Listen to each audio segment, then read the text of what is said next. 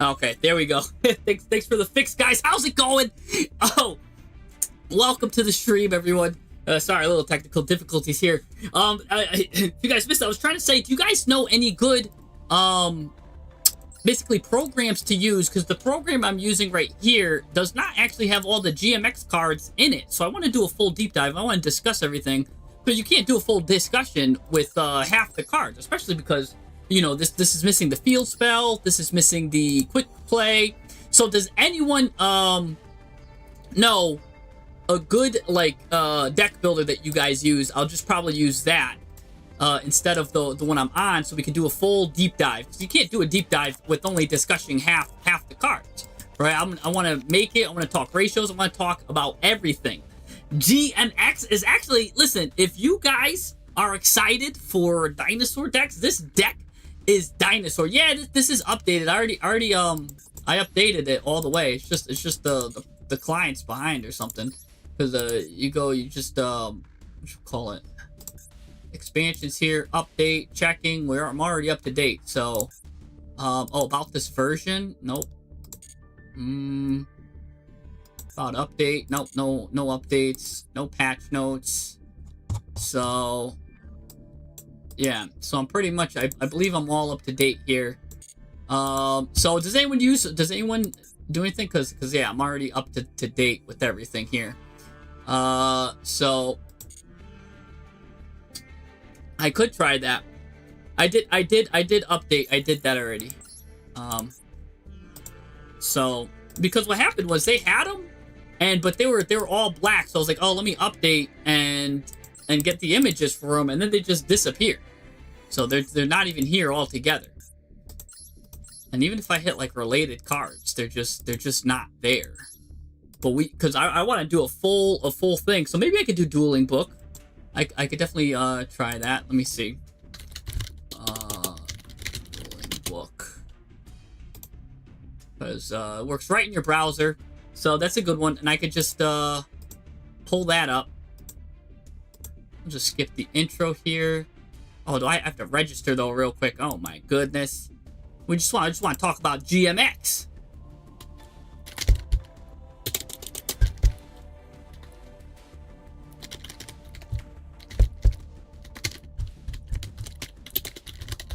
Which makes you get a whole... My password's too short.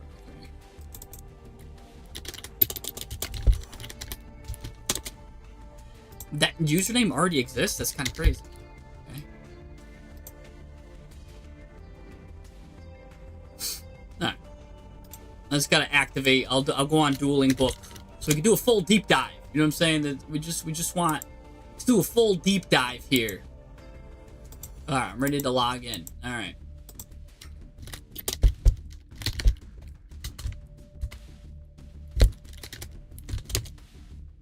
Welcome to dueling book. Alright, let's time to duel. Alright. Let's go into a deck constructor here. Oh gosh. Alright, this one at least has everything. Alright, perfect. We're gonna do that. So let's jump here. Cause yeah, I could do a full deep dive discussion on dueling book. Usually I like to do the other one, but this will be fine. A little change of scenery here. Alright, here we go. So let me just give a little cut here though, so you guys can only see.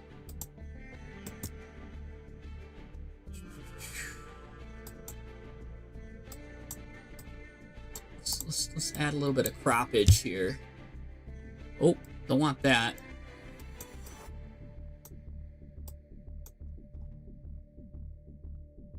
All right. Yeah, I love dinos too. I'm a big fan. Let me just crop the left and right by like 100, or top and left by like 100, so you guys don't have to see.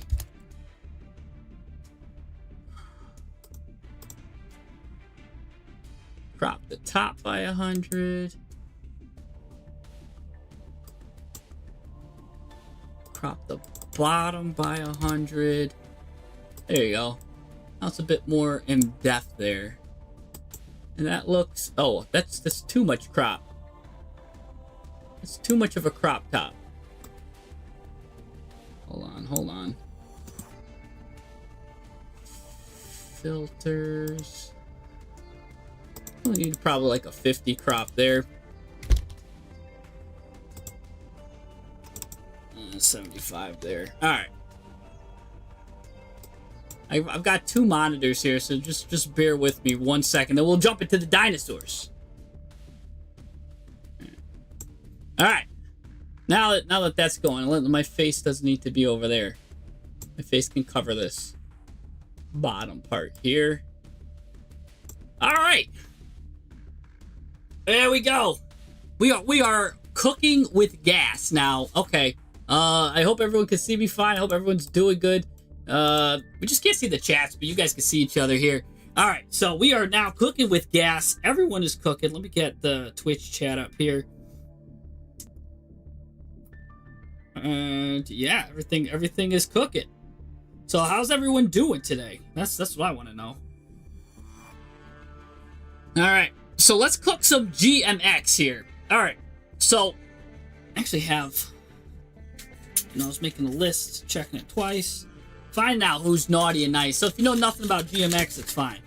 So, it's a great dino deck. And we briefly talked about it, but now we're going in depth. I was studying it on Sunday a lot. It's actually more competent than I thought, especially if it gets all of this support, right? All of these supports here. Really good cards, right? Let's start with this partner card. This card is disgusting here. Let me see. There's going to be a 3 of. I'm pretty sure of it. You reveal this card in your hand. Special summon a GMX monster or a dinosaur monster from your hand.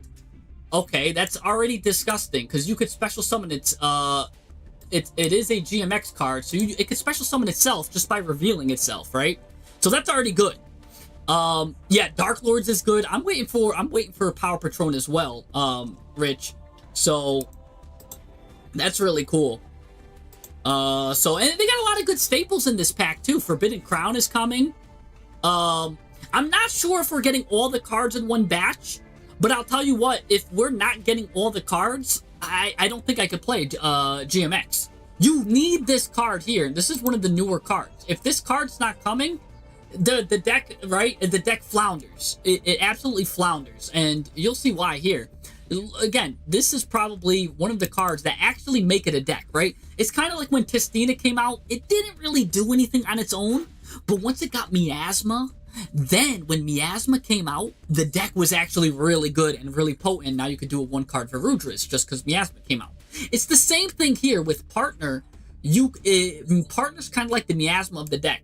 So if GMX does not come out with Partner, this is probably the best card in the deck. We cannot... I think you could still play it, of course, but it's going to be a super rogue deck. But if it comes out with Partner, I think it will be an underrated, and people are going to say rogue deck, but I actually think it could be tiered. It's one of those decks where now it could be good if you're good with the deck. Sometimes the support does come out really late, Noble, you're right. So that's why I want to talk about it, right? Because if the support is not here, especially Partner's the main one. If Partner's not here, then you know what? I'm just gonna collect my Forbidden Crown and I'm gonna sit on the GMX a little bit. But if Partner comes, then we could do it because Partner is probably one of the most important cards. And let's read it again. So you just reveal this card in your hand, special summon either itself or a dinosaur monster from your hand. So even if you've got other dinosaurs, you can reveal Partner, special summon the dinosaur monster. You can only attack directly with GMX monsters. That's fine, because again, the new Comprex is actually kind of crazy for that too. So you don't even have to worry about that, because that can OTK on its own. For the rest of this turn, you can only attack with GMX. And that's not even that bad of a lock to only be able to attack with GMX monsters. Because again, some of these GMX monsters are going to go insane. The fusions go really hard in the battle phase. If this card is special summoned by a monster effect, now mind you, when you reveal this card, and you special summon it itself, that's technically special summoning it by a monster effect. So if you do that, you get to now special summon a level 4 or lower GMX or dinosaur from your hand, graveyard, or banishment in defense position. So that's pretty much all of the little GMX cards here. They are all level 4 or lower. So basically any of the main deck GMX monsters or dinosaur monsters from your hand, graveyard, or banishment. And that matters a lot because Miscellaneousaurus, which we'll talk about later, will always be in the banish zone, and you could bring that back and recycle Miscellaneousaurus to get yourself some good follow-up. So you can already see here why Partner is doing so much for the deck. It's giving you a free extender that for no reason at all. It's giving you free extensions. It's giving you a free GMX special summon from your hand, or dinosaur monster from your hand, and it's special summoning a level 4 or lower dinosaur or GMX from your hand, graveyard, or banishment. So you can see here that this card is like the Poplar. Like, this card is really doing it all. It is also a level 5 warrior. Good to know. So, no, yes, Miscellaneousaurus. We're going to talk about that too. So, but I just want to go over the GMX cards. So I really want to start with the power card Partner, because that's kind of now the saving grace of the deck, and this is what gets everything going. Like, oh, okay, that's really cool. All right, so GMX right there. So, and funny enough, the little dinosaur's not here, but his name's not GMX. He's the little dinosaur. Do I keep all my cards or do I dust them? I actually keep all of them for the most part. I'll dust them if I get extras, like 4 of a kind, or I'll dust them if it's a royal and I've got 3 of a kind, or I dust if it's just an archetype I have no interest in. If it's a combo slop archetype and I like kind of don't like it, I'll dust it. So, all right, let's continue. So now we know that we can get pretty much extensions, right? We know we've got a power card here that could just special summon stuff. So where do we start, right? Where does GMX start? And funny enough, GMX starts with a card that's not even called GMX. Its name is like Dino something it's called. But its description does mention GMX. So if I just put in Dino right here, return to Dino Denis. This is probably a good card to start with. And this card, funny enough, even though everything revolves around this card is going to be, in my opinion, a 2 of. Not a 3 of. I see some GMX lists play it at 3, and I think that's wrong. And any GMX list that play it at 1, I think is wrong. I think this is a really good hot 2 of. And I'll explain why. Because this card says if it's special summoned by a monster effect, right? So if it's special summoned, you get to add a GMX monster from your deck to your hand. So you really kind of don't want to see it, right? And how do you special summon it? Well, I'm going to just jump ahead a little bit, right? It is a dinosaur, a level 1 dinosaur. So the best thing for that is Miscellaneousaurus, by the way. We could play this at 3 copies in Master Duel. It's not limited at 1. So the fact that it's a 1 here and it costs 67, Master Duel, we have the advantage of getting to run this at 3. So I wonder if I could change this to, right, can I change this to, like, OCG or something? I don't know. But yeah, I don't need to see the Genesis points, and I actually don't need to see, how random it is, right? Like, I don't know. I don't know why it's showing me a 1 of, but I want to let you know that this card's not going to be a 1 of. This card's going to be a 3 of. So don't worry about it, because in Master Duel, you could play 3 Miscellaneousauruses. So Miscellaneousaurus, just for those who don't know dinosaurs, you could just, during the main phase, you send this card from your hand to the graveyard, just like that. And your dinosaur monsters are now unaffected by your opponent's activated effects. So basically, you could do whatever you want just by sending this card from your hand to the graveyard. It's absolutely busted of a card, right? And we'll talk about why it's a water too, because there's cards like Water Dragon. I'm getting ahead of myself here, right? That could do like some searches for it. I'm getting ahead of myself. But yeah, the fact that it's a water will matter too. Actually, all of them will have different elements, which is kind of cool. But we're getting ahead of the stuff. You guys are already picking up what I'm putting down, which I like. So Miscellaneousaurus, you just send it from your hand to the graveyard, and now for some reason all of your dinosaurs are unaffected. Great. by activated effects. It'll still be, if there's anything continuous applying, that'll still affect it. And then you could banish this card, any number of dinosaur monsters from your graveyard, including this, and you special summon a dinosaur from your deck with a level equal to the total of monsters banished. You can only use that effect of miss once per turn. So basically, you just send miscellaneous to the graveyard, and now just one card only, you could special summon the dino. And what happens if it's special summoned, you get to add a GMX monster from your deck to your hand.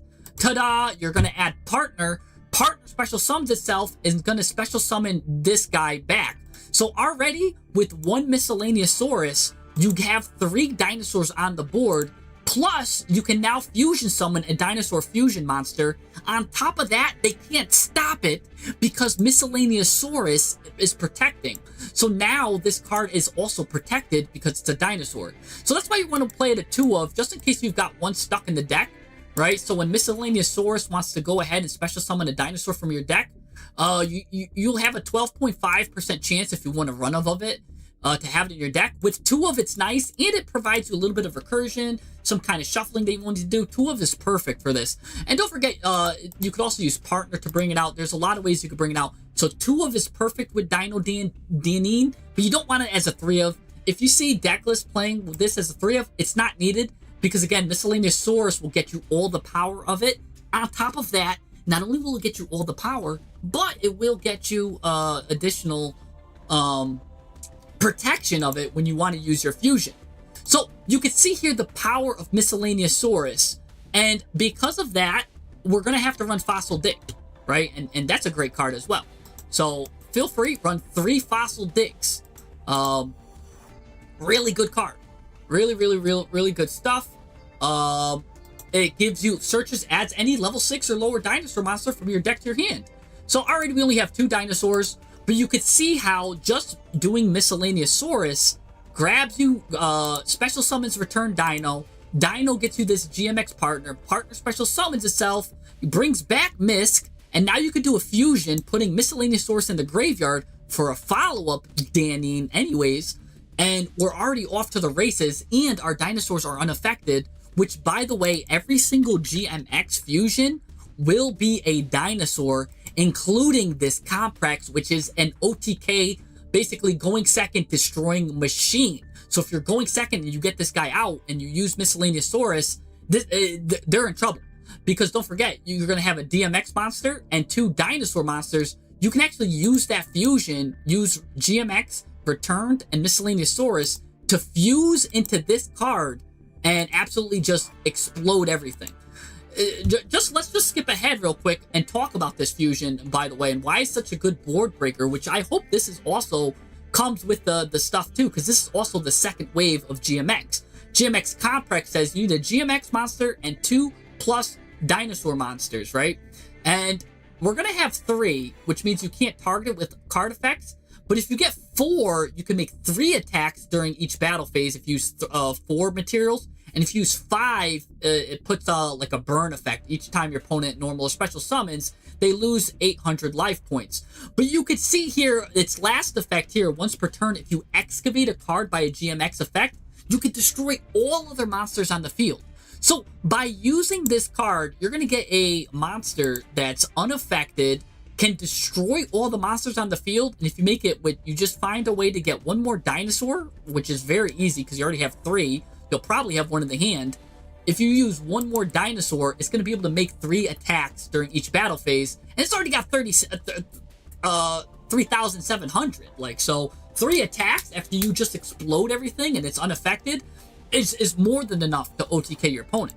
So you can see here, this GMX is now really good at destroying stuff, and just like turn 2, turn 3 stuff, really good. Just finishing the job. So really, going first, all we need to do is create a board that's going to guarantee survival and a lot of recursion and a lot of, basically a lot of stuff and effects that's going to like override whatever board or opponent makes. We break it and like shake it. You know what I'm saying? Oh, you're right. Comprex does get boosted to 4,100 when you use a Dino Dantine to the graveyard, because when this card is sent to the graveyard, you can make all dinosaurs gain 400 attack. So that's also something you could do as well.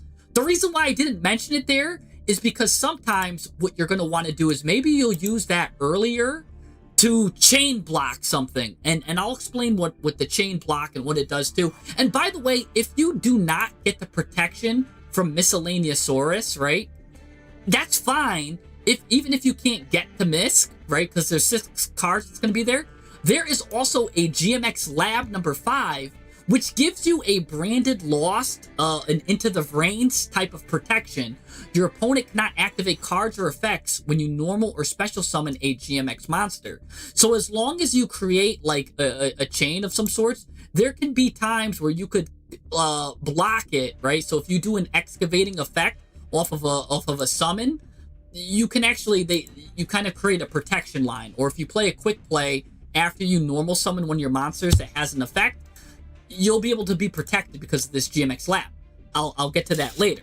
So there are other ways to protect the finishing maneuver, I guess, of the GMX. But GMX does a lot of cool stuff here because, again, you kind of just need to survive till that moment, right? We can already see here that's a pretty cool thing to do. So we're looking here. We've got some good cards. We've got kind of the main combo and like the win condition down. Like that's we all can now see a win condition. But here's the thing, GMX has more than one win condition, right? You're gonna see here that another win condition here is this kind of like burn. They might have like burn as a win condition, and they've got some other stuff there that we'll talk about as well. So it's really nice. What cards do I think is going to be a UR? I definitely think Partner's going to be UR. I think Comprex is going to be UR. Of course, Misc is already a UR. Fossil Dig is a UR. Those might be the URs that you need to worry about. But definitely Partner's going to be a UR, and Comprex is going to be a UR. Let's keep going. Let's talk about the other ones. So now there's another card here, which is the Researcher. Right? What's Researcher doing here? This card's probably a 2 of, or maybe a weak 3 of, right? If you're having trouble getting 40 cards, let's take a look at what this card is, right? This is like, so you got the dinosaur, and then you got the nice scientist that kind of bonds with the dinosaur. See, and they become partners. It's kind of nice, kind of cool. So what is Researcher doing? This card's saying if this card is normal summoned, you could special summon a non-warrior GMX monster or a level 3 dinosaur monster from your deck. So basically, it's saying if this card is normal summoned, you can get any one of these like GMX cards and special summon it. But non-warrior, so the only thing you can't special summon Partner. You can't special summon itself, really. Or this card is warriors. These are the only 2 warriors here. But you can special summon any of the other GMX cards, or you could special summon this Dino Dantine monster, or even, what's cool, a level 3 or lower dinosaur monster from your deck. So you could even, there might be even some lower, like, baby dinosaurs that you might want to play. Maybe if you're trying to search Misc or something. There's a lot you could do here. But anyways, that's if it's normal summoned, right? So I don't even like to make this our main normal summon. So again, you might see people play this at 3.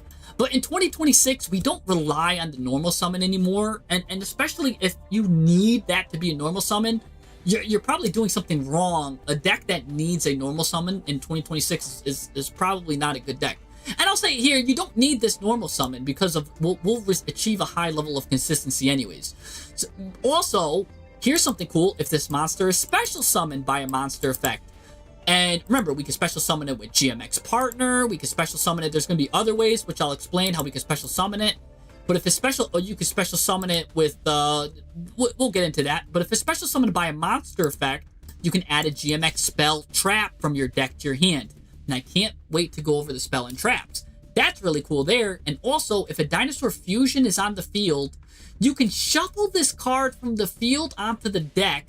And if you do, negate the effects of one face-up card until the end of this turn. That part, I don't think we're ever really going to use, because that means you got a fusion monster on the board already, and then now you're just shuffling this card back, right? Like to negate a card. Usually, if you're going to negate a card, they'd probably already negate you anyways. They'd probably negate you on if you're trying to special summon the monster. So if you get that far, that effect is kind of like a win more-ish effect, right? If that effect goes off and it's resolving properly, you're in a good shape, right? So like, I don't want to rely on that, right? That's why I don't like, people will see like, oh, that's a cool effect. Yeah, but you need a lot to happen. You need this card to be on the board. You need a fusion monster on the board. You need it to be a Tuesday on the second day of the week. You need it to be a full moon. You know what I'm saying? Like, whenever it starts saying those kind of things, I don't really like it. So this is a 2 of. Again, you might see some lists running at 3, and that's because they're struggling to find cards. We shouldn't do that. If you know your dinosaurs and you know how the deck's going to be played, you really don't need to run it at 3. This is a good 2 of. It's your normal summon. Again, people might run it at 3 because, like, it's my normal summon. No. Just run it at 2. You'll be fine. Trust me. Because it's not really doing anything crazy. It is special summoning some non-Warrior GMX monsters. You might be like, that's pretty good. You could run it at 3. Again, it would be probably maybe a weak, maybe a strong throw. Like, I'd run this at a 2.5. We'll leave it at 3 for now. But when we come and we need to cut cards, it would probably be, this would be the first card we cut. Because you could actually do even more searches, right? Because you could play Rhoda if you want, right? Right, reinforcement of the army. And if you want to play Rhoda, because look, this is also Warrior. So you could really even add up to 4 copies of this. But I'm telling you, you don't need 4 copies. If anything, just run 3. And you're going to want it to be a GMX card and not Rhoda. Because normally I like to get Rhoda to thin the deck. But it's actually going to be important that it's a GMX name when I talk about the fusions. Because we do a lot of excavating. And you'd rather excavate a GMX card than a Rhoda. So for those people that want to just play 2 and they're thinking, oh, maybe I'll play 2 and a Rhoda. No, if you're thinking between 2 and a Rhoda or 3, play the 3 GMX Researchers, because when we talk about the GMX spells, a lot of them are going to be doing excavating, right? We're going to be doing excavations, and we're going to do it until we hit a GMX and a dinosaur monster. I'll talk about that later. So it's nice to have the GMX names so we're not going too deep, because you actually pay 400 life points for each card you dig into. So again, but that life point loss is going to get made up easily. It's going to easily get made up, because again, we're going to be doing some fusion stuff that's going to be really cool. And by the way, I didn't even show you the full combo with this basic thing. We can make this basic combo better that I was talking about, right? If you're doing miscellaneous, because what you're going to do is you're going to miscellaneous, right? You're going to get Dino Dantine off the special summon it, so you discard miscellaneous, get Dino Dantine, or sorry, partner comes out, gets Dino Dantine, and then partner also gets Misk, so you get all 3 of these on the board, no problem. Then Dino is going to fuse, and now I know I was talking about it's going to fuse into Comprex for the board breaker, but turn 1, if we're not breaking the boards, actually what we're going to go to, there's actually another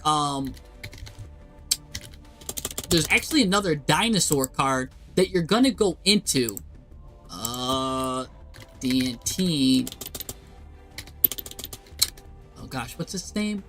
I'm spelling Danine wrong. You're gonna go into this card right here.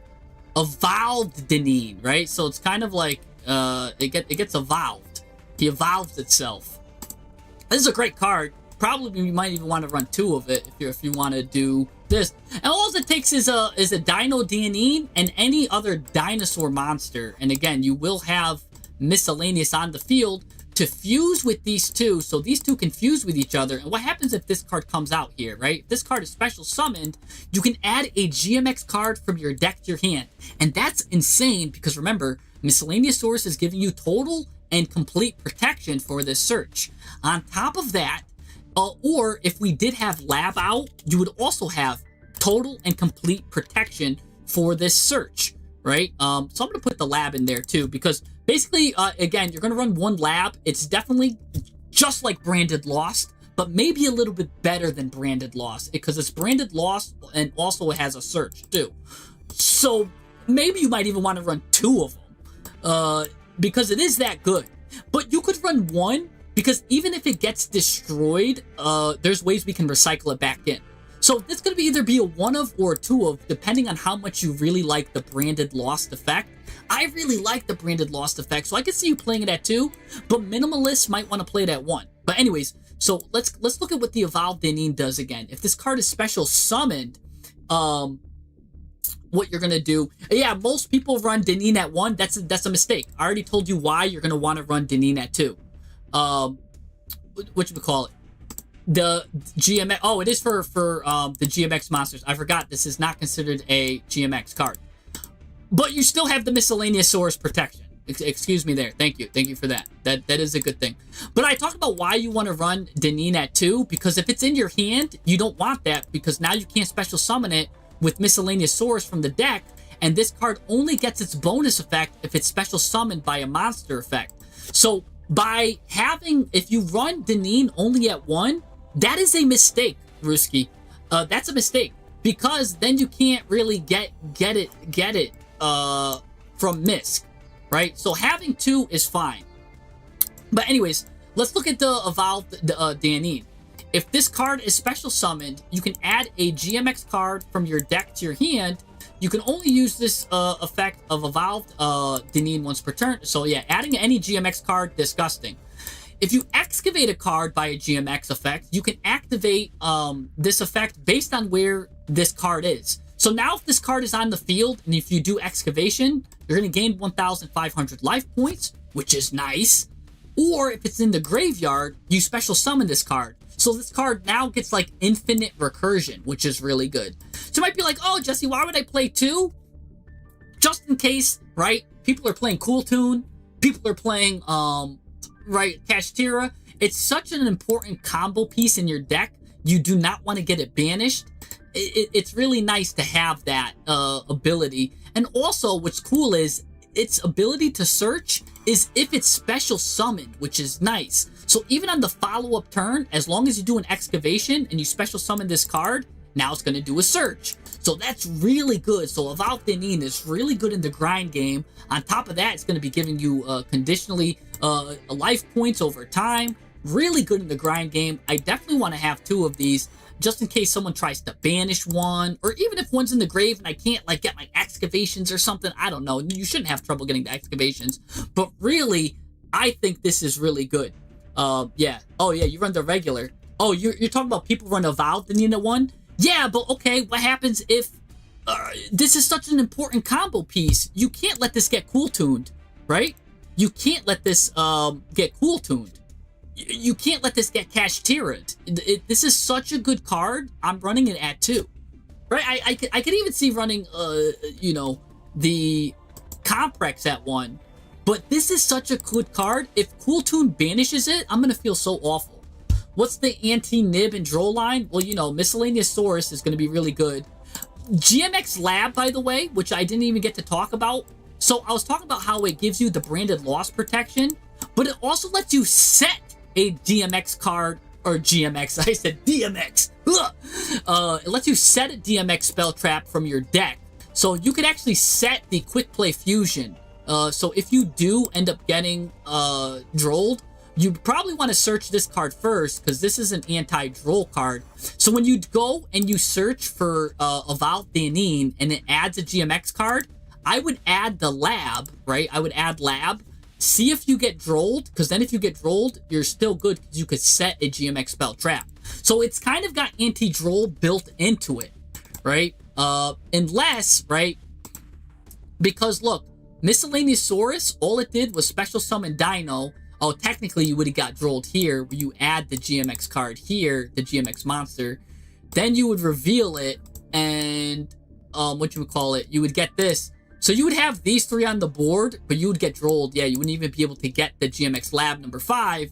So we would have to just go into one of the other fusions, which I'll talk about too, because the girl fusion is probably something that you'd want to do, because she can interact on your opponent's turn that you're going to go into. So that's, you'd probably go into her if you get drolled. Velox, she's your anti-droll line. I'm pretty sure of it. So yeah, and then Nib you won't need to worry about, because Misk will protect your dinosaurs from Nib, and all of the GMX cards fusions are dinosaurs. Plus Deneen is a dinosaur, and Misk is a dinosaur. Partner's not a dinosaur, so if he does nib you and you just lose partner, that's fine. You just basically get a token instead of partner, but it's fine. So, no, but you're playing against Cool Tunes. If you're playing against Cashier, you have bigger issues. But yeah, you're probably gonna play against Cool Tune because Cool Tune won't die, and it is looking. They rummage through your extra deck like it's a yard sale. So we don't want that. Anyways, so let's keep going with the GMX cards now. So, probably run Researcher again at 2 or 3. If someone wants to run it at 2, I wouldn't complain. If somebody wants to run it at 3, I wouldn't complain either. I don't think you need to run 3 and a Rhoda, though. I don't think that. That's the only thing I would probably be against. But if you see some lists playing 2 or some lists playing 3, I think it's like, yeah, to each your own. You know what I'm saying? There's no wrong way to eat a Reese's. I think for that math right there, there's no wrong answer. So don't go into the comments. Be like, you gotta run it at 2, you gotta run it at 3. It's fine either way. But there are some things like this dino, I do think you got to run it at 2. I think 3 is too much and 1 is too little, right? Because again, you want a special summon from the deck, you don't want it in your hand. This card is just broken, you run it at 3. Misk is broken, you run it at 3. Fossil Dig is not even hard once per turn, you run it at 3. I think those are I think these are clear cut. If someone wants to argue like, run Fossil Dig at 2, I'd kind of look at them a little crazy because it's the card is that good. Okay, sure. I mean, maybe if they're really worried about Droll and the person knows how to get Droll involved in the situation. But, no.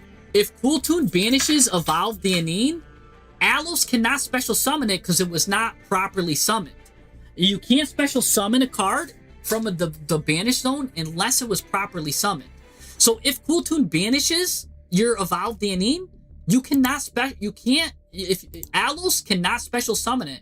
I know it could target a monster in the thing and special summon it, but it will not be able to special summon Evolve the Anine if it was not properly summoned in the first place. So, yeah, you have to be able to special summon it. So, that's something to note about anyways. So, let's keep going. Let's look at the other GMX cards. Let's talk about the random, like, villain GMX cards now. Because we talked about the little nice dino. And, like, there's, like, a nice little happy kind of, like, a researcher making the dinosaur friend. And it's cool. But why is there a broken lab? Like, what's the lore here? That's because we've got these, like, evil associates and like, the mercenaries coming in and actually trying to take the dinosaur's powers. I guess they, like, sucked its powers into that little device there, and then they used it themselves to fuse with the dinosaurs, and they become like these villainous dinosaurs. So let's talk about the numbers, the quantity, and of how many villains we're gonna run. So first we're gonna talk about the associate Noma here. Noma, yay. Noma, yay. Alright, anyways. If this card is special summoned by a monster effect, and by the way, all of the villains also have that, like, thing where, like, if they're special summoned by a monster effect, because remember, Partner can special summon by a monster effect, you're going to have Alos that's going to be able to special summon by a monster effect. A lot of these cards will be able to, special summon by monster effect, so they get bonus effects if they get special summoned by a monster effect. So if this card is special summoned by a monster effect, you target a card from each your graveyard and your opponent's graveyard, and you place it either at the top of the bottom of the deck. So that's what I'm saying, where if they eventually, even if they end up popping a card like GMX Lab number 5, you will be able to just recycle it back into the deck with Noma by being able to target your own card that got popped that you kind of need to recycle, putting it back into your deck, either at the top or the bottom, by the way. And you will be doing excavations, so sometimes that matters if you want a card on the top or the bottom of the deck. And what's cool is you can also get rid of an opponent's card from their graveyard too. So that's nice to get rid of some of their graveyard interactions. So if she's special summoned, you get to do that. So she helps you recur cards. If a monster is normal or special summoned to your opponent's field while this card is in your monster zone, so that's actually interesting too. Because there can be ways we could get cards to the opponent's side if we run some tech cards, right?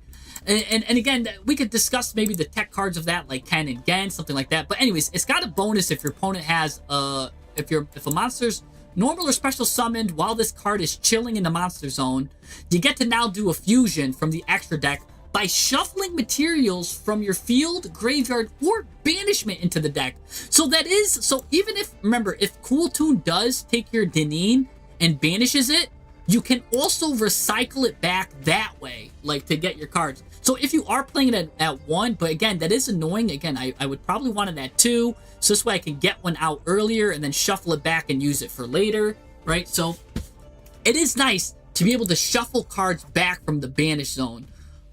In case your opponent messes with you in a little way. Or, again, field or graveyard, which is nice. So she's got a nice little fusion effect. I could see that. I could see her. She's not too bad. She's not crazy good either. She's probably a 1 or a 2 of. Again, I would say she's a 1 or a 2 of because she's not doing anything going first, helping your plays. She is cool, like just on the field, we'll give you an extra fusion. Nice, and she is good at recursions. If you're running a lot of cards at 1 and you need the recursions and you think that you're going to need it, you could run her at 2. But if you're running if you're giving yourself like the 2 GMX labs and a lot of recursions, then you could probably run her at 1. You know what I'm saying? So that's why we're discussing that. Yeah, you could play Ken and Gen. You could play Fiendsmith and go into Magical Musket, because Magical Musket summons a monster on the opponent's field. By the way, PK Master, thank you for the Gratitude Guardian. He's been a member for 5 months. Ladies and gentlemen, that is really good there. So he is now Timaeus. Nice. So that's really good there. So Noma can either be a 1 or a 2 of. And I wouldn't argue if I see her at 1 or 2.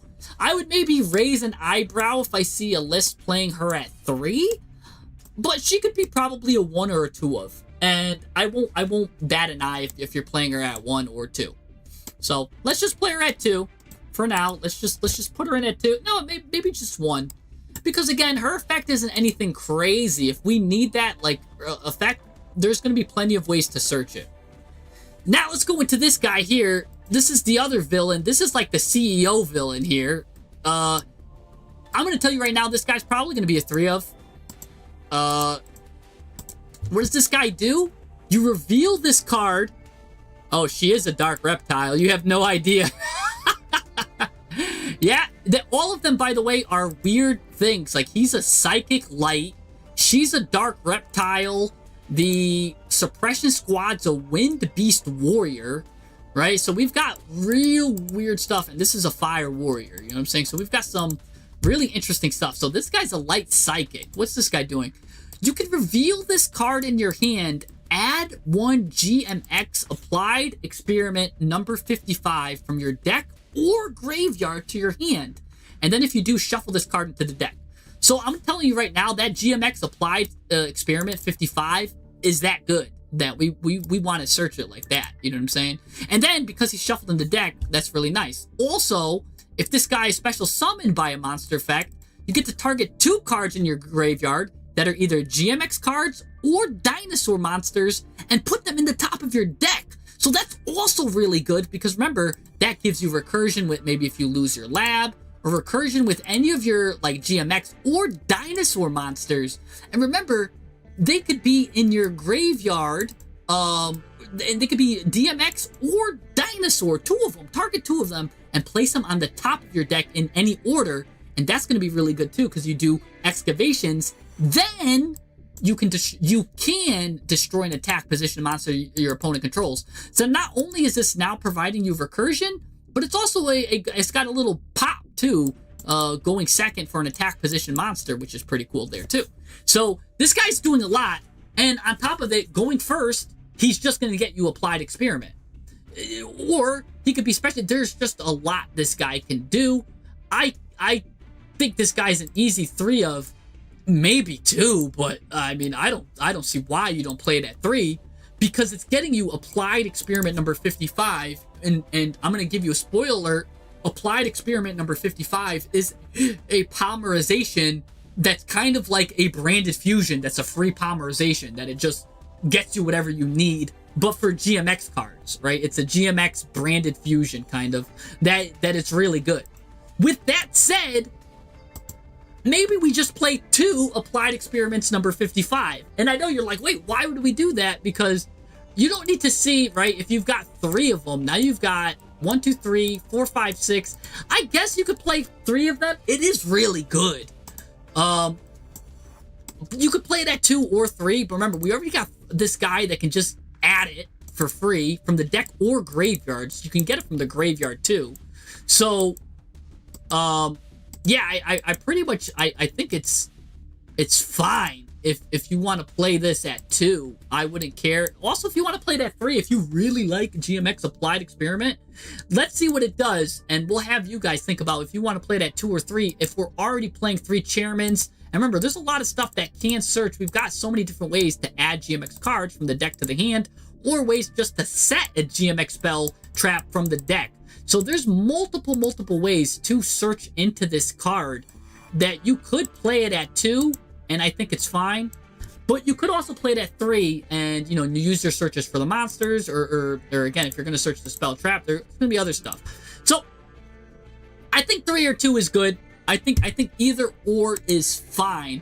But let's see what it does. So what we're going to do is excavate the top cards of your deck until you excavated a GMX monster and a dinosaur monster, and you're going to lose 400 life points for each excavated card. Now you know why I wanted 3 GMX researchers, and I want 3 of these chairmans that special flip themselves back in the deck, because, right, you need, remember, this isn't even a GMX card, that's just a dinosaur card. We need both to hit a dinosaur and a GMX monster. So, because of that, we want the names, we want GMX names, which is why I want to play chairman at 3 and applied at 2, because we got to hit those things. I don't want to lose too much life points, right? You might be like GMX, GMX, GMX, Dino. You might be like Dino, Dino, Dino, GMX. But what happens now? Once you hit a GMX and a dinosaur, you lose 400 life points for each excavated card. Mathematically, you shouldn't need to go deeper than 5. We're going to math it so that we won't go deeper than 5 excavations.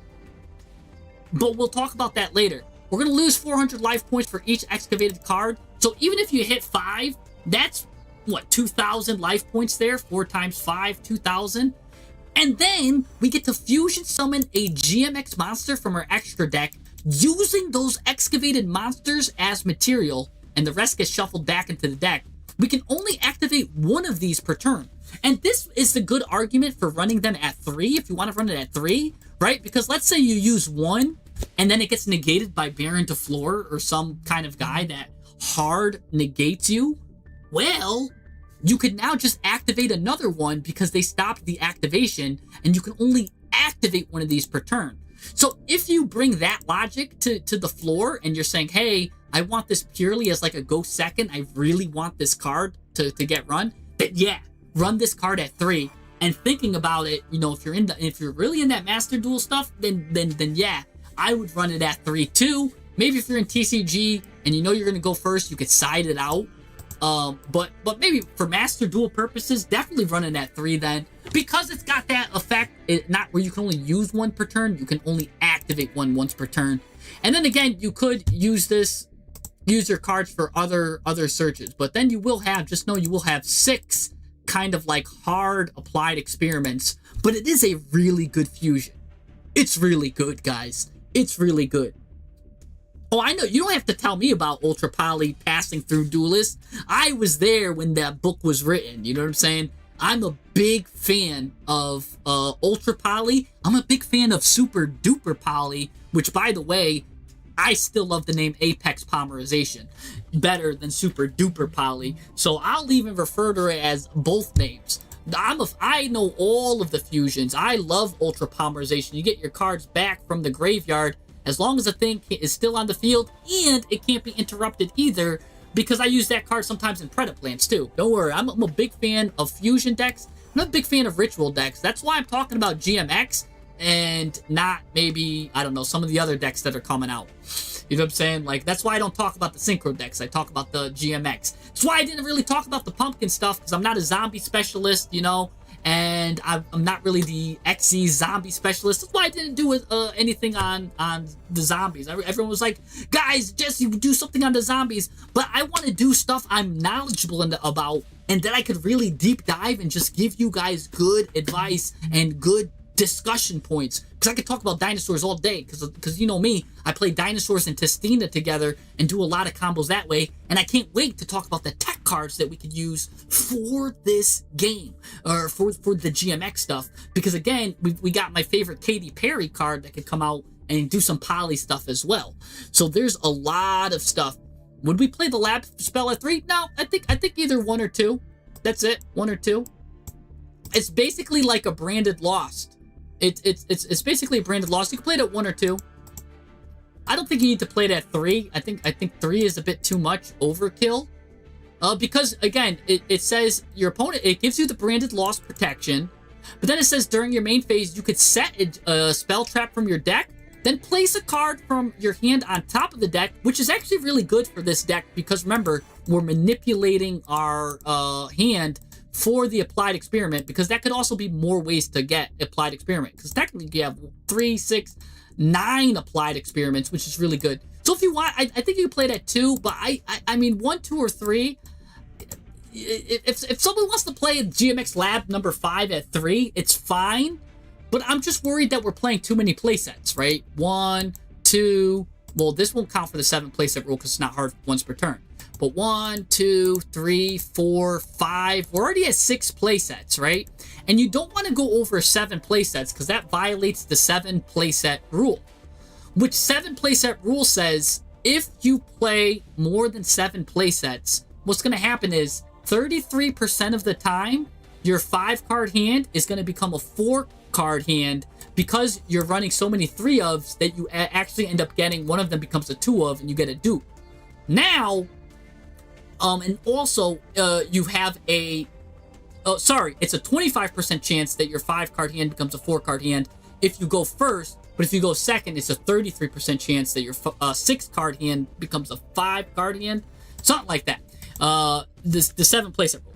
Anyways, but this does give you, now that I think about it, this will give you playset protection, because you could technically place a duplicate from the top of your on top of your deck. So you are going -1 with GMX Lab number 5 for the search, but it's fine. It's a good card. It's a good card. I think 2 of though, right? Because again, having 2 of them is a little annoying, and then right, because then you just use it to place itself. It doesn't feel good. You know what I'm saying? Like if anything, just play it at 2, right? We'll talk more of that. You can make that up yourself. But you think Lab is better than Chairman, but you go -1 with Lab, and Chairman is a GMX monster, and that's very important that it's a GMX monster, because again, remember, we're doing excavations, and we have to mathematically hit a GMX monster. And we only have 3, 6, 9 monsters so far that are GMX. Granted, I didn't talk about all of them. Yeah, GMX is a name for your experiment. Exactly, Ruski. So Lab might be better maybe in some ways than Chairman, and in some ways it is. But because it is a monster, and monsters are basically what we use for the fusions, right? You need monsters for fusions. The monster is actually, the name GMX being an effect monster takes precedent here. And we like it because his name is GMX. So, and the fact of the matter is, basically, if you need them, you get them, or you could just shuffle them back in the deck and get the applied experiment, right? So you could use them or abuse them however you want. All right, so let's now talk about this guy, the Suppression Squad. This is a weird guy, because this can either be a 2-of or a 3. If it's a 3-of, it's a very weak 3-of, but it's definitely a strong 2-of. Let's talk about it. Suppression Squad. By the way, the artwork on this goes hard. It's got like the 3 guys coming in. They're like the 3 Beast Warriors. It looks like the Suppression Squad is coming in because the dinosaurs are taking over the lab or something, so they had to call the Suppression Squad. But of course, we all know how Jurassic Park goes. This cool squad can't stop the dinosaurs that are mutating out of control. And in fact, funny enough, the chairwoman herself ends up becoming like the dinosaurs. They all end up becoming full throttle dinosaurs. So if this card is in your hand, this is basically an extender. This is the target version of this, by the way. But if this card is in your hand and you control a GMX or a dinosaur monster, that's very easy to do. You can special summon this card, right? So a very easy special summon extender here. If this card's in your hand, you control a GMX or dinosaur, special summon this, right? There's a lot of ways we can get GMX and dinosaur monsters. So what is this? You special summon this card. Now, when it's on the field, you could target a face-up monster on the field, excavate cards until you hit a dinosaur monster, send that dinosaur monster to the graveyard, and if you do, the targeted monster becomes a dinosaur monster. So now we're able to, with this guy, change either himself or any of like the villains, or even the warrior, right, into a dinosaur. And the reason why you might do that is for either Return Dandine, or even Comprex, because they want dinosaur monsters in one GMX. So that is very helpful, turning your guys into dinosaurs. Especially because all of them want a GMX and a dinosaur. So it's nice to turn your guys into dinosaurs. But that's not really crazy. Like, you don't really need to do that, because we're going to be running dinosaurs too. And then Applied Experiment, you keep going till you hit a dinosaur anyways. So it is nice for, you know, if you're going to fusion summon on your opponent's turn, right? You really kind of want to have a dinosaur somewhere. But again, as long as the dinosaur's in your grave, you could kind of shuffle it in. But anyways, so it's kind of cool. You make your guy a dinosaur, comes out for free. He can make himself a dinosaur on his own. So he can kind of work with his own that way. And you can see here, that makes him kind of just like a... He just comes out and makes something a dinosaur. He comes out for free. It's really a good extender, right? If you want a body, it's a level 4 Wind Beast Warrior. He's not doing anything crazy. I'm saying run him at 2 and not like a week 3, because again, he's a nice extender. 2 GMX, 2 more additional GMX names. So, that's really nice. 2 more GMX names, right? So now we're up to 3, 6, 9, 12. We're at 12 GMX names. And that's why, right, if we're running a 40 card deck and we've got 12 GMX names, when you use something like Applied Experiment, if you don't manipulate the top of your deck, now granted, there's a lot of ways to manipulate the top of your deck, you're looking at, right, if 12, let's just say it's 10 GMX names, right? That means 1 out of 4 cards is going to be a GMX. So, basically, if you have a 5-card hand, 1.25 of them are going to be a GMX card. So that's why I said mathematically, you're going to probably want 5 excavations. It's going to be like the bell curve. It'll probably be 4, but if you're going to keep going to hit 5, because you're also going to need to hit a dinosaur monster, so 5's probably the most you can expect. You might get lucky and it'll be like 3 or 2. That's like lucky. Average will probably be 4, but you should always hit around 5. If you go more than 5, you're kind of unlucky there. You're hitting the other side of the bell curve. So really, you shouldn't expect to lose more than 2,000 life points with Applied Experiment. Which is fine. So, Heavy Poly. That's an interesting one, by the way. You see, you could run it at 1, but I do think we want the GMX names. I don't think we want to ever go below 10 GMX names, right? So again, then you could play, if you wanted more names, I would play Associate then, maybe at 2, which is why you could see how easily I was putting Chairman at 3 and Partner at 3, because these cards were so good, right? The Researcher then, you want to play at 3. You won't need a Rhoda for her. You could play Rhoda if you want, but again, you kind of just want the names and not like just searchers. So, I mean, if you play these 2 at 2, then you're looking at 3, 6, 9, 10, 11, 12, 13 GMX monster names, and that's also not bad.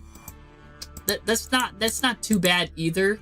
13, that's about a third of your deck, right? Because 13, 26, 39, which means now 1 out of 3 monsters are going to be a GMX. So again, they'll probably bring, if you bring it up to 13, maybe like on average 4 cards you'll need to excavate. So you could save yourself maybe 400 life points with that. But Noma's not that bad a card if you do want to run her at 2. Because again, we are doing excavations. And there's more cards that are going to excavate too, by the way, that we're going to talk about too. So we know now all of these are coming out.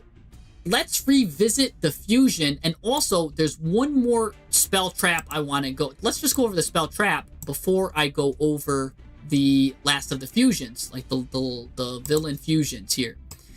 So this experiment report, this is an interesting card. Let's talk about it before I decide how many, or talk about how many we're going to run. We fusion summon a dinosaur fusion monster from your extra deck, right? It's a quick play, by the way, too, which is nice because if you get drolled, you could just set this quick play card, and you already use experiment. You can set this quick play card instead to do a fusion summon on the opponent's turn. And you can see here that's the guy melting here, Chairman melting, because he used the whatever that is in his hand. GMX, by the way, stands for genetically modified experiment. I know, experiment with an X, but that's what it is. So the genetically modified experiment 55th research report, you can see now this guy went full throttle into a dinosaur here. You're going to special fusion summon a fusion monster from extra deck using monsters from your hand or field. Here's the kicker. This is why you kind of want to set it and use it on your opponent's turn. If your opponent controls a monster, you can also use a GMX monster in your deck as material. That's nice. That's really nice. Using a GMX monster from your deck as material, that's really good. Then you'll only need to use basically 1 monster on the field that's a dinosaur. And you can use a GMX monster in your deck as material. That's cool. During your main phase, you could banish this card from your graveyard. Here's why this is really good too. You could banish this card from your graveyard, excavate the top of your cards until you hit a GMX card, and you get to add that GMX card to your hand. That's really good, but the kicker is, and here's what's, I was going to say really bad, you can only use 1 GMX report card effect per turn, and only once that turn. So if you discard this card, right, so this reminds me of a lot like original Sinful Spoils. The card Sinful Spoils, right?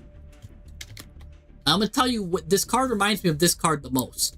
Because this card, right, you could only use 1 effect per turn and once that turn, but it had a really good on-field effect and also a really good graveyard effect. And sometimes you would pitch this card on your turn and use its graveyard effect, and it would still be disgusting. It's the same thing here. The 55th experiment report is just like original Sinful Spoils in my opinion, where it's doing a really good effect, that fusion summon, right, to get you something there. But if it goes to the graveyard, we don't care because it's got a disgusting graveyard effect. So this card is probably, that's why I wanted to talk about it before. This card is going to be really tech card reliant too, where if you have cards that send things to the graveyard, right, if you're applying it with cards, like if you're using, let's just say Super Poly, that's going to discard a card, or if you're using Droplet, which is discarding a card, you might want to run this at 3 because you can get a lot of value out of it. But if you're not running like Horus, or like, just think of like, if you're running a discard heavy side package or side engine, you're going to want to run this card at 3. But if you're just running this card and you're not really have ways to get it into the graveyard, and you're going first with it, then maybe you might want to run it at 1. Or if you got like maybe it's somewhere in the middle, you might want to run it at 2. This card is one of the cards that will divide the community on the correct amount to run. So if you see people with decks that are running it at 3, it might be the correct amount if they're running a high amount of cards that will discard. Or maybe they're running a very high milling deck, right? And if they're milling cards and they mill this has a great graveyard effect. So maybe they're doing something like that, and 3 is the correct amount. or they don't play like any discards. They're not milling. They're just playing straight T to the cutter. They might only need to just one this as a one of, because maybe their lists are doing something different. That's why I really like GMX, and that's why I want to talk about this, because it's, again, there's no wrong way to eat a Reese's. Here, the way you build your GMX deck is going to decide whether you run this card at 1, 2, or 3. It's very deck build dependent, right?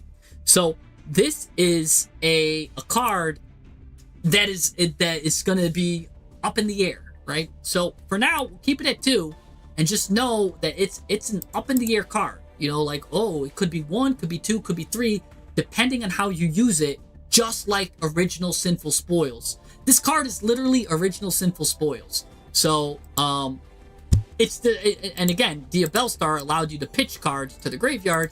Just like that, you could if you find ways to pitch this card, that's really good. And unfortunately, a lot of the cards that when they excavate, the rest of the cards go back into the deck and get shuffled. They don't get like milled to the graveyard. So you would really want to play this then. You could play it with cards like Droplet, again, Super Poly. There's a lot of cards you could play this with. But that's what I think about that. And again, we'll talk about more, because we're also right now, we're lacking, I don't know if you know, in the dinosaur department. We only got 2, 3, 4, 5 dinosaurs. Technically, we've got 3 searchers for dinosaurs, but when we're doing the excavations, that means we're going to be digging deep to hit dinosaurs, right? But before I go into the dinosaur package, we're still just on the GMX side, right? Because we're going to have to round out with some more dinosaurs. There's a couple more cards we got to talk about, and that's the Final Experiment. And we've got Alos and Velox here, the Veloxiraptor. And Alos, is that supposed to be an Ankylosaurus or Alos? I don't know, but Velox is definitely Velociraptor Experiment. That's what that stands for, Velociraptor Experiment. Comprex is something Rex, right? Like something combined with Rex, like Compound Rex. And I don't know what Alos stands for. And I don't know. But anyways, let's talk about the trap here. This is something that you can get. You're going to either run this at 0 or 1, right? And that saying that you could run it at 0, it's fine. But also, if you want to run it at 1, it's fine too, because it is pretty strong. The anti-GMX Final Experiment. You can see this is the showdown between the partner and the Comprex. This is like the end of the movie, which is kind of it's like the showdown here where they give it like the antidote or something. Either like throwing the antidote in its mouth. They're like, we did our research. Oh, go back to human or whatever. So they're throwing some kind of antidote in its mouth, hoping that it turns the guy back to his original self, because he's actually the chairman with his mohawk. Right, you can see here, he gets a mohawk, and then he turns into this crazy dinosaur or something. But anyways, he's now gonna maybe return to human. But alright, enough of the lore. Let's talk about this. Oh, by the way, Samuel Oliveira, Anaconda could be good for an extra deck card. But these cards don't have the word fusion in them. But we'll talk about some fusion stuff when we get there. When we get to the tech cards, we'll discuss that. So, the anti-GMX Final Experiment. What is this? So, activate only if you control a GMX monster. Okay, right? All of the fusions will be GMX. Plus, there's a lot of GMX monsters. We've talked about, there's so much. So, that's pretty much a guaranteed that we'll be able to activate that. Activate only if you control a GMX monster. That's basically saying that this is so strong, we only want to give it to GMX cards. Once per turn, when your opponent activates a monster effect on the field, so it is on the field, you excavate the top 5 cards of your deck. Then if you excavate a GMX card, you negate that activated effect. Place all of the excavated cards on the top or bottom of the deck in any order. That's what really makes this card strong. Is that now, so not only do you get to manipulate the top of your deck, right? It combos with this card. It also combos with her it combos with a lot of cards that kind of like need you to have a certain order, or if you activate this card late, you get to basically kind of choose your top deck and you kind of know what's coming. Or if you're like playing against Cool Tune and they rummage through your deck and they manipulated the top of your deck, you can now re-manipulate the top of your deck afterwards. There's a lot of like uses for it, but the fact is it's a monster negate because you should, if you're mathematically deck building right, you should excavate a GMX card in the top 5. Because look, you're running 3, 6, 7, 8, 9, 10, 11, 12, 13, 14, 15, 16, 17, 18, 19, 20. You're running probably half your deck's a GMX card. So really, every card that's getting flipped up, you got a 50 chance. And if you're doing 5 of them, right, you really should hit. And some of these, I'm like, yeah, I'd play this at 2. You could either be playing some of these at 3, so you might be having more. Granted, you could be milling more. You think that the trap's bad, but I don't think so. It's a negate for a monster effect, and then it's manipulating your deck, and I forgot to even tell you the best part, it's a continuous trap. So if they do not take care of it on your turn, remember, our grind game is insane. We just need to survive. If they don't take care of the trap, we get to do it again. And we get to do it again and again and again and again until they finally get rid of this final experiment. So if you keep it at 1, that's not bad. I mean, you get to, it's just continuous. Yeah, you play a copy. It's an extra negate. You could search it. It's pretty good. Play it as a 1 of or 0, right? Maybe you don't like the traps. Maybe you're not like, you don't like the bricks. You want to take the risk. But I think it's fine either way. A 0 or 1. If someone says that the trap's not bad, I don't want to play it, guess what? That's not going to be an argument. I'll be like, sure, fine. That's your prerogative. Me, I think it's worth it playing 1 because I do like the continuous aspect of it.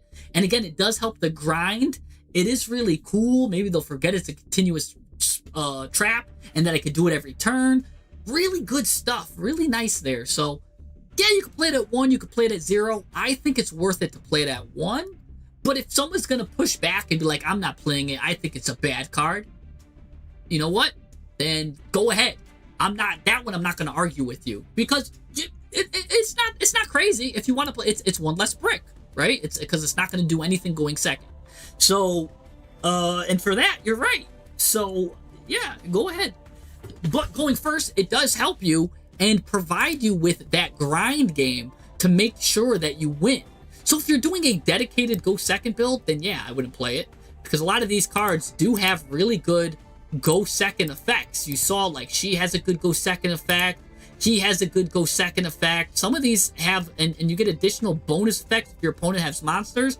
So if you're playing a dedicated go second GMX build, then yeah, don't play it. But if you're playing also to go first, right, and then on turn 3 is when you want to finish off your opponent, then yeah, definitely want to play that. Or go into like some kind of life point grind game with your opponent, then yeah, you want to play this. You definitely want to play this. So this kind of unlocks another win condition in that this unlocks a control win condition, right? So this is, if you want to set up for the control win condition, you definitely want to run Dantine at 2 with Final Experiment in your deck. That gives you another win condition for control. If you want to win by the battle phase effect, you've got Comprex, or he's also got the burn ability win condition, which is something that you could do too. And let's talk about that now because I didn't even get to go against talk about some of these cards too and how they help your grind game. But yeah, let's take a look now at these other two. So now we've got the Velociraptor and of course the Allos here. Which again, I think it's him starting to turn into like the T-Rex or something. Or maybe Allos is Velox and Allos together in this. Because it does kind of look like both of them. Or I could see shades of both of them maybe in that. I don't know the exact lore. I know some of the lore of this archetype. Again, the genetically modified experiment. But I don't know what this card makes up. But it's pretty cool. So let's talk about Allos here. And then we'll talk about Velox, Velociraptor. So Allos is, again, a GMX monster and a dinosaur monster.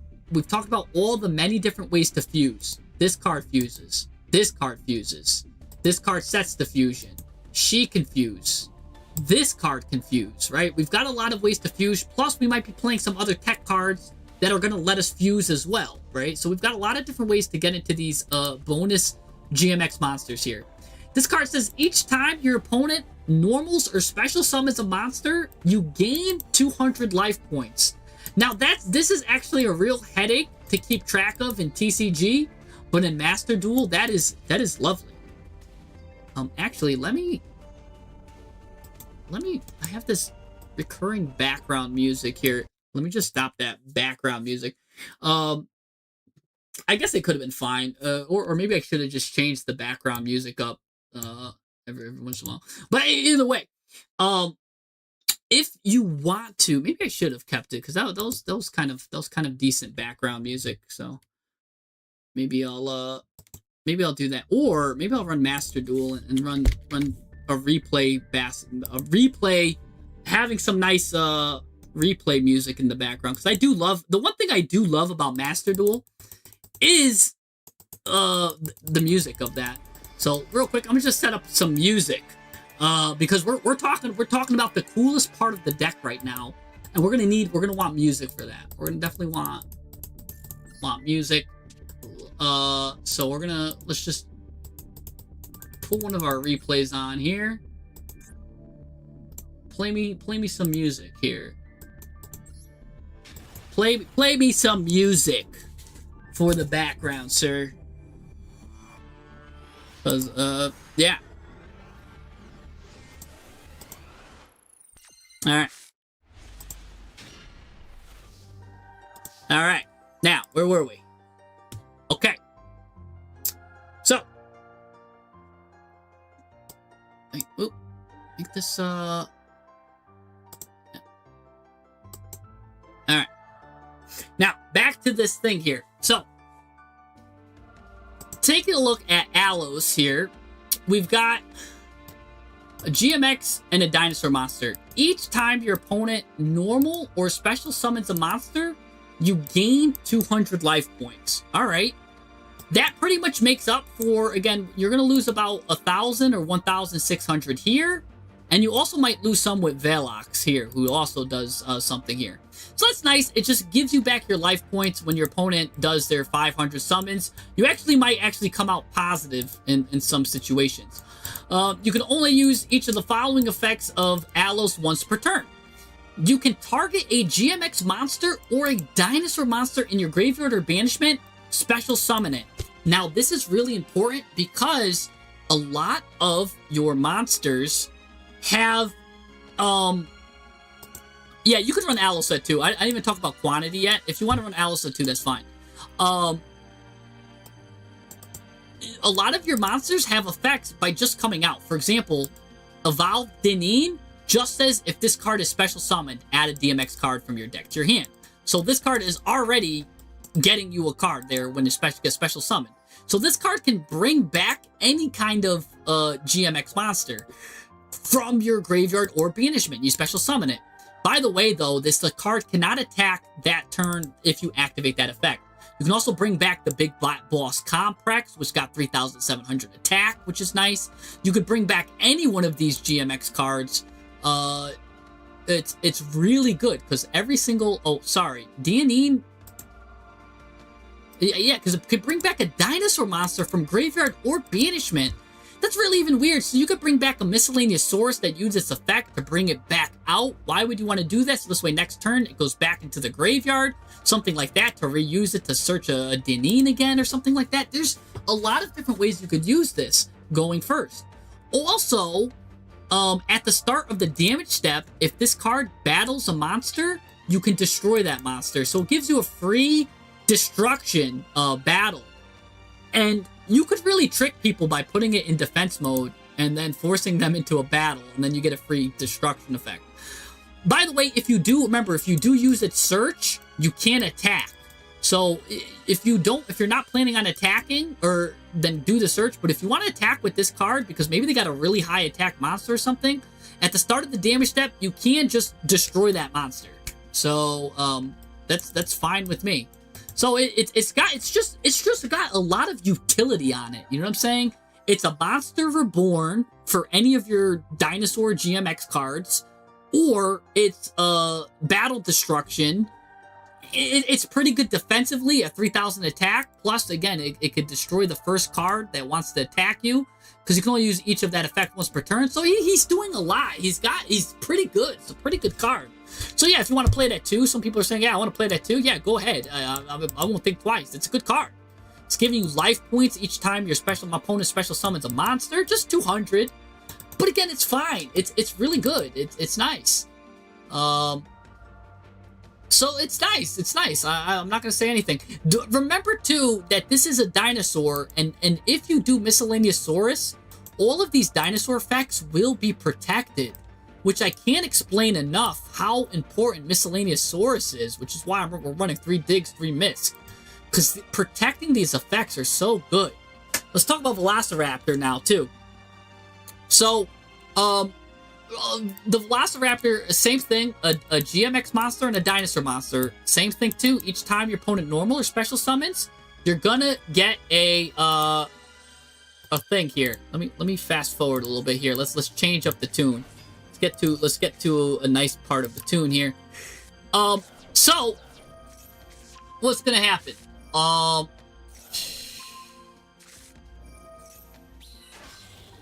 Alright. Right here. During your opponent's turn, quick effect, target a card your opponent controls. Now you get to excavate the top of your deck until you hit a GMX or a dinosaur monster. Really shouldn't take that long, because you'll hit one or the other.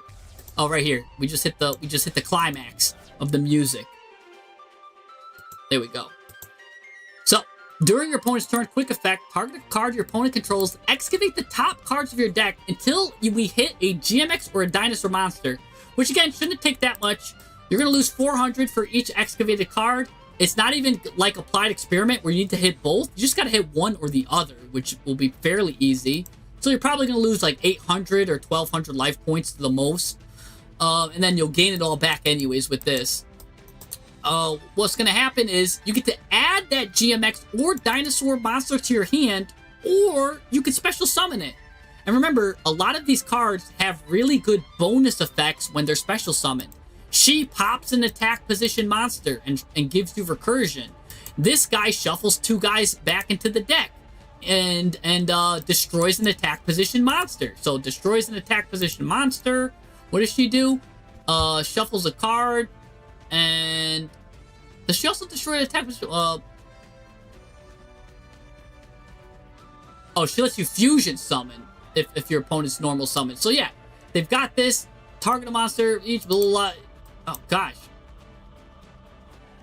Yeah, this she recurs, and then she lets you fuse if your opponent normal summons. So again, special summoning these cards with good bonus effects is nice.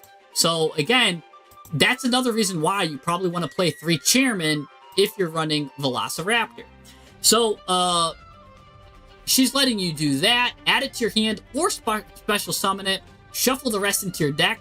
Also, after that, you could destroy the targeted card. There we go. That's why I was like, why? I thought she could destroy a card. Yeah, no, it's this one that destroys the card. Thank you. So, now, this guy could destroy a card. She's going to destroy a card, too. So, not only is she targeting your opponent's card, you're shuffling, you're looking for your GMX, and now she's going to destroy that the opponent's card, too. So, really disgusting stuff is going on here. She's a really good interruption as well. So, yeah, Noma is a good grind game card here. We've got a good grind game card here. We've got a really good grind with this deck. And you know we've got the finisher in Comprex, because again, that's 1 GMX monster or 2+ dinosaur monsters. And you gain these effects based on the number of dinosaurs used as fusion material for this card. And again, if you can get up to 3, your opponent can't be targeted with card effects. If you get to 4, you can make 3 attacks during each battle phase with 3,700. That's a lot of attacks. With being it protected under Miscellaneousaurus is really good, because that's an OTK right there. Each time your opponent normal or special summons, if you do it with 5, they're going to lose 800 life points, which means, by the way, if they just do 10 special summons or normal summons, they're done. That's 8,000 life points right there. Also, once per turn, if you excavate a card by a GMX card effect, you can destroy all other monsters on the field, which is really good. Oh my gosh, talk about a board breaker. You know what I'm saying? Like, that's just so good. And remember, because it's a dinosaur, it's going to be unaffected. So you get a board breaker here that's just insane. Absolutely insane.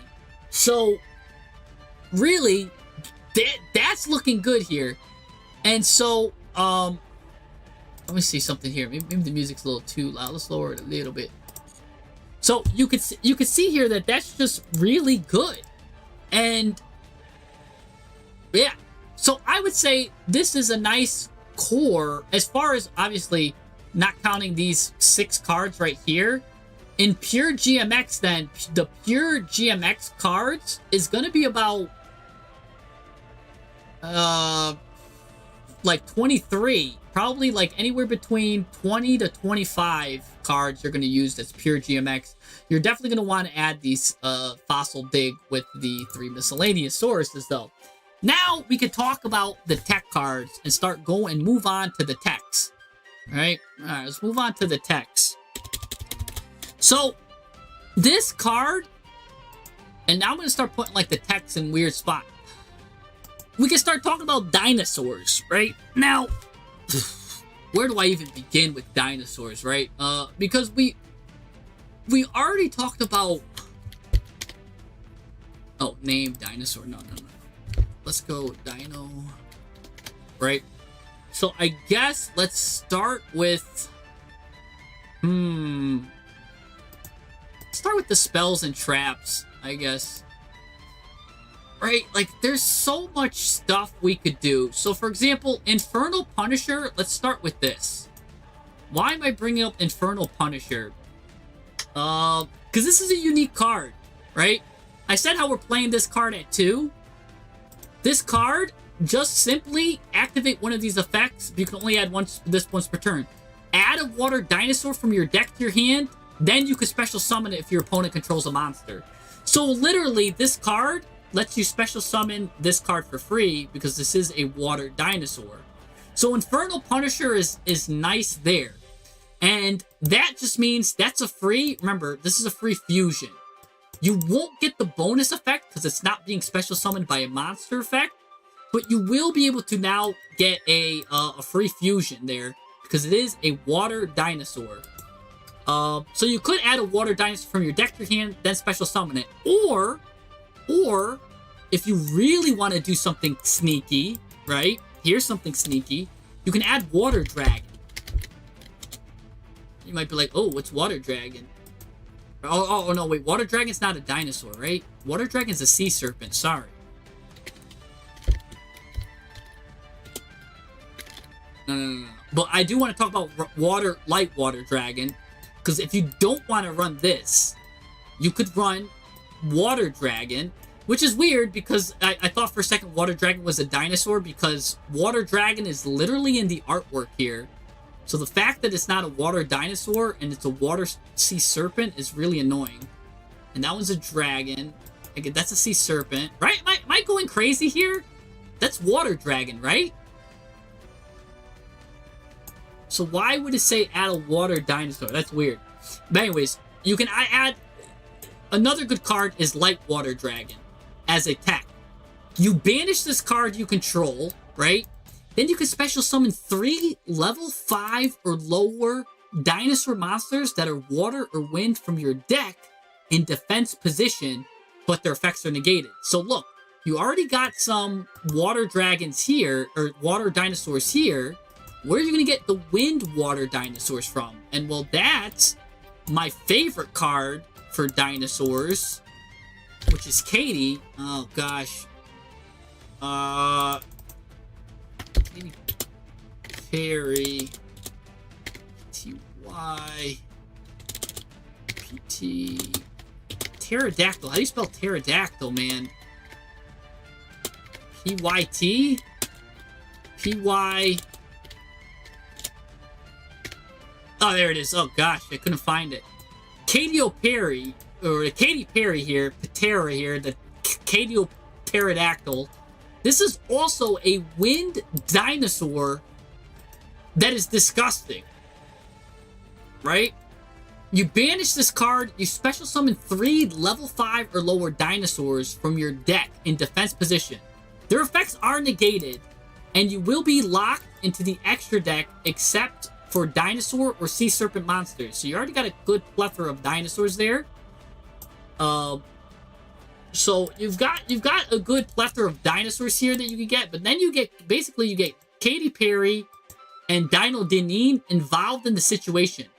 The problem is, it's special summoning them, but their effects are negated.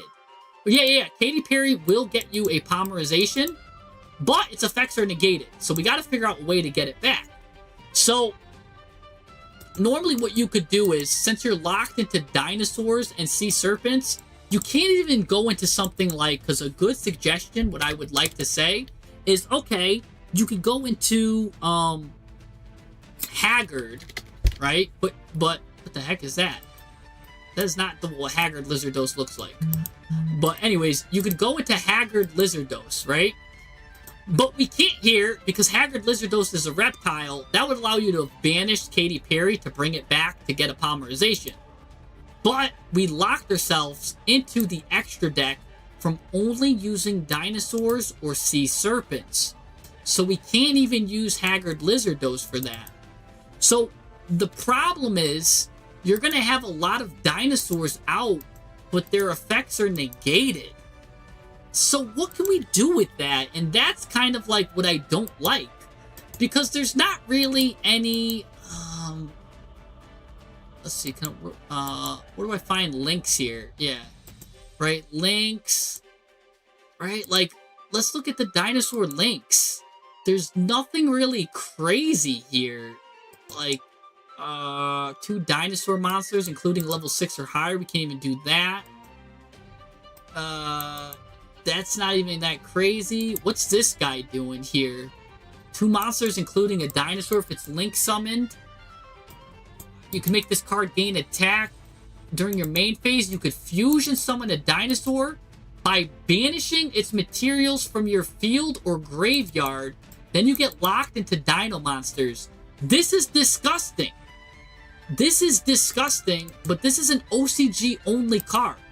So, this one, basically, now you go into this card. The problem is, I'm pretty sure this card is not going to be coming in the pack because this is more of a recent addition. But this card is really good because now, if you were to use Katy Perry and the Return Dino D&D, and you'd probably have a second one, you go into this, and now you banish monsters, right? And you could banish this card and this, and go into Horned. It's a fusion. Search.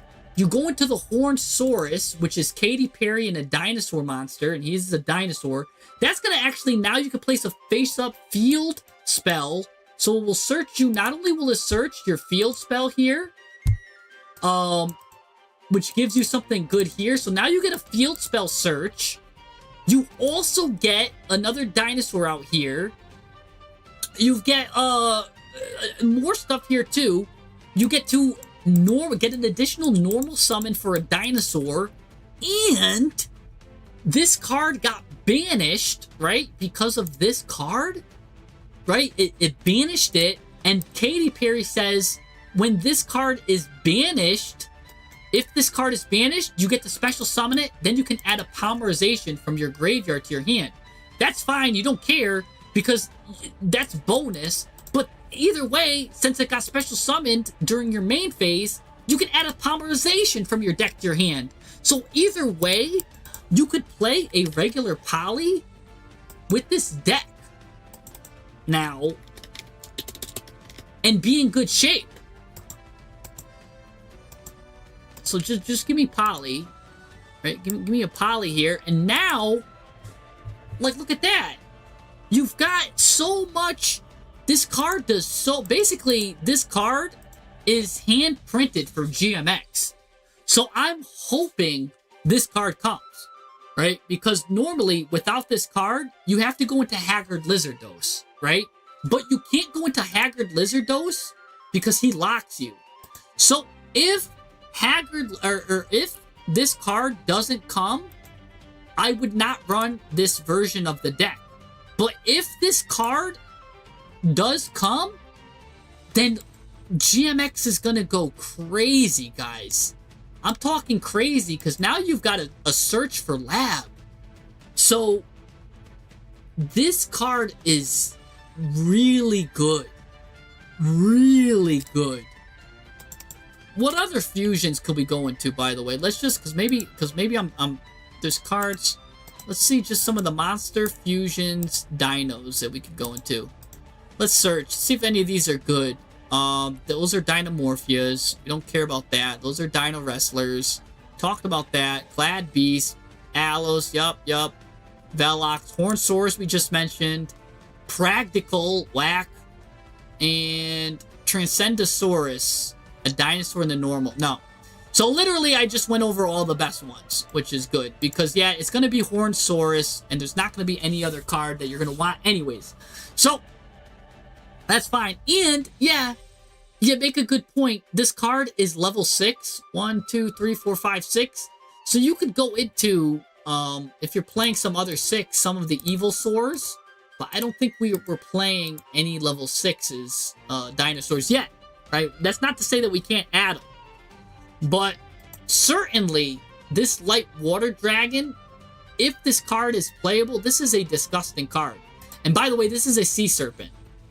And that kind of goes crazy to me because you could play another field spell, right?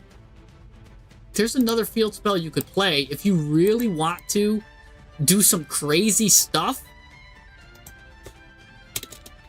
How do you, like, Ryuge? I forget how to spell that. What's the card? It's like Groundon, man. How do you spell Ryuge?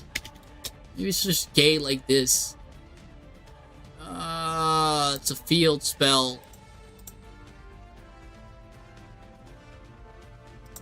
Gosh. It starts with an R. Is it R-Y? Oh, gosh. Guys, who knows how to spell it? Oh, yeah, Deneen is a level 6. That's true. You could use Deneen and Hornsaurus to go into an Evilsaur. That's interesting. That's interesting. Who knows how? Thank you.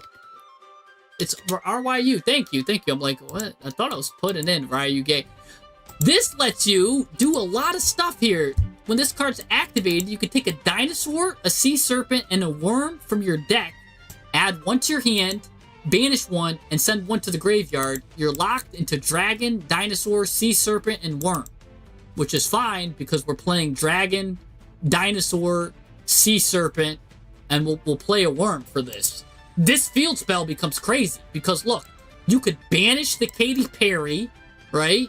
Which makes it so that it adds it to your hand, or you could pretty much add any dinosaur you want to your hand, banish the light water dragon, and send the worm to the graveyard.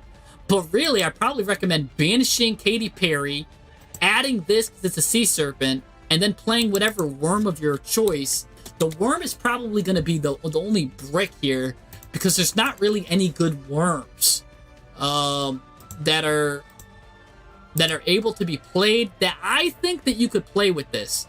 Because I really think banishing Katy Perry, adding the light water dragon, and then sending the worm to the graveyard is your best bet. The only thing, there's a lot of worms, like most of them don't have. Yeah, you could do Warzone to search for free. That's exactly what I was looking for. So, but the thing is, we don't want to search the dinosaur for free. We want to search the sea serpent for free, because this sea serpent's going ham. We want to banish the dinosaur, because banishing this dinosaur special summons this dinosaur, because this card can work in the banish zone. Or you could choose to banish the dinosaur. Don't forget, a lot of these cards will get the some of the cards back from the banish zone. Where is it? She gets No, she gets them back from the graveyard. Where is it? Who's the guy that recycles? I forgot. There was already one that I forgot where the recycler is. But, that's what's crazy with that. So you could even do that, right? You're saying you need space for staples? I don't know if you know, but hand traps are awful in 2026. I've done extensive guides as to why you don't play hand traps anymore in 2026. But you will want staples such as droplet, right? Like so if you're talking about things like that, we're good. I'm just talking about right now we're just talking about pure gas. And 9 out of 10 times pure gas plays through so much stuff that it's just much better. Because look at this. This card right here is already a +3, maybe +5 in card advantage. You know what I'm saying? Like, it's doing so much, they have to stop this. But if they stop this and you baited out a bunch of other stuff, it goes crazy. This card does infinitely more than anything an Ash Blossom can do. Because now in 2026, every single card has like 5 different effects on it, right? You have to stop a hand trap. You have to stop a thing. You have to stop this. You have to stop that. So the only staples you should be running are like board breakers like Droplet, Crown, which we'll talk about later too, because yeah, we'll fill it up with 3 Droplet. I'm just solely talking about if we're running a Katy Perry line, right? Because I got to go over every line. We're going over every single tech. So right now we're just talking, this is just for the Water Dragon line if this one card comes to Master Duel. If this card doesn't come to Master Duel, then we're not like running this line here, right? So you have to think this is all in the context of what I was saying, right? Where this isn't for how the deck's gonna run. You must have just joined because you just took the deck out of context of what I was just talking about, right? Because this is the core. Take a screenshot of this. This is the core, right? You still got 11 cards to fill in. If you want to run 11 more cards that are thing right here, but we're talking about getting right now more dinosaurs. We're on the tech portion of the video. We're not on the main portion anymore. So we're on the tech cards here. This is the tech portion of it. Now we're talking about board breakers, techs, all of this, to what's going to go with this 29 card core, right? So don't take the video out of context and be like, wait, you don't have enough board breakers. Like, no, you kind of took the video now out of context and what we're saying, because right here where we're at, this is the core, right? If you want to just add like your tech cards, they go right here. But we're talking about tech cards here. We didn't get to that because again, you guys are taking it like you're green. You must have just got in.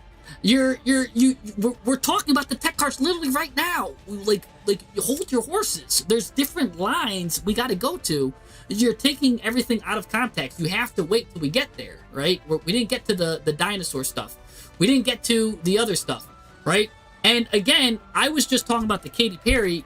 Gold Sarcophagus would have been a great card for that. You know what I'm saying? So I wanted to show that there's no real good worms to play because none of the good worms have a good graveyard effect. If you wanted to do Ryu Gay, or sorry, I never know how to say it. The Ryu Gay cards, all of the worms like that have graveyard effects aren't that good. Like they would have to be, you know what I'm saying? Like the weird Metaphys cards, or they would have to be the like the Tenyis. Like all of these can kind of banish themselves to do an effect if you control a non-effect monster, which means you'd have to play like a link, like a dry link monster that's not an effect monster if you want the Tenyi to do anything from the graveyard. Otherwise, it's just a garnet brick in your deck if you want to run the Ryu Gay package, which again, the Ryu Gay package is really strong though, because we just talked about how strong of a card this is. Because this card is so strong because Water Dragon is so strong, right? And Water Dragon is insanely strong. This is probably one of the strongest cards that this deck can play. it's so strong because we're summoning 3 level 5 or lower dinosaur monsters that are water or wind. Remember, he's already a water dinosaur, and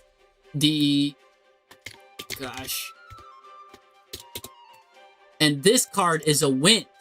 So, and he lets you banish one, so you get this card out for free because it comes out for free if you're banished.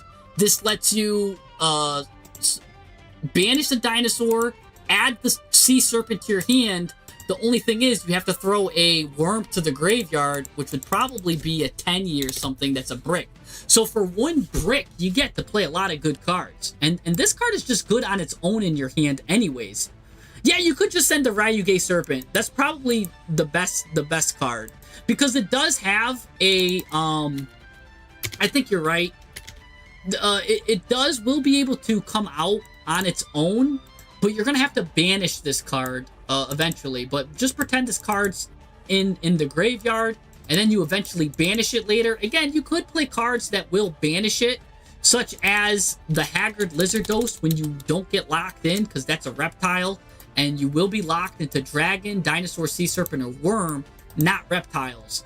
So again, IP Masquerena can banish, but she's not either of those either. So, oh gosh, no, I must have clicked the new deck. Ooh, good thing. Don't want to lose that progress. So, the Ryuge Warzone is the first tech I wanted to discuss, right? Before I move on to the different techs and lineups. So, that's kind of one of them, right? Let's talk about, and again, you could play Gold Sark there too with Poly. That's just one tech I wanted to discuss. Now, let's go back to the original lineup and let's discuss dinosaur techs, right? Because that was kind of like a worm, sea serpent kind of tech there. That was interesting that you could play the deck with. I'm going to now discuss other techs that could go with this board, right? Again, because if you wanted to play Droplet, we saw how good Droplet, you need, that's the worm you send to the graveyard, because the sea serpent you add to your hand and you banish the dinosaur. So you have to play 1 brick worm to send to the graveyard. Even though that Ryuge worm doesn't have a good graveyard effect, you play the worm and not the sea serpent. The sea serpent is water dragon, right? Because it's a very complex card. But water dragon is actually not a dragon. This is the sea serpent, and this is the card you add to your hand with the field spell. So you have to add a sea serpent, banish a dino, and send a worm. Or you could add a dinosaur, banish the sea serpent. Just one of those 3, but really you want to add this card to the hand. This is so good because what it does. So just remember that. So that's why this is the sea serpent you're adding. Which again, you have to play a brick. So that's why it's very hard and complex to understand how that's kind of going. You're locked in the Warzone effect, but you don't care. But yeah. Velox is very good in going second builds, by the way. So let's talk about the other techs, because again, it's some of them are a little bit confusing, because I did start with the most complicated one first. It's kind of like me starting with like a good tech to run in Enneacraft might be Subspace Battle, and then I have to explain Subspace Battle 20 times because it's such a hard card to explain. But I think you guys got it now. Well, you'd have to send Protoss. You can't, you're not getting it to the grave. That's the problem. You won't be able to get it. You won't be able to summon it from the grave. So whatever worm you want to play, Neo, is a worm that you kind of want to have a graveyard effect. And that's either good in the hand or the graveyard. Because if you end up drawing that card, it's going to be dead in the hand. So you might even want to play 2 of the worms. You got to make sure that your worms are really good. So anyways, let's move on to the dinosaur techs. Because maybe that will be easier for some people to digest here. Because they're like, you got to play Overraptor, you got to play this. Now remember, our normal summon is kind of locked into Researcher. So if we're going to be playing any kind of dinosaur cards, they got to be going in, really. You know what I'm saying? Like, they got to be doing something crazy. So, which means You could play a Jirac package. Let's start with a Jirac package, right? If you want to play Jirac, I love Jirac. I think Jirac package works very nicely. All you do for a simple Jirac package, really, is you want to play. Where is it? Where is he? 2 or 3 Megalos, right? If you control a dinosaur monster, which is pretty easy, you can special summon this card from your hand. It's got a bonus effect here. You could discard 2 cards, including a Jirac card. Don't really need to do that. Then draw 2 cards. But really, if this card is destroyed by battle or card effect, you can send a Jirac monster from your deck or extra deck to the graveyard. This is also very complex, too, because really, you're going to want to send the Asterio to the graveyard, which has an effect to basically summon Meteor, which destroys all cards on the field. So, and why would you want to play Megalo, and how would you destroy it? Well, you'd have to play Zeno. You'd probably want to play 3 copies of Ground Zeno, which would add a Dinosaur Tuner, which Jirac Megalo is, and then you immediately destroy it to send Asterio to the graveyard, which then you could banish Asterio at any time to your opponent's turn to basically Meteor your opponent and just wipe the board. And that board wipe is really good because, again, we're going to have the recursion cards. We're going to have probably 55 Experiment Report in the graveyard to get us a GMX card. We're probably going to have a lot of good cards in the graveyard. If the Andine is in the graveyard, that's fine, because remember, it can special summon itself from the graveyard at any point when we do an excavation. So at any point, clearing the field, if that just ends the opponent's turn, that's fine because we win, right? So never be afraid to just bust your whole field if you know that's like the last thing your opponent's gonna do. That's completely fine to do a Jirac bust on your opponent, because again, our follow-up is so good with GMX that we just win. We win the game. Oh, and we're gonna have Miscellaneous Saurus in the graveyard too, because we brought it back. So we're going to have Miscellaneous Saurus that's going to be able to bring back a special summon Dandine, which is going to add a GMX monster. So our follow-up is add a GMX monster.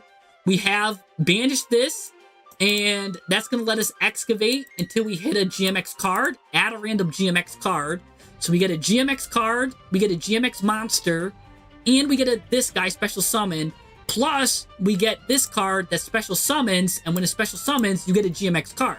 So already, our follow-up is already just adding 2 GMX cards and getting a random excavate for GMX. So it is 100% good to just wipe your board as a last resort and know that you're winning on the follow-up, because our graveyard is so disgusting. Our follow-up is one of the best follow-ups in the game. Literally, our follow-up is that good with GMX. I really like that. Well, maybe not the best follow-up in the game. I'm sorry. Let me not misspeak. Because who has a better follow-up? Let me think. Fiendsmith might have a better follow-up, right? Fiendsmith's got a really good follow-up. But Fiendsmith's follow-up is only really Engraver on your turn, and on your opponent's turn, it's Lacrima. So, really, I think it's up there, though. I really think this deck is really up there when it comes to grind and recursion. It really is, because if you play it right. So do not be afraid to board wipe yourself. So that's really good there. And really, all you need to do is play Ground Zeno with Megalo. And you add a Dinosaur Tuner or a normal Dinosaur. You destroy 1 card in your hand. Literally, you just destroyed the Megalo that you just added to send a Stereo, and lets you go ahead, banish 2 dinosaurs, including this card, or whatchamacallit. Yeah, you get to banish 2 Jirac monsters, sorry. He is a Jirac monster, and that's a Jirac monster. You just banish those 2 guys, and you summon Meteor. And destroy all the cards on the field. Then you can special summon the Tuner from your graveyard. You don't really care about that. It's just extra bonus fluff. But, so that's what makes GMX really good there with that. So that's crazy there.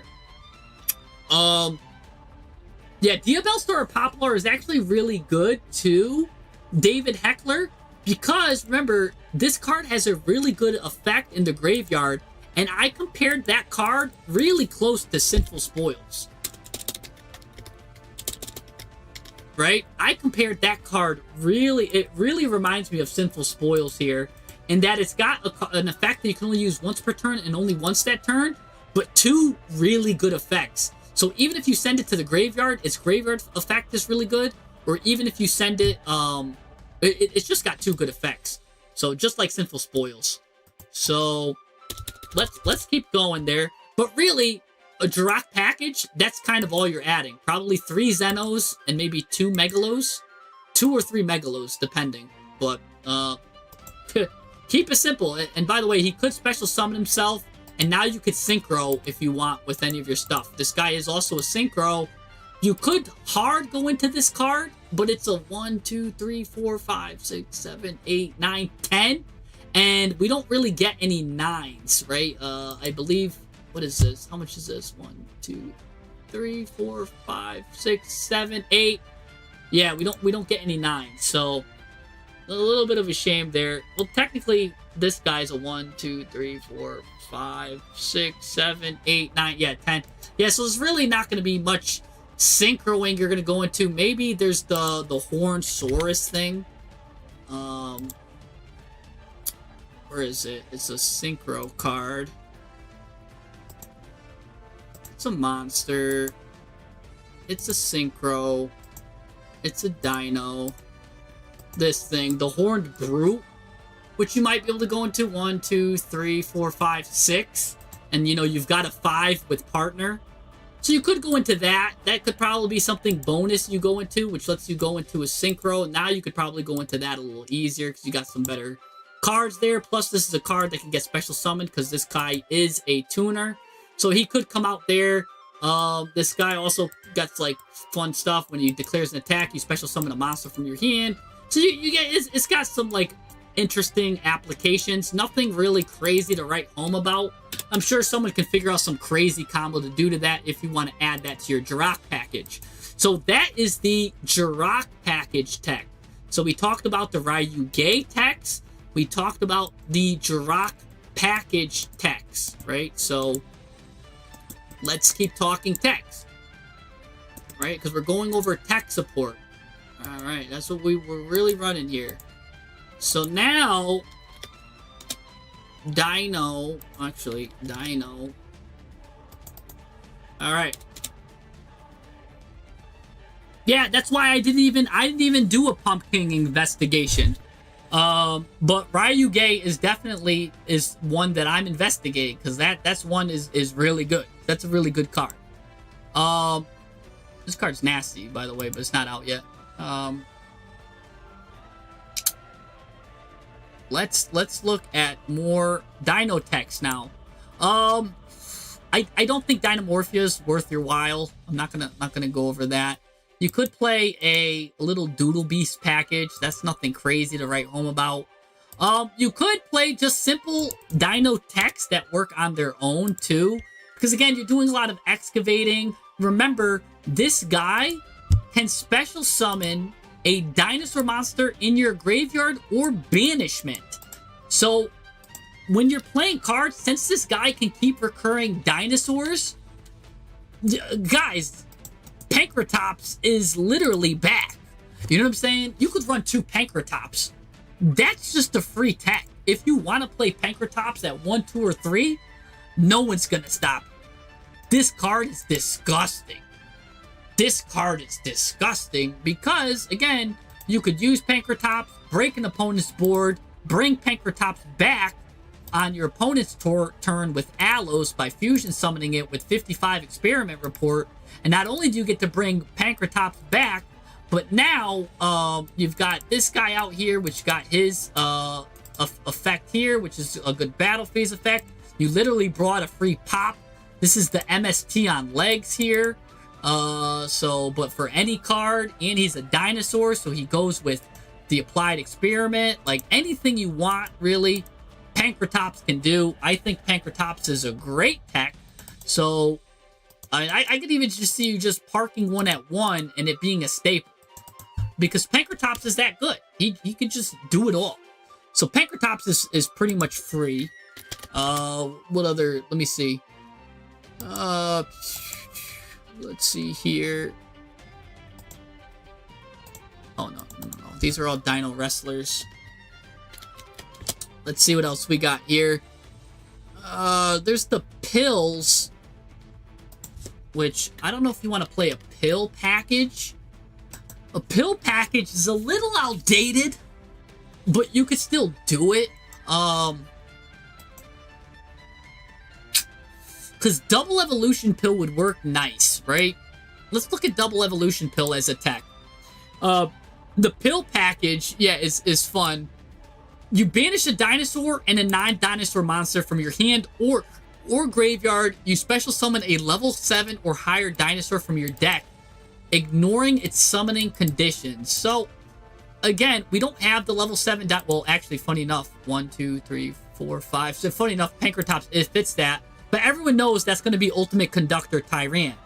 But you will be able to banish a dinosaur and a non-dinosaur. Remember, all of the villains are something weird. Like, this is a beast warrior, this is a reptile, this is a psychic, and these are warriors. So it's fairly easy to banish a non-dinosaur monster from your graveyard. You know what I'm saying? And then even if it's banished, that's fine. Because you could run cards again like Katy Perry, which likes to be banished. There's a lot of dinosaur cards that love to be banished, right? Watch this, right? Like, so there's certain dinosaurs that will go positive if they're banished. Let's make it a dinosaur, and I'll show you right now. There's two that immediately come to mind. One is Giant Rex, and the second is Katy Perry. Because if this guy is banished, you special summon him. So there you go. You get a free dinosaur. And also, if this guy's banished, you special summon it. And this can also add polymerization too. So you can go into a polymerization line. Another free stuff for polymerization. So double evolution pill is one of those cards that turn your graveyard into a resource, which is nice. And then you could play, of course, the pill dinosaur here. This card is 1, 2, 3, 4, 5, 6, 7 as well. So you could play this at 2 or 3, but really, if this card is sent to the graveyard by card effect, that lets you add the evolution pill. So you're going to want to send this card. There's multiple ways to send this card by card effect. Again, if you use applied experiment, you're sending it to the graveyard by a card effect. That's great there. If you send it there, right, there's a lot of ways that you send this guy to the graveyard by card effect. You can also just play Foolish, right? To get you your pills. You can make your pills searchable. Oh, but monster. Right, you could play Foolish Burial. So there's a lot of, and again, really good stuff. By the way, Foolish Burial goods. If you want, you could send the experiment report to the graveyard. It does have a decent graveyard effect. But you might want it for its on-field effect. Who knows? But you could do once per turn, and only once that turn. You could use one for the graveyard effect, and then use one on your opponent's turn for its quick effect. But I digress. You could send this card multiple ways. So if you're doing a pill kind of like a pill gameplay, you might want to run this card at like 2 or 2, well, either 1 or 2. You could then do like more dino searches for it, right? You could do like babies and stuff with like Xeno packages, but usually this card is really good. So everybody wants to talk about Overraptor. Guys, Overraptor's not that good. Overraptor, it wants to be normal or special summoned. It's nice. You take a dinosaur from your deck, add it to your hand, or send it to the graveyard. So, hold on. Let me rephrase. Overraptor is good, but not as your normal summon, right? Because if it's your normal summon, it's getting negated, right? You're going to have to sneak this card later and special summon it. And the best way to special summon it would be deep into your plays when you're already like on like Alos or something. You know what I'm saying? So really, if you're going to play Overraptor, you kind of don't want it as your normal. you're gonna want it into the graveyard through like applied experiment, getting it back and special summoning it or something like that. You know what I'm saying? The Overraptor as a normal though isn't crazy anymore. So everyone's like clamoring. They're like, Overraptor, Overraptor. Like, it's good, but it's nowhere near the powerhouse that it used to be. Let's just show you what I mean for what it used to be. If this card's normal special, you take a dinosaur monster from your deck, you can add it to your hand or send it to the graveyard. That's great, right? We would love to add Mist to the hand. That's perfect for normal. But, again, this guy's kind of doing the same thing because it kind of gets it in other ways. There's a lot of ways you could do that. Your normal's already kind of taken up, and this is a GMX monster name. But whatever, if you can special summon it, that's where you get the advantage from, because now you're getting positive stuff there. Then it's got another thing here. You could target another dinosaur on the field, destroy it, special summon a dinosaur from your graveyard in defense position, and it's that's cool. But again, there's not too many dinosaurs that are going to be in your graveyard that you're going to want to special summon. I don't even know if you want to really play the babies here, because the baby cards, right?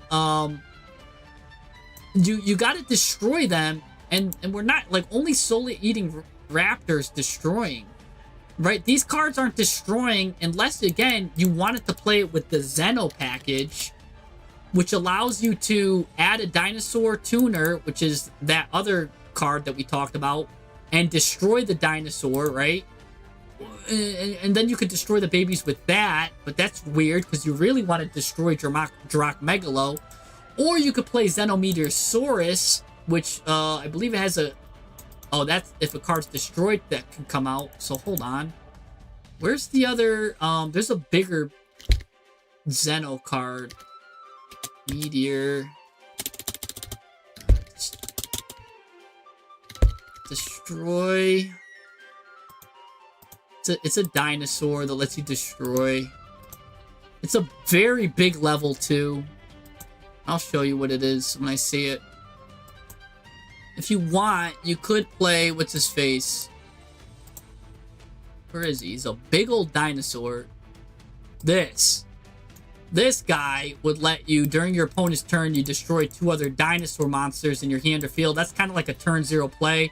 Then you special summon this card, and if this card is special summoned, then you can send a dinosaur monster from your deck to the graveyard, which is hint, it's probably going to be Miscellaneousaurus. So that's not too bad either. The problem is, finding 2 other dinosaur monsters in your hand is going to be really rare, because again, these are not dinosaurs. So I actually don't recommend this, even though it's a really good card. Because you probably won't have that many dinosaurs. Mathematically, you're going to be in a bad position. So, but it is a really good turn 0 card if it does come up. It's kind of like Snopios in Goaty, where it's a really good turn 0 card, except sometimes you don't have the right fish in your hand to make it work. The same thing here. That's a really good turn 0 dinosaur card, except you need a good baby in your hand, and you know what I'm saying? Like, it's good, but it's not like you really need luck. And in 2026, I don't want to give you a build that is luck dependent. Anyways, let's get Tyranno. Because you would run Ultimate Conductor here as well as a finisher with this double evolution pill. The problem is, since your applied experiment is kind of luck, you'd have to do like the double evolution stuff first. So there's a lot of luck involved, and you really don't want Conductor Tyranno going to the graveyard, because he's got an ability that's like, he's got to be special summoned first by doing some crazy stuff. He's got to be special summoned the right way first. So if he goes directly to the graveyard, you kind of got to shuffle him back and get him like weirdly involved. And there's ways where he might get accidentally thrown to the graveyard. So, again, kind of weird, but yeah.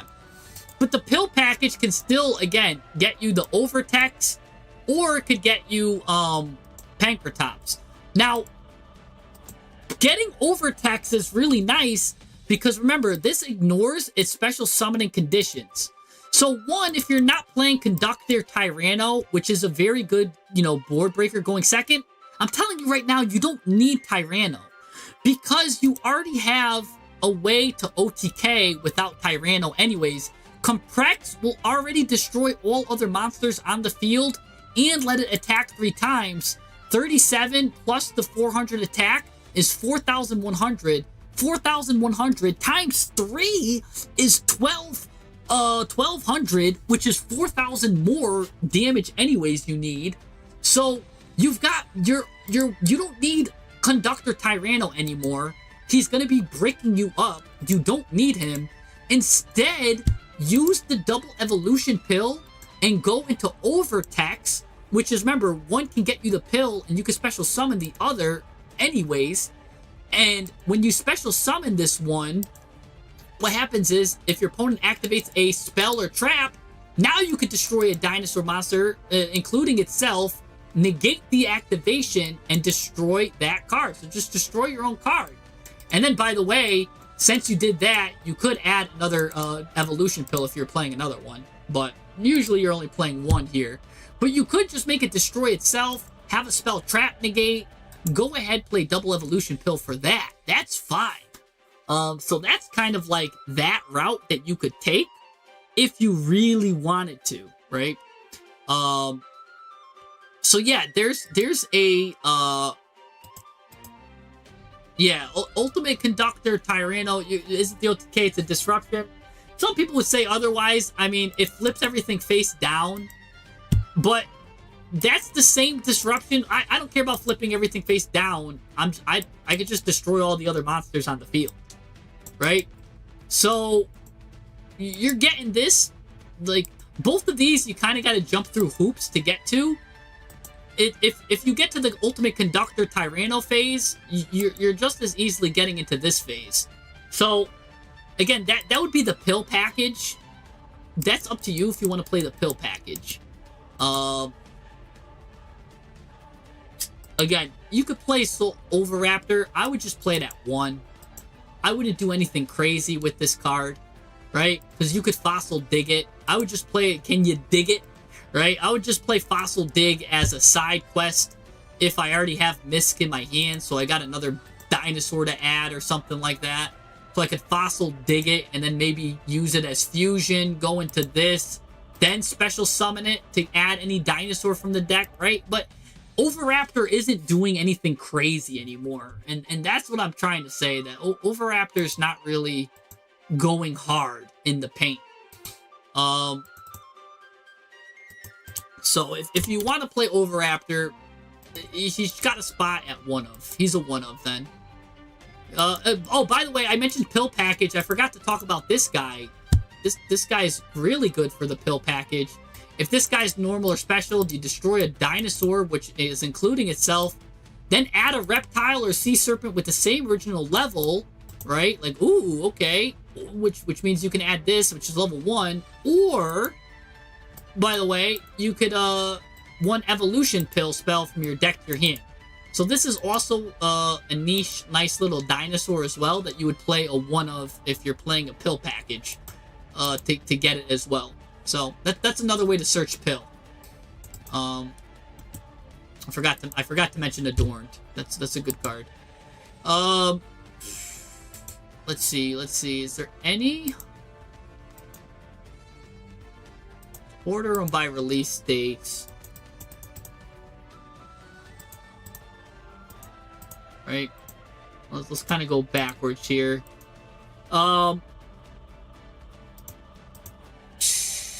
Okay, we talked about how deadly this dinosaur is, how good it is. This Dark Tyranno, I guess we could talk about it. I'm pretty sure it's not coming. This is like the better Ultimate Conductor Tyranno, but this can attack directly if all monsters your opponent controls are defense position.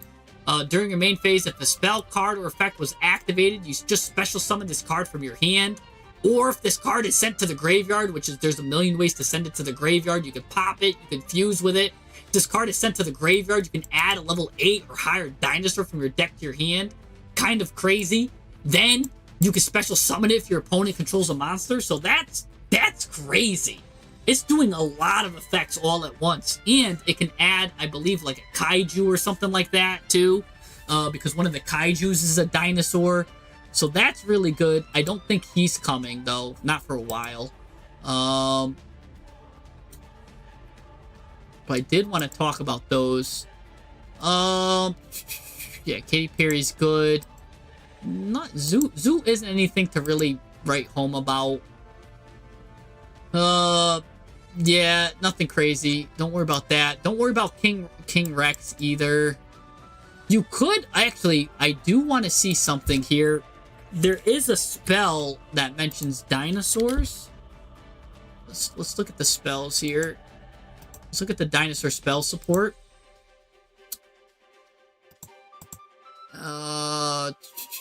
We talked about Infernal Punisher already. That's actually a really cool card. I really do like that because remember this is a water dinosaur for Infernal Punisher. This card, I want to see if any of the math works. I didn't look. I actually never looked at this. You get to normal summon level 5 or higher dinosaurs without tributing. Really okay, whatever.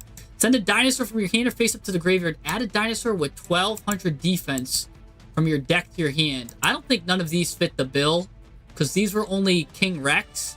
Oh, this does have 1200 defense. Look at that. They did that intentionally. Oh, they made Dan Dean have 1200 defense. That was intentional to use it with Jurassic Power. Oh, interesting. I still don't think we play this card. Funny enough, because it's not that good. But I did just wanted to see if they made Dan Dean a 1200 attack monster or defense monster, which they did. They made Dan Dean a 1200 attack monster specifically so it can be searched with Jurassic Power, which is a very unique dinosaur searcher. Oh. Again, I don't think we care about that though. Because we're not even running critical mass of dinosaurs, and we don't even want to normal summon this card. We want to special summon it with a monster effect. So I just think that's a cute little like an Easter egg that Konami did, but I don't think it's good. I think that's cute, but it's not good. Right? Yeah, it does search the kaiju. That does search the kaiju. It does search... That's what I'm talking about, where Jurassic Power searches a lot of cute dinosaurs. But I don't think that it's really... It's worth it, because you gotta go -1. It's continuous, so it's able to be destroyed very easily, and you don't get the add, and then you just go minus for no reason. So that's technically a -2, right? Because let's say you discard a dinosaur and then they destroy Jurassic Power. Like, the card you're adding has to be so good that it makes up for Jurassic Power. And so because of that reason, I cannot recommend this card. Because going second, it's not good. It's not good going second. Like, it falls into Droll Trap, it falls into, right? Like, it's just like, why would you get added to Droll? Yeah, don't really think about that. So I'm pretty sure that's really all of the interesting dinosaur text. I mean, there is Lost World, which would make like a dinosaur egg, but you really don't care about that.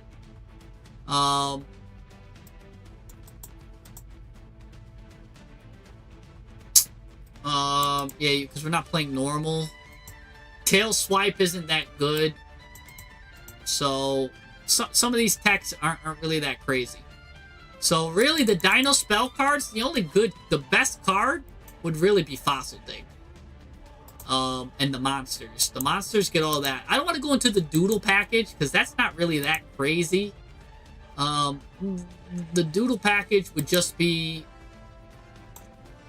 I'll just talk about it. Because it's not bad. You basically just special summon this guy for free.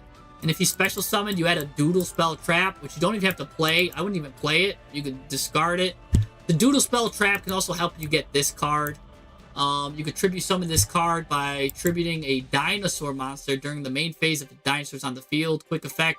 You get to tribute summon this card, so it kind of gets him out there too. And then if this guy's normal summoned, you get to... I think you pop a card. Yeah, you destroy a monster on the field. So really, it's just a package that's kind of like the best way I could describe it is it reminds me of the... Oh gosh, the normal summon monster package, the Lordly Lord package, where let me see, where you get the big guy and you have to tribute summon it to have the additional effect. Let me see something. Oh gosh, now I can't remember what package that's called.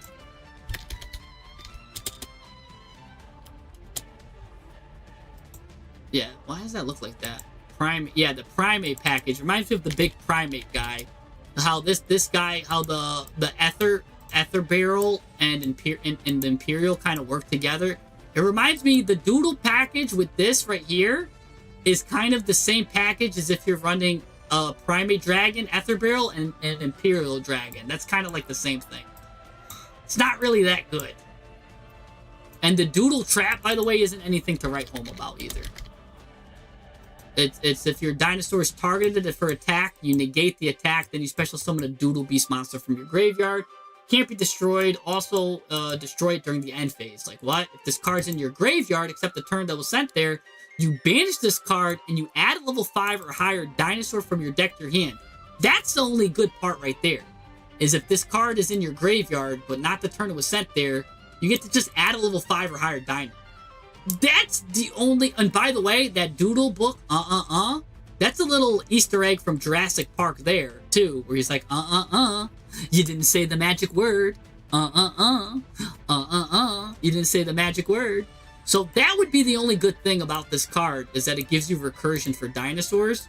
So really, if you are doing like a life point build and are trying to really hold out with life points and gaining life points and all this stuff, and you know you're going into a long grind game, then yeah, Doodle Book can actually kind of work then in that weird scenario. But yeah, no, we talked about Katy Perry. We've talked about KDO like 5 times already. We've talked about it's good, but I did not talk about Sorcerer of the Swamp. Let's talk about Sorcerer of the Swamp, because I didn't even talk about that, and I don't even know if it's coming. And that's not even how we spell swamp, by the way. I don't even think Sorcerer of the Swamp is coming, so I don't even know if it's worth to talk about this guy. But we can talk about... Oh, wait, is this guy in actually Master Duel? Wait, this guy might be in Master Duel already. Hold on. I forget if he is or isn't. Does anyone know if this guy's in Master Duel? You reveal this guy, reveal a fusion monster, banish the name who's mentioned on it from your deck. So you would banish the return Dino Dandine. Or, right, Horned, hold on. Horned, this guy does mention the Katy Perry. So you could either banish Dandine or the Horned Saurus, right? Which is nice. But let's go back to,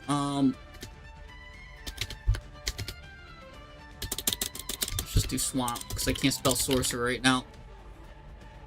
So anyways, if this card's in your hand, you reveal a fusion monster in your extra deck and banish a monster who's mentioned on it from your deck, then special summon this card. So, and if you do, the card's name can be treated as that monster's. So, literally, you can either banish the Dandine or the Katy Perry thing, which is called... Let me just get it out on the field since... Terra. So let's just put her on the field just so we could show you that. Because that's... I'll go into the poly options, too, that we could do here. Then its name is treated as that, and yeah, that's cool. And then, of course, if this card's banished, you get to special summon it, and when it's special summoned, during the main phase, you can add a polymerization from your deck to your hand. That's really nice there, and because its name is Katy Perry, or whatever, you can, that's your dinosaur now, so, because he's The swamp guy is technically being Katy Perry, and this is being the dinosaur monster. If you're playing Poly, all right, really, you add this card, you Poly with these two together, and you get the horn. Horn gets you the GMX Lab. GMX Lab lets you set any kind of thing here. You can set this and use it, or you can use this one on your opponent's turn if you already have this package in your hand. So you could set this and be really good, and then you also have branded Lost on the field, kind of. So that is a good, that is a really good tech. That's if, and I can't remember if Sorcerer of the Swamp is in Master Duel. But yeah, I do hope it does come in the pack, and that is a really good tech card. But let's also then talk about Super Duper, because Super Duper is, I think, a really good tech card.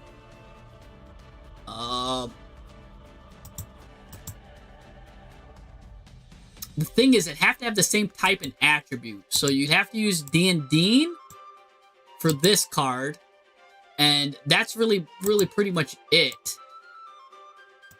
The problem is, see, what I really like to do too is if you use it with a board breaker, like a kaiju, this guy is a fire dinosaur, right? So what I like to do, and isn't one of these, oh, where's the fire? I could have sworn one of these was a fire dinosaur. That's the fire dinosaur. Man, nothing else is a... Oh, won't work then. Okay. There's a nice little trick I do, at least with Santa Claus, that I can't do here with Super Polymerization. Because this says you pay 200 and target an effect monster on the field. And I love to use it on my opponent's monsters sometimes and fuse with my opponent's monsters as a Super Poly. But you do need to special summon a monster with the same, from your extra deck with the same type and attribute. So, there's sometimes I'll use this card, Deep Sea, but there's no...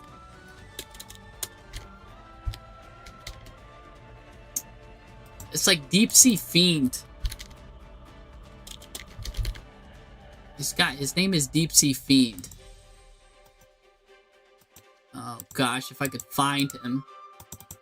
But I don't think he's gonna work here. Because we really want to,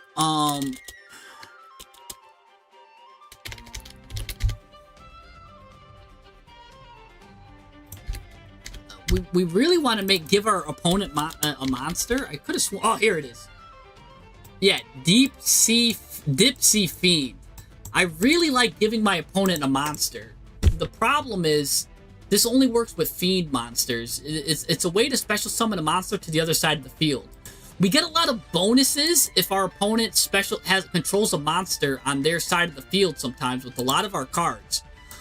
There's some things I could do with this, but I can't do here, and I'm thinking how I could do it with Fiendsmith, which works really nice. It's not going to work here.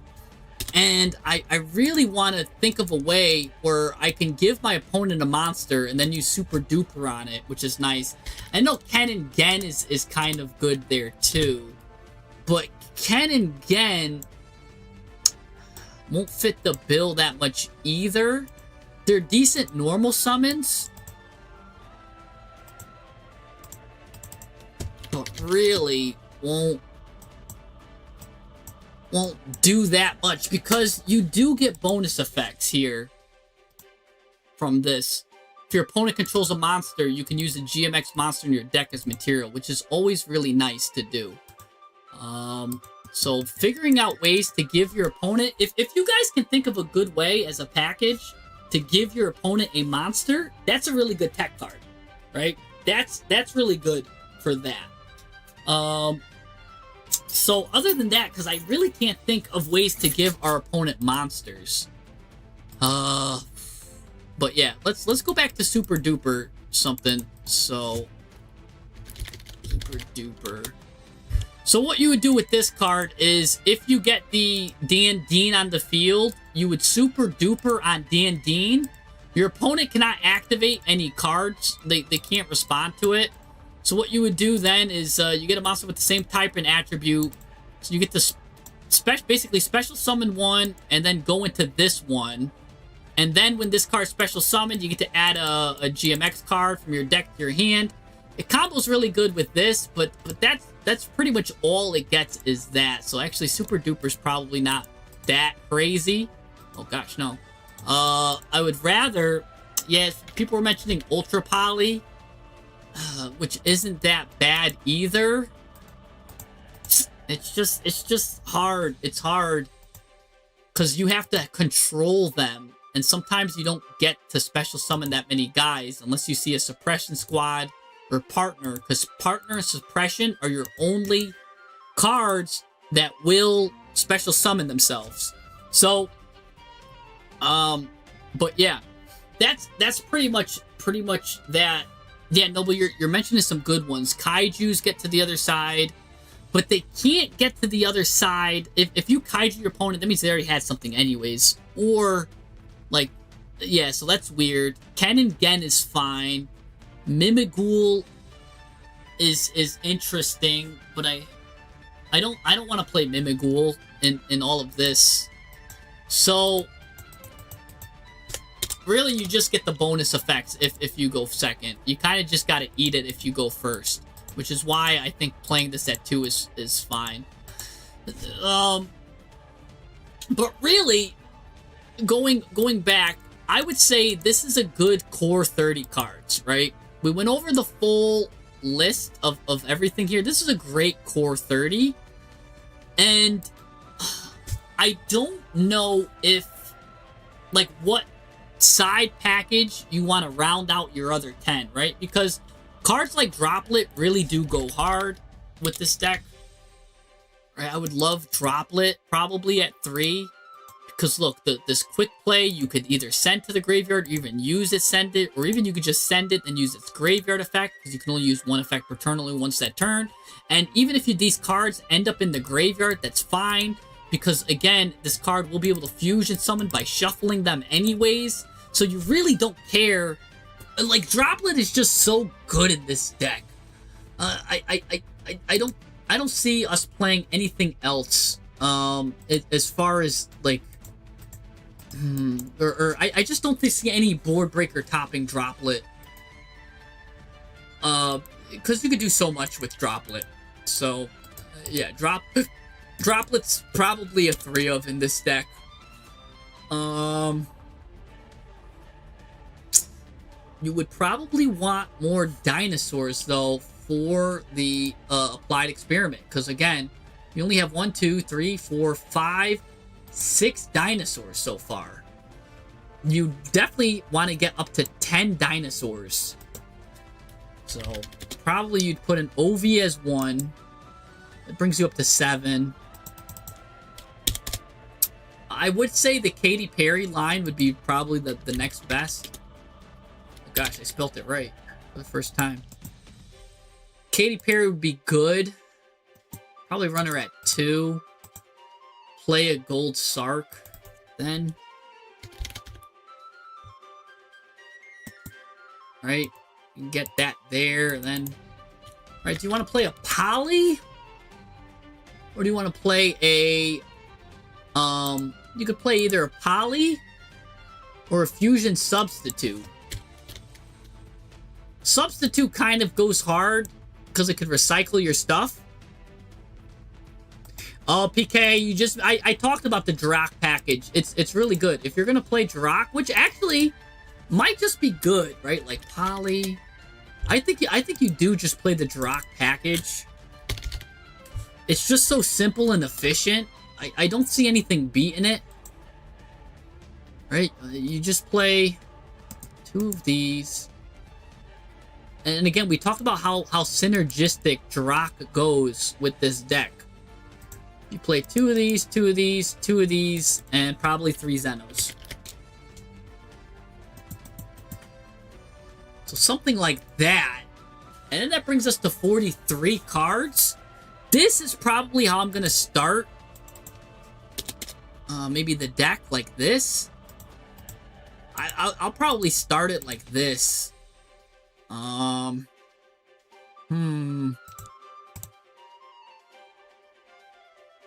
This is a decent start.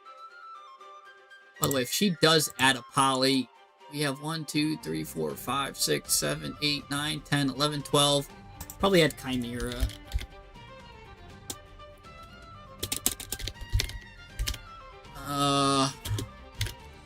Yeah, probably add a Chimera. And then a Lizardos.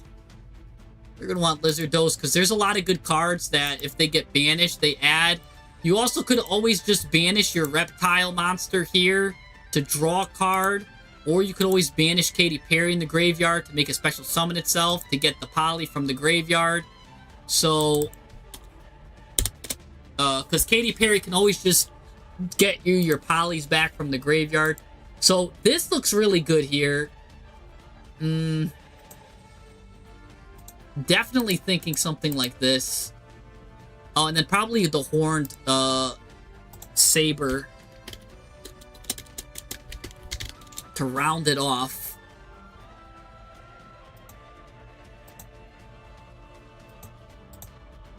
Did I spell it wrong? Horn. Yeah, this card. Oh, the Brute Horned Carnivorous. There you go. So probably this as an extra deck to start would be really wise. Yeah. So yeah, probably this. Yeah, that's Katy Perry. I always call this card Katy Perry because you know. And when I play Tistina, I play Katy Perry and I play Tistina. Look at this. And I call this one Demi Lovato. So when I play Tistina Dinosaurs, I have Demi, which I call Demi Lovato, and then this one's Katy Perry. So sometimes I'll play my Dinosaur Tistina deck, which does really well, by the way. But this is nice. This is probably what I'll start with, I think. Maybe you just round it up to 35, right? You'd probably play, if this was Master Duel, or 45, sorry, like one max, one droll. That's probably how I would play it. Can I sort this? Yeah, let's sort that. So I would make it look something like this. This is a good deck. I think it's a strong deck. I think everybody, this deck has a lot more going for it than people realize. Miscellaneous Source does so much for this, because you can OTK with some crazy stuff. Really, it's the survivability of this deck and the power to punch back and how much a grind this deck has is why I like this deck so much. We're going to be grinding so much with this deck. I think Tony Hawk is going to be jealous and be en route to our house. Again, there's just so much that we can do with this deck. So here's where normally I like to show what the deck does on Master Duel Pro. But the problem is, for some reason, they did not add the GMX cards in, because I would love to show you what they would do. Oh, a new version's been detected. Maybe now they added the new GMX cards in finally. So maybe now they'll do that. No, saying I'm up to date. What?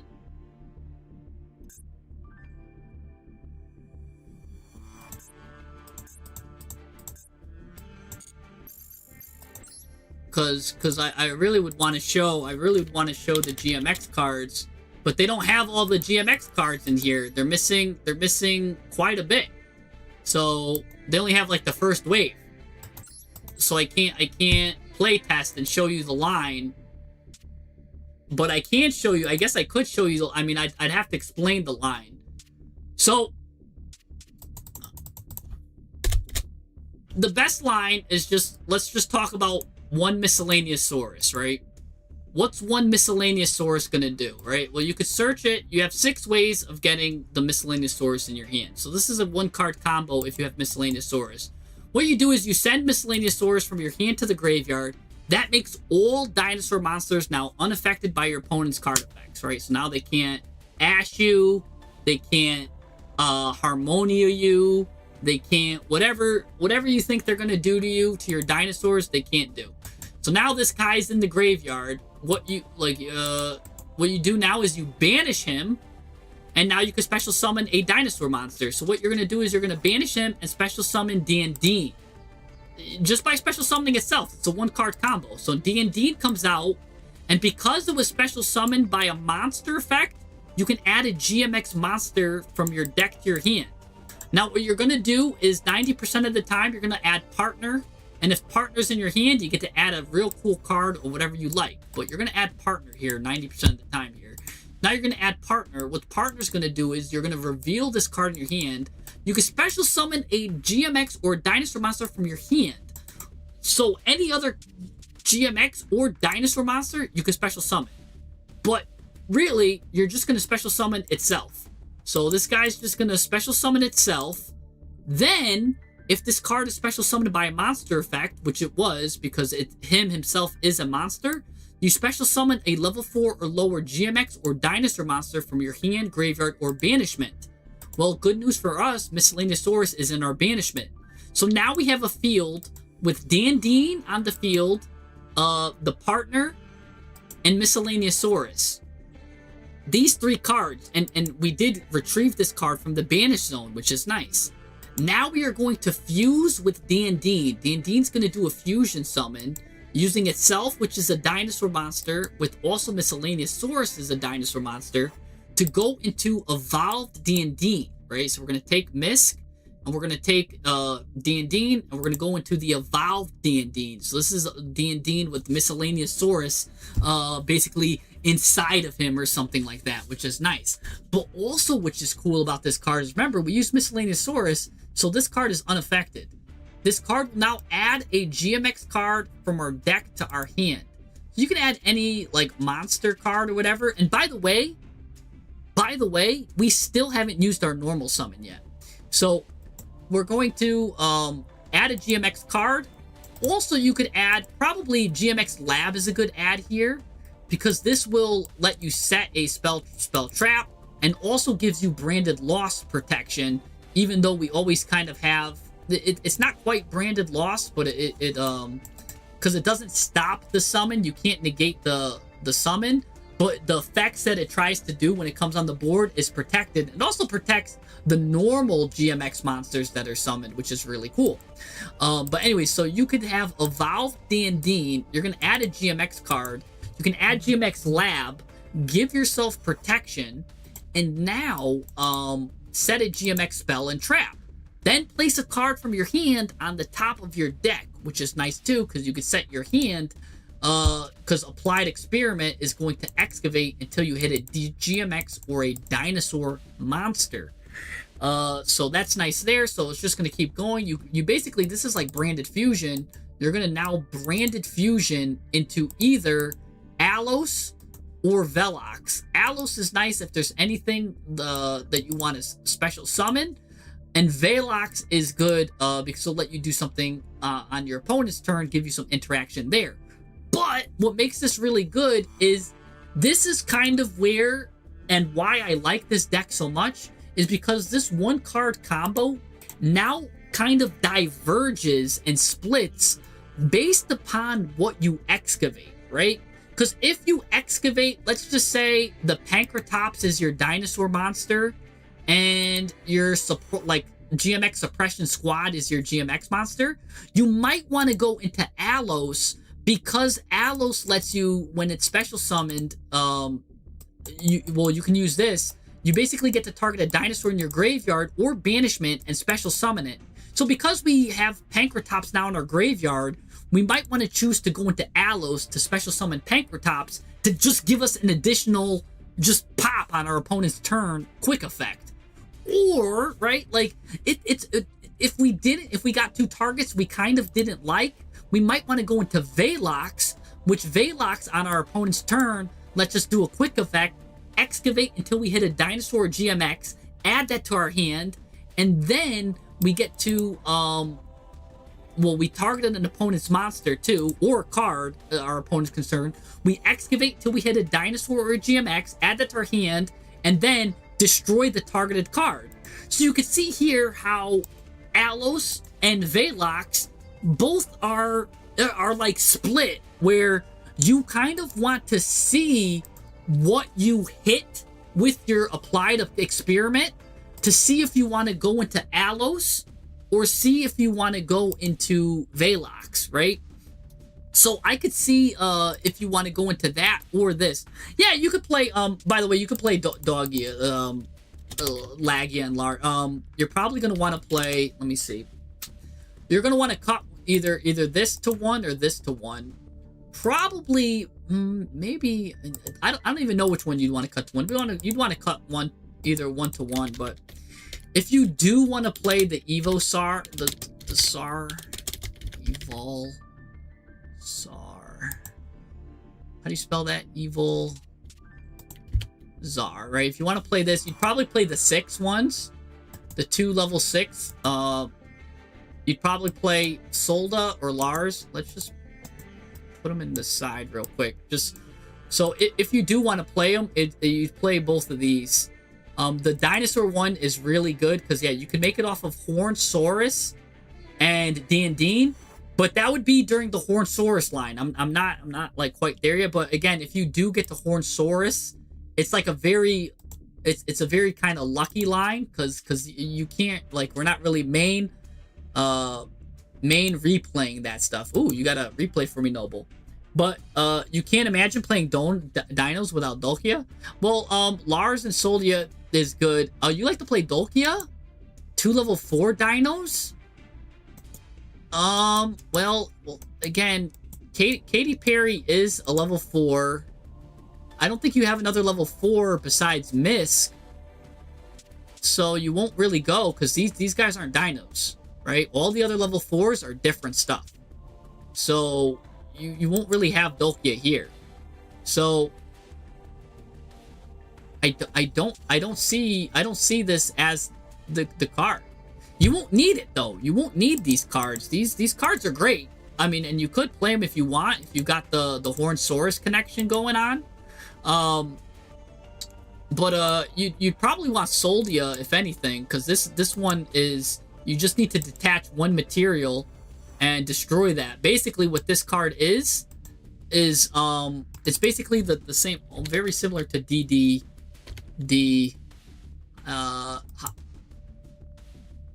was very similar to the DDD guy. It's very similar to High King Caesar, I would say, except this would stop the special summon. This kind of stops it when they would special summon, when they contact fuse or when they synchro summon without making an effect. So those are really good there too. So Soldia can have a really good use. But also this guy, when your opponent activates a card or attack effect, you're going to need to just remove one material, and then you could, because you're going to have 2 dinosaurs, target face up, negate its effects. So you could have basically 2 negates with this. So you still could make that fit in there. If you don't want to play the Jirac package, you could probably put these guys in. But anyways, let's go back to what I was saying, where you can, your build kind of splits based on what you hit with applied experiment. Because in some cases you're going to want to go into the Velociraptor experiment, and the others you want to get to the like the alligator experiment here, Alos, whatever this thing is, the Alisar. But those are really good. Those both good, and they diverge based upon what you hit. Again, too, because you might hit, right? You might hit the Soul-Eating Oviraptor might go to the graveyard. Then you might want to go into Alos to special summon the Soul-Eating Oviraptor, because if this card is special summoned, what's going to happen? You get to take a dinosaur from your deck and add it to your hand, or send it to the graveyard. That gives you any dinosaur you want, which, funny enough, could get you, right? It can get you Megalo if you want to do a pop now, because now you can do a pop line, which lets you, because now this card says, where is it? You could target level 4 or lower dinosaur monster on the field, destroy it. So then you could normal summon Jirac Megalo, destroy it, and now do the whole Jirac Asterio line with that. Because then he'll send Jirac Asterio to the grave, boom, boom, boom. Because remember, The whole thing about Miscellaneous Source is we didn't even use our normal summon. So you get a special summoned Overraptor, and you can just really do some crazy stuff. Add Megalo, normal summon Megalo, pop Megalo, go ahead, you're off to the races. You know what I'm saying? So again, there's a lot of lines, and now popping Megalo, you have a board wipe because you did that line. So there's going to be sometimes you're going to want to go into Alos, and sometimes you're going to want to go into Velociraptor X. Both of them, there's no wrong answer there, whether you want to go into one or the other. I think they're both good. Can't you search Habakiri even? I mean, I don't see. I don't think so. I don't see where we're searching Habakiri.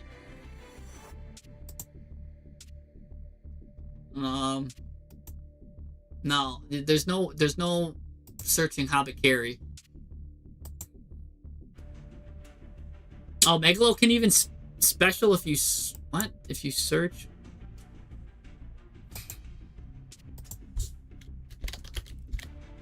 Yeah, no, we talked about this card if you're playing the pill package. I guess if you're playing this, he searches this, normal summon this. Yeah, it's just an extra card. You don't need to play it. But oh, that card can search Habakiri. I guess if you want to play a whole Mitsurugi package, but it's not worth, because now you're adding bricks into your deck. And why would you want to add bricks into your deck when, remember, you're playing Applied Experiment number 55? You're going to lose 400 life points until you hit both a GMX and a dinosaur monster.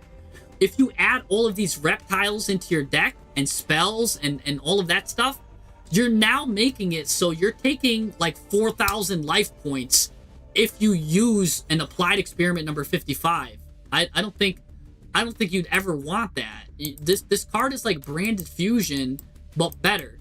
And keep in mind, these two cards will recover your life points anyway, so no matter which one you go into, you'll start getting your life points back. You get 200 per normal or special summon your opponent does. Plus Dandine when it's in the grave, which will always be in the grave. When you do an excavation effect via Velox, it will special summon itself. And then if you do another excavation effect, it will gain 1,500 life points. So it's really nice. But there's no world where I play Habakiri in this deck. There's just not. It's not even. And what's crazy is in Master Duel right now, and even in TCG, OCG, the Mitsurugi package you don't need. Why do we need this card and play all the bricks, right? Destroy all monsters your opponent controls, when, guys, we literally have a card right here that says you destroy all other monsters on the field. We literally have our own in-archetype Habakiri. Why are we going through? Why add Mitsurugi? Tell me why are we adding Mitsurugi when we literally have Mitsurugi right here? And this isn't Mitsurugi at home, it's actually the better Mitsurugi, because this card can make 3 attacks on the battle phase. It also, the opponent can't target it with card effects. It also, by the way, is probably under the effect of Miscellaneous Saurus, so it's unaffected by the opponent's activated effects. So I can either get a Habakiri Mitsurugi going into Murakumo, which is completely affected by everything my opponent has, or I just get this unaffected Board Breaker, which is just unaffected. It's going to destroy everything, attack 3 times, and just win the game, and it's going to have 4,100 attack because I fused with this card right here, and when this card is sent to the graveyard, my dinosaur monsters gain 400 attack, so that's a 4,000 attack monster that's attacking 3 times. Like, what? Why are we? So you guys are suggesting like this would be a great time to add Mitsurugi? No, it's not. You're just adding cards to add cards. That doesn't make sense to me whatsoever. Right? Yeah, it's like so deep in our psyche. That's like someone like saying like, oh, you know what would be good now? We have 2 monsters on the field. Let's go into Fiendsmith. Which, funny enough, Fiendsmith might actually be a funny play because Fiendsmith can go into can go into Magical Musketeer, which can add a card on our opponent's side of the deck. But that's going way deep, and you'd have to really chew up your extra deck for that. But anyways, yeah, so just because a card says add a reptile doesn't mean like Mitsurugi, right? Because you had to jump through hoops to add that reptile, and all the other cards were bricks, plus like this one scenario where it might work going first versus all the scenarios going second, where now all of your cards are getting negated, and yeah, so you don't you kind of don't want that. So again, this is looking good here like this. There's a number of cards here that just have multiple effects too, which you don't care, right? Like just like Miscellaneousaurus is great. This isn't even hard once per turn, this Fossil Dig. So if you even have 2 of these in your hand, it's fine. This card is disgusting because you can only activate one of them once per turn. And when you activate one of them, if they negate it, guess what? If they negate the activation, you can activate another one. Branded Fusion? Literally? Well, I know it's at 1 now, right? But it's got the same thing where you can only activate it once per turn. It's the same thing. If they stop one of your Branded Fusions, you could use another. And this is literally Branded Fusion, but in some cases, this is better than Branded Fusion because you don't need to play the Albaz card. You don't need to play Albaz, even though they made a good Fallen Albaz. But this is like Branded Fusion, but better. And same thing, this is like Mitsurugi, but better. Like, some of these cards are better. Granted, you have to pay life points for every excavated card, but you don't care because you're getting them back. Or you're just going for the OTK. So you don't care. You don't care how you're paying life points. Some of these cards are just, like, better souped up versions. And yeah, so a lot of these really good stuff. Again, if you wanted to cut, we talked about why the ratios were playing and some of them. Some of the cards you could, if you wanted to cut stuff, right? Like this could go to 1. If you wanted to get down to 40, that could go to 2. This can go to 2, right? Now this is kind of at 42. Again, we mentioned you could play this at 0 or 1. That's pretty nice there. Everything else, you could play her at 1, right? And let's see here.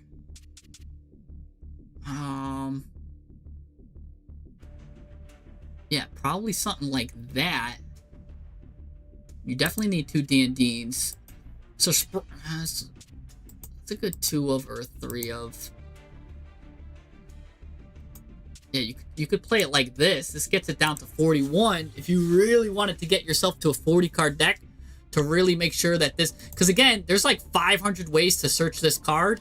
This guy, he could just reveal himself and he gets to just add it and then shuffle himself back into the deck. So don't forget, so there's plenty of ways to get to Applied Experiment, or GMX Lab can set Applied Experiment. So we went over just the miscellaneous route, but there's literally just ways you could just start with this card, or like Cambridge starts with this card, because then you could set this card right here, which lets you do a fusion summon as well. Or you can get out the Associate here, which she lets you do a fusion summon if your opponent basically normal or special summons something. You get to do a fusion summon by shuffling the materials from the field, graveyard, or banishment into the deck. Talk about recursion. You know what I'm saying? That's why I really like that card. Maybe put her at 2. So you never want to lose both copies of her. But then again, it's fine because she's recurring stuff. Technically, this guy can recur stuff too, because he lets you do stuff, or this guy lets you recur too, because if he's special summoned, you could target 2 cards in your graveyard that are GMX or dinosaurs, place them on the top of your deck. So you could place her on the top of the deck, so you could still play her at 1. It's actually fine. It just makes some lines a little bit easier on crackbacks if you want to play her at 2. And it gives you another GMX monster in the name, in the main phase. So again, if you want to talk about the quantity of cards, She's either a 1 of or a 2 of. This guy's pretty much a hard 3 of. This card would be like a 5 of if you could play it. This card's really disgusting. This card's either a 2 of or a 3 of. You could play either or. You can also play a Rhodas or Search It, but again, it's a 2 of or a 3 of because it's just the normal summon real quick. It does have a special summon effect too, which can add a GMX spell trap, which again, that would be if you hit it with applied, you'd probably get Allos. So a 2 of or a 3 of there for him. Suppression Squad's like a 2 of or a weak 3 of. It's another good extender here. And can make any card you want a dinosaur, which is cool. Megalo, if you're playing the Megalo package, again, it's probably a 2 of. You'd want Ground Zeno as a 3 of. Katy Perry's a nice 2 of, especially because you could banish one with the Sark. There's probably a lot of different ways you could banish her too. We did talk about the other ways to banish it with that Sorcerer of the Swamp, which would definitely be something you would play if Sorcerer of the Swamp comes, which I hope it does. That'd be a 1-card combo too. Right there. Yeah, Miscellaneous Source is a 1-card combo, so you'd play Fossil Dig at 3. Dandine's a 2 of. You could play it at 1, but you don't want it in your hand when it comes to the Miscellaneous Source play, so definitely play 2, and it's fine to play it at 2 because it does have other implications in your hand. The Oviraptor just at 1. Droplet at 3, because again, it's so good. You could send pretty much all your cards here. Fossil Dig at 3. Applied Experiment can either be a 2 of or a 3 of. This card right here can either be a 1, 2, or 3 of, depending on if you're playing if you're playing discard cards. The more cards that say discard, right? If you're playing it with, let's say, Dia Bellstar, and you're playing a bunch of cards that just let you either mill or something, then you'd probably want this as a 3 of, because it's really like Sinful Spoils in that regard. It's got a really good graveyard effect and a really good on-field effect, but you can only use 1 effect per turn and only once that turn. So however many you played like Sinful Spoils and the way you kind of played Sinful Spoils, that's the kind of quantity you're going to play the Experiment Report. Applied Experiment is disgusting. That's either a 2 of or a 3 of. It's a 2 of because it's not a monster, but it also could be a 3 of because, again, it could just start your plays and be disgusting. I probably will play this at 3. It really is that good. Because you can only activate 1 of them, but you just have to be mindful of how many spells and traps you're running, because you don't want to take too much life point damage from the excavating that you're doing, because the more cards you have to excavate through to hit your GMX monster or dinosaur monsters, you lose 400 life points for each. So you do have to be mindful of the amount of spells and traps you're playing, and also you have to be mindful of the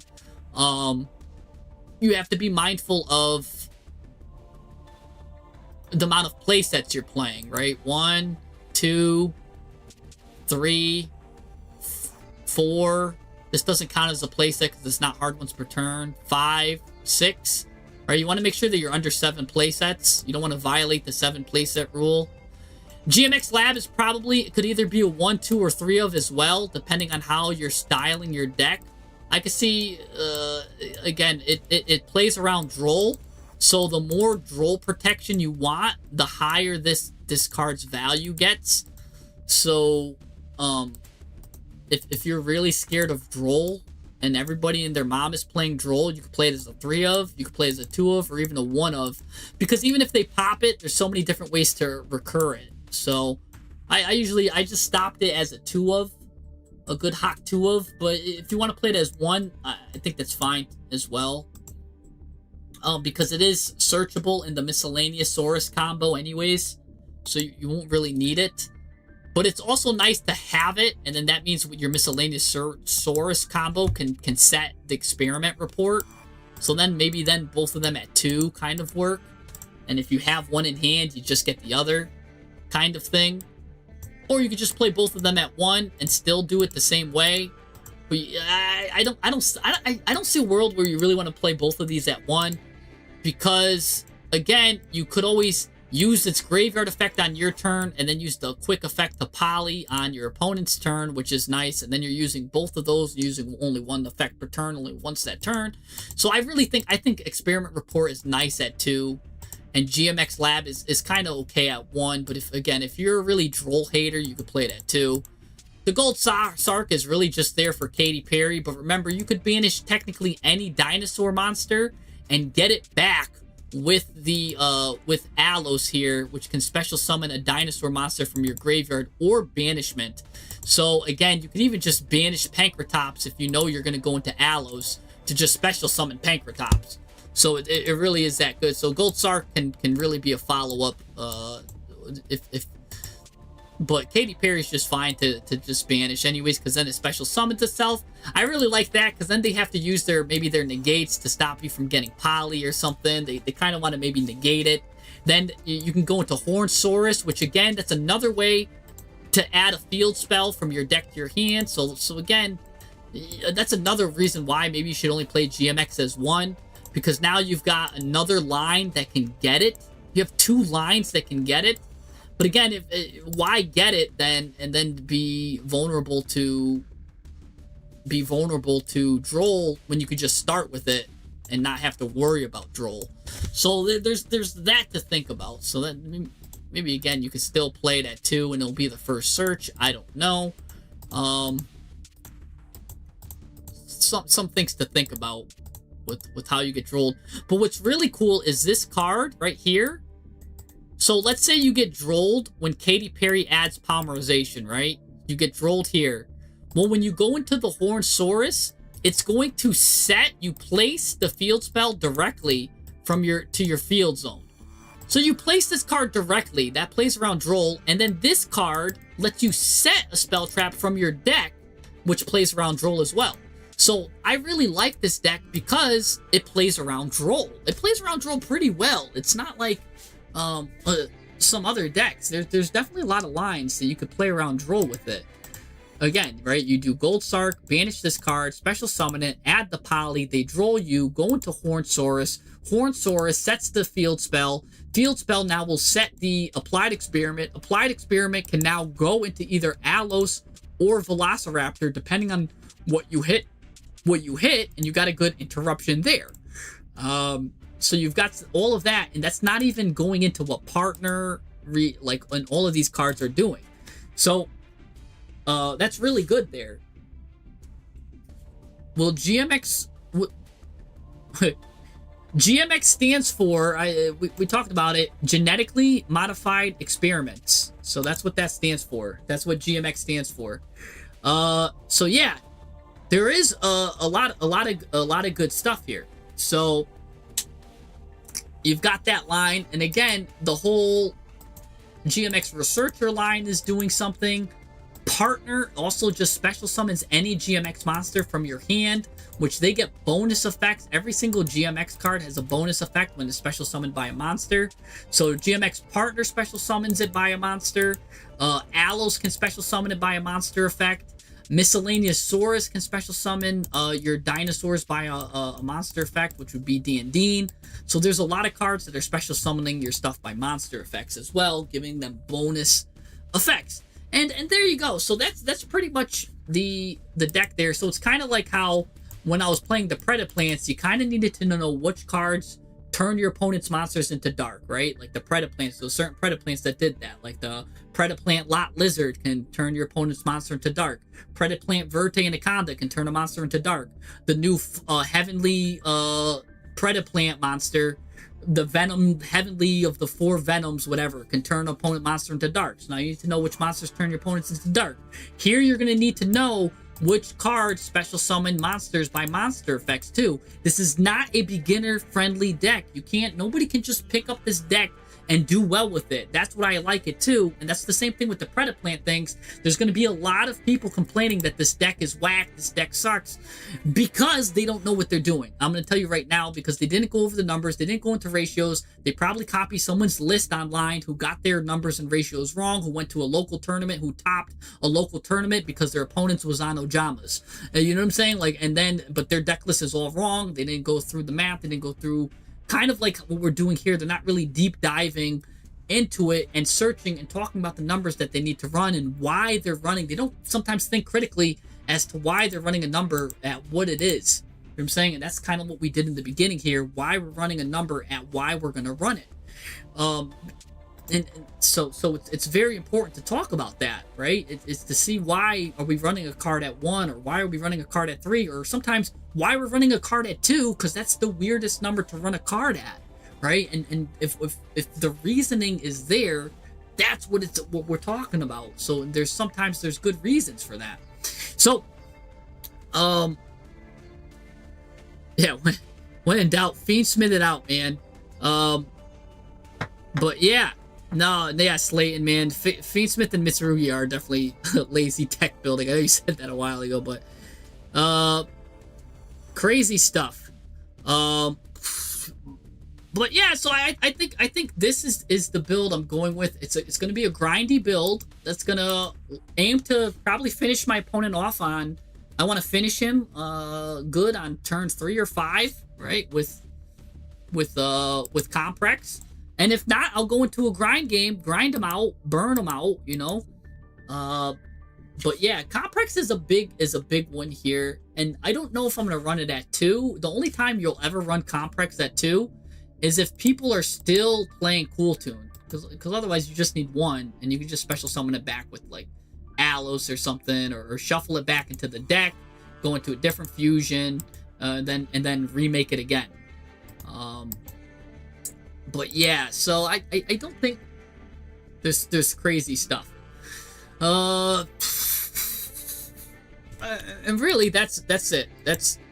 Are you wrong, or is this old deck only has pops as disruption or disruption? That's an interesting thing. No, so the trap that you could search has a monster negate, right? So that's a disruption here.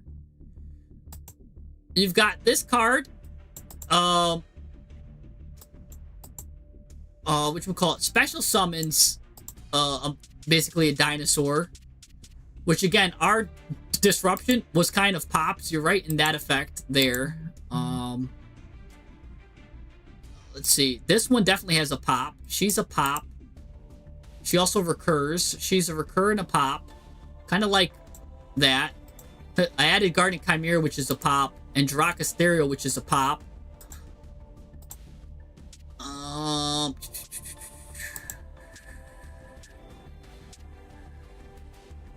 What does she do? She's the fusion summon. What does this guy do? This guy special summoned by a monster effect. Target 2 cards in your graveyard. Place them on the top of your deck. Then you can destroy an attack position monster your opponent controls. That, yeah, that's a pop. Actually, I think you're right. This deck only has pops. And I added a Pankratops, which is a pop. Any card pop. Well, technically, your other disruption effect, or your other would be this guy, which is, by the way, destroy all monsters on the field, which is pops. But he's got 3 attacks, and he gets up to 4,100, which is battle phase attacks. So 4,100 pops.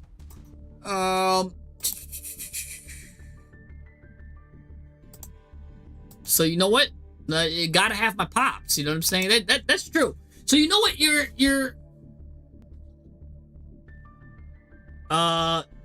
I'll get to. I won't forget your replay. I do think more decks with top tourneys. If more people play them, I think so. But the thing is, some decks are easier to use than others, and sometimes a lot of the meta decks are also easy to use. If you think of like Draco Tail, I know there is a very high skill element to it too, like when you get deep into it. But they usually start off easy to use. Like good decks usually start off easy to use, and then you can learn the skill curve. But the decks that start off hard to use and then get that also have a hard skill curve, those see lower representation as well, because you might as well just play the easier to use deck. But here's the thing, right?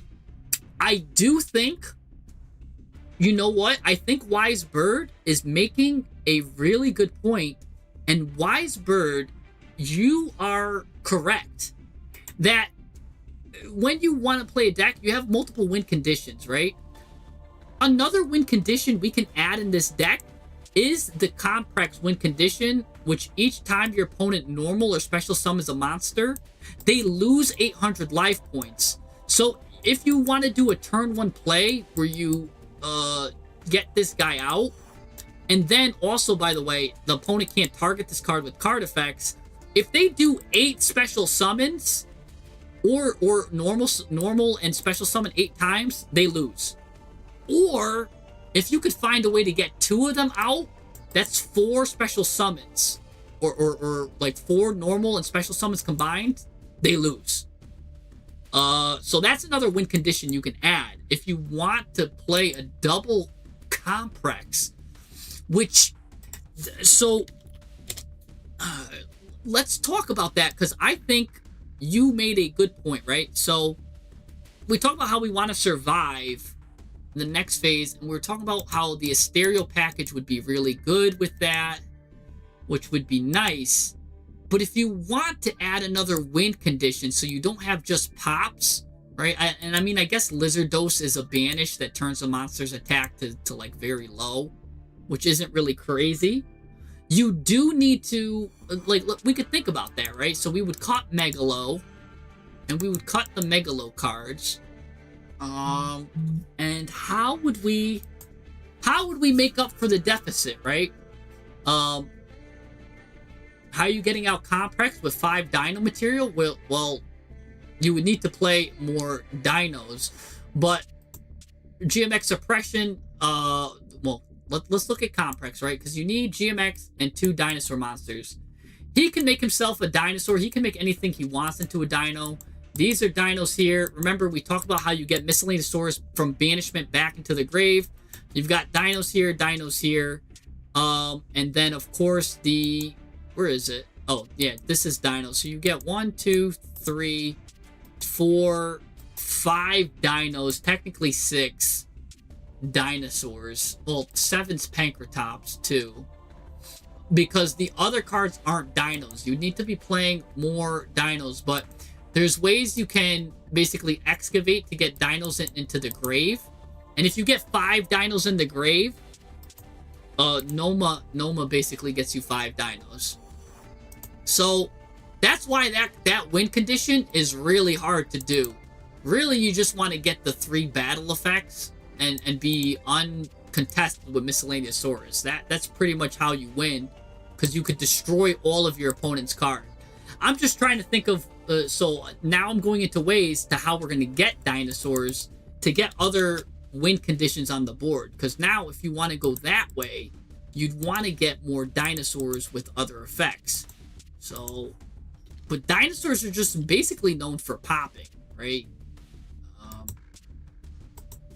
So we're gonna get a monster.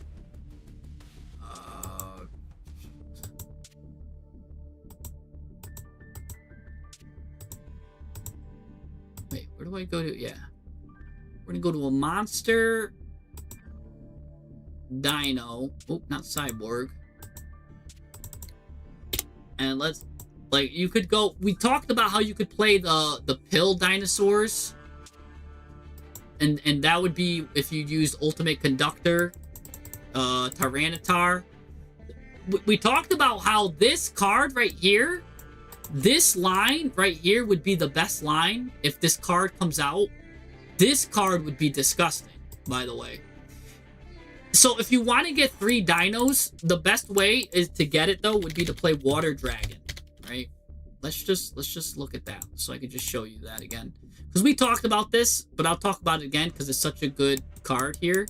You would play 3 light Water Dragons. Funny enough, this card isn't neither a dragon nor dinosaur, even though it's on the art of Infernal. Even though it's on the art here of Infernal Punisher, you add a water dinosaur monster from your deck to your hand. For some reason, this is a water dinosaur. But anyways, you can add this card with the Ryu Gay search.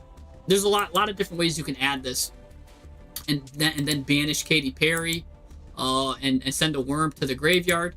But you add this card, and when you summon it, what happens is you banish this card you control. You special summon 3 level 5 or lower dinosaur monsters from your deck in defense position. So already that's 3 dinosaurs, and you can get Katy Perry's the wind dinosaur, and that's your water dinosaurs. You can special summon like 1 of these and 2 of these, and now you've got 3 dinosaurs on the field, and then you take 2 of them and you link summon into this thing. This thing lets you do a fusion by banishing the materials. So you banish the Katy Perry and maybe even the Dandine, or maybe just both Katy Perrys, and go into Hornsaurus. Hornsaurus gets you the field spell, and since you banish Katy Perry's going to come back, and now you can use its effects to get a polymerization. And now you've got, look, a dinosaur here, dinosaur here, dinosaur here. And besides this, do not forget every single GMX card, GMX Alos, GMX Dandine, GMX Velex, those are all dinosaurs. So you are able to get a bunch of dinosaurs in the graveyard, even just off of a Miscellaneousaurus. So, or the light water dragon. So if the de-stratification comes, or whatever, you're going to be playing probably that line. But even a Miscellaneousaurus line, right? 1, 2, 3, 4, 5. There's 6 ways to get this. How many dinosaurs do you get in the graveyard here, right? You normal summon Misk, or sorry, you send Misk to the graveyard. Miscellaneousaurus gets you Dino Dandine, special summons it, and it's now unaffected by everything. Dino Dandines, because it was special summoned by a monster effect, will get you Partner. Partner can now special summon itself, right? And this card's on the field to bring back the Miscellaneousaurus. Already, you have 3 cards, 2 of them are dinosaurs. Now you're going to fusion summon with Dino here to go into the Evolved Dandine. So now you have 3 dinosaurs already on the field. Add a GMX card from your deck to your hand because it's a special summon this turn. So now you're going to add a GMX card. Go ahead and add GMX Lab, right? Now you could go ahead and do Applied Experiment, right? Gonna go ahead and go into either Alos or Velox. Alos, you need to hit a dinosaur and a GMX monster. So you're gonna hit guaranteed at least 1 dino. So that's 1, 2, 3. Let's just say you hit that one 4, because you're guaranteed to hit 1, 5. So just your normal combo alone puts 5 dinosaurs minimum on the field and in the graveyard. So you have 5 dinosaurs in play no matter what. So then, when you go into Norma, because you have the 5 dinosaur monsters, you could just shuffle them all back in, go into Comprex. And so it's very easy to get 5 dinosaur monsters on the field in the graveyard because of that. So very easy to do that. Now, there's no real good instant fusion target here because Hornsaurus is 6. And this is also, I believe, a 6. 1, 2, 3, 4, 5, 6. Yeah. You could take Hornsaurus, and Dandine, and Hornsaurus, though, and go into, like, the evil stuff with the Evolve stuff with that. But anyways, with just more dinosaurs. So, again, the normal course of your combo gets 5 dinosaurs in the graveyard. And it's hard to see because a lot of the dinosaurs are in the extra deck. But they go to the graveyard that way.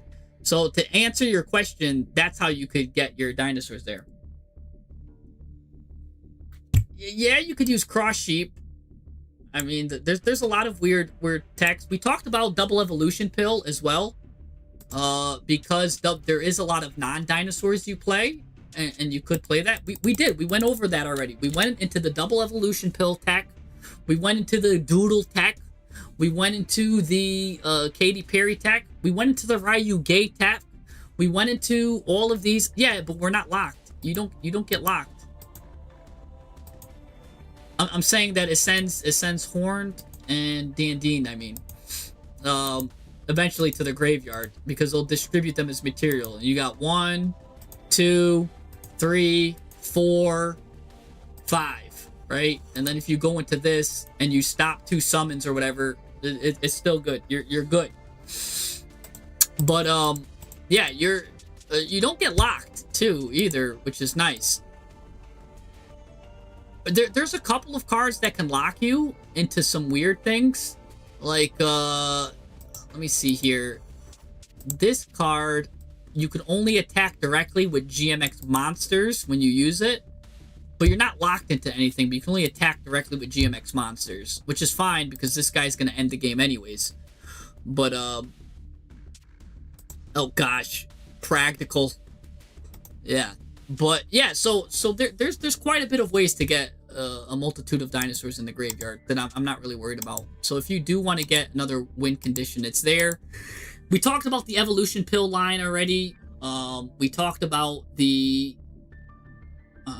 multiple ways, the multiple evolution pills. We talked about the doodles. We talked about the Katy Perry lines. We talked about Oviraptor, and the popping the babies and all of that lines. We talked about the Conductor Tyranno and his lines.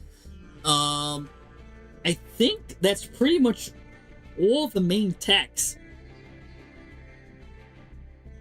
because those are all pretty much what you want to do. I don't think there's any other dinosaurs that fit the bill here. Right? So, search. There's nothing else crazy. We talked about Dark Tyranno. We talked about this card, how disgusting it is.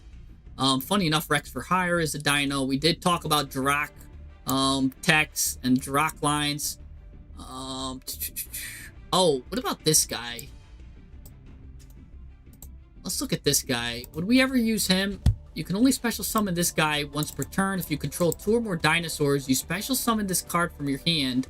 You contribute a level 4 or lower monster. Special summon a dinosaur from your deck that's 2 levels higher or lower than the attributed monster you had on the field, but destroy it during the end phase. I wonder if we'd ever use that. Because he's a 7. Yeah, I don't think we would. Alright. This is an interesting card. Talked about him. Talked about his... We talked about his searcher that he gets, which is really cool. But we didn't really... We said that wasn't worth it. We talked about the Xenos. We talked about Transcendosaurus. Meteor, how he's a really good turn 0 play if you've got babies in your hand to pop. We talked about the Doodles. I didn't talk about Bayrock. If a monster you control is destroyed by battle or card effect, you special summon this card from your hand. If this card is destroyed by an opponent's card, you target another dinosaur monster or rock, but whatever, you special summon them. Kind of interesting tech, but again, just gets you your dinosaurs back to special summon it. And we did talk about that whenever this card is special summoned, he doesn't care where. You're going to get a GMX card from your deck to your hand, which is nice. And then anytime you excavate a card by GMX, he can just come back, which is good. We talked about kind of Dinomorphia and how it doesn't fit in. We didn't talk about Scrap, but I don't think I will. I think that's just outdated. Dino Wrestlers, only Pancratops is still really fits the bill. We did talk about Giant Rex. Is a good tech if you're running that Banished card, that Sorcerer of the Swamp too, kind of thing. Or if you're doing a Ryu Gay kind of package, because you could banish a dinosaur. Talked about the babies.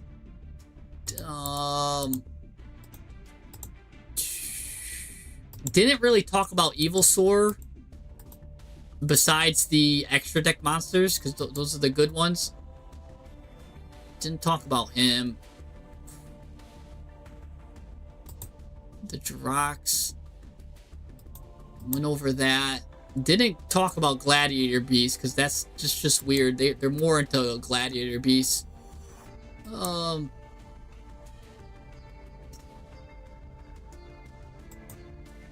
That's the thing about dinos, though. I wonder if Tyranno Infinity would be good, because you could get quite a bit of dinosaur monsters. Because we did talk about how running the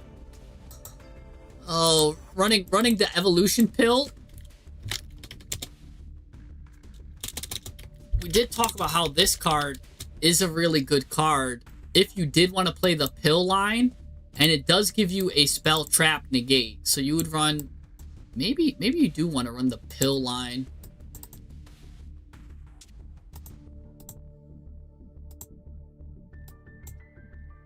That's kind of interesting. I'm still wondering about that. You wouldn't really want to play Ultimate Conductor. You could if you wanted to. But again, if you hit Applied Experiment and you hit this guy with it, you now get a free search. And Miscellaneousaurus can special summon this guy too. Which can get you the pill. And the fact of the matter is, this card being a spell trap negate is really good. Or if it's in your hand, you can shuffle the banished dinosaur monsters, which is kind of easy to get. That could be something, because this could be more. This could be useful because, again, someone mentioned how our only disruption is pops, a monster negate. It would be nice to get a spell trap negate involved in the situation. On top of this being dinosaurs, it's pretty good. And I do like the little egg in its neck. It's got cool artwork. So maybe that could be the play. I just don't know how many evolution pills I would run. But yeah, Destratification is a disgusting card. I talked about it like 3 times now. Destratification is really good. That's basically, I actually think it might come. There is a world where this card comes, and there is a world where this card comes in 2 days. Because they might know that, like, wow, this card does so much, or they might just hold it for, like, the future, which I would be really mad if they did, because this is an OCG only card right now. Oh, I hope they don't. But I could see a world where that comes.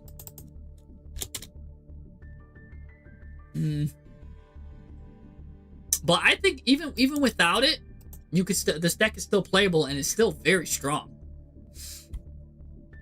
And again, you could be Cool Tune with it. You could be there's no deck that I'm like, oh, you know what, guys, we're kind of struggling to beat it here. You can get Comprex turn 1 even without it. I just gave you the line where you get a turn 1 Comprex with 5 dinosaurs with just a Miscellaneousaurus in hand or a Fossil Dig. So literally there's a 6-card combo to get you Comprex turn 1. 6 cards in your deck that are 1-card combo Comprexes that are a 5 dinosaur made Comprex. Turn 1. There's lines for that. We went over that. So there's, and all you need is a Misc or a Fossil Dig. But why you would go into this card turn 1, I don't know, because maybe you want the life point burn thing. I think you're much better off ending with the Alos or the Velox and setting up your follow-up plays, and then your turn 3 and turn 5 is going to be Comprex when you actually like do a lot of damage. Then and either OTK or finish them. But yeah, something like this. But yeah, that's pretty good here. And again, the deck is pretty flexible, right? You could run Tax. Again, the world is your oyster, however much you want. Just know that the more fluff that you add, the more damage you're going to take from your own applied experiment. So if you want to play something like Diabellstar or Fiendsmith, you're going to take a lot of damage because the math's not going to be in your favor. Here we worked out how the math is. You're going to take between probably 16 or 2,000 damage, like between 16, 1,600 or 2,000 damage. With the math that we had currently.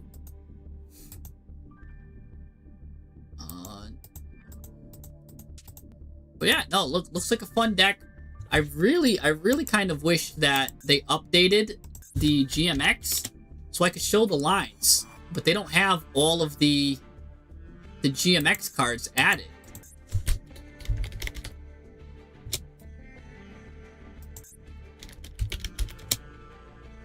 I don't know why. Right? Like I really wish they had that so I could show what this card can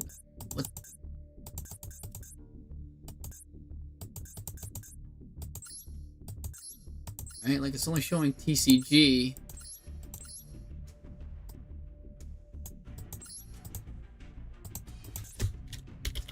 It's got no update here. I would love to update this. Let me see.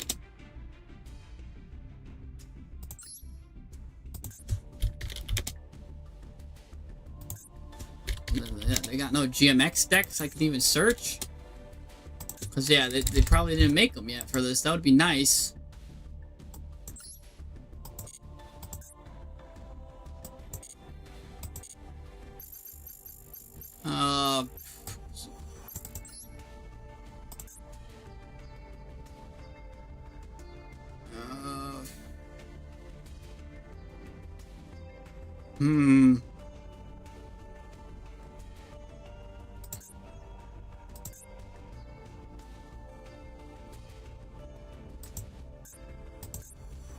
Yeah, I'm already here.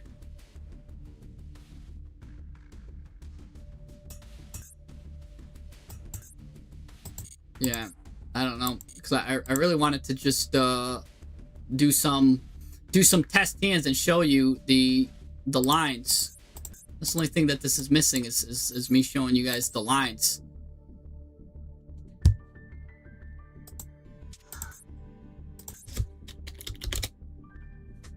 Because otherwise you can't really do anything with this.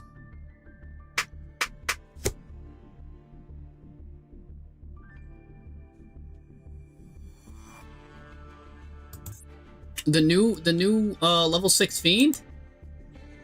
It will watch, but when I relaunch it, so watch, I'll relaunch it. But let me see. So if I relaunch it, it's gonna, the update will pop up, but it won't say. Let's see. So it's here. A new version has been detected. Where do I go? And that's all it says.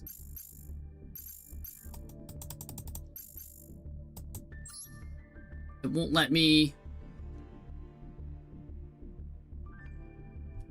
That's all it says. And then it won't let me when I do the update saying, yeah, I'm already up to date.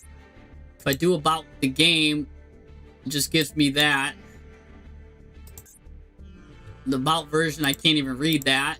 About the update, don't know what that says. I just say Google here. I'll give you guys my access to all my data, I guess. I don't know. Patch notes. Yep. Good luck reading that, guys. And yeah, so maybe I'll have to just. Yeah, right. You have to reinstall it every time? Ew. Oh, I don't want to do that. That is annoying. All right, let's just go. We've got a replay here. Let's jump in. Let's jump into the Master Duel.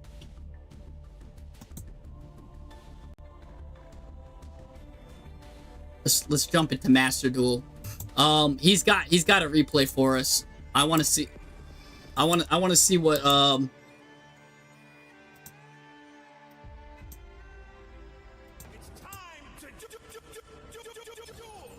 Yeah, here we go. Let's see. I want to see what my guy's cooking up for me here. He's excited to show it. He's very excited to show me his replay. And I have no idea what he's doing. Hey, Dimitro, how's it going?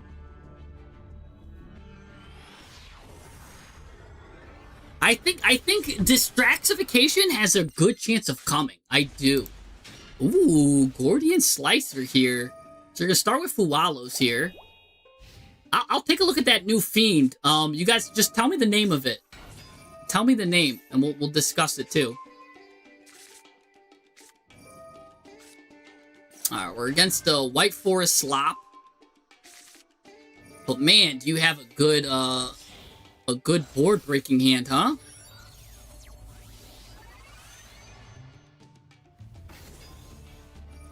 Ooh, Mermill. He's still comboing off here. He's gonna get woes, probably set woes, and turn. Yep. right, now you can just hit him with the slicer. Yep, hit him with slicers. He's now gonna special summon, so he's gonna dodge slice.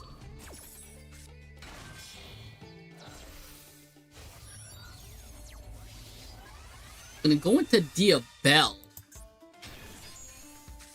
That's fine. Alright, so do that. He's gonna add that to hand. Now you can also... I wonder if he runs Zap or Shrimp. But either way, you're gonna...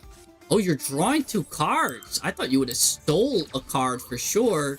Because then you could steal whatever he brings out. Because he's gonna do Poplar. Now he's got Vengeance Dragon. Oh, he's gonna Droll us as well. Ooh. Oh, but you got Cross out. Okay. He can go into Vengeance Dragon now at any time.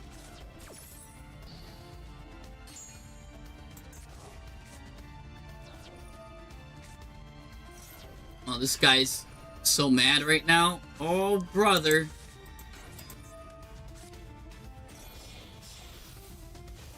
Alright, probably right here. No, because there's still nothing you could do here. Yeah, I was gonna say he might go into Vengeance Dragon, but it still doesn't matter. So, because this card... Oh! Wait, why did he push that? Why did he push that into the back row? If he pushed this into the back row... Right, during the main phase, you target that card. Unless it... Could she not have been targeted or something? You didn't even have a level... Well, you did have a level 7 or lower fish monster, I think, right? Oh, no, you didn't.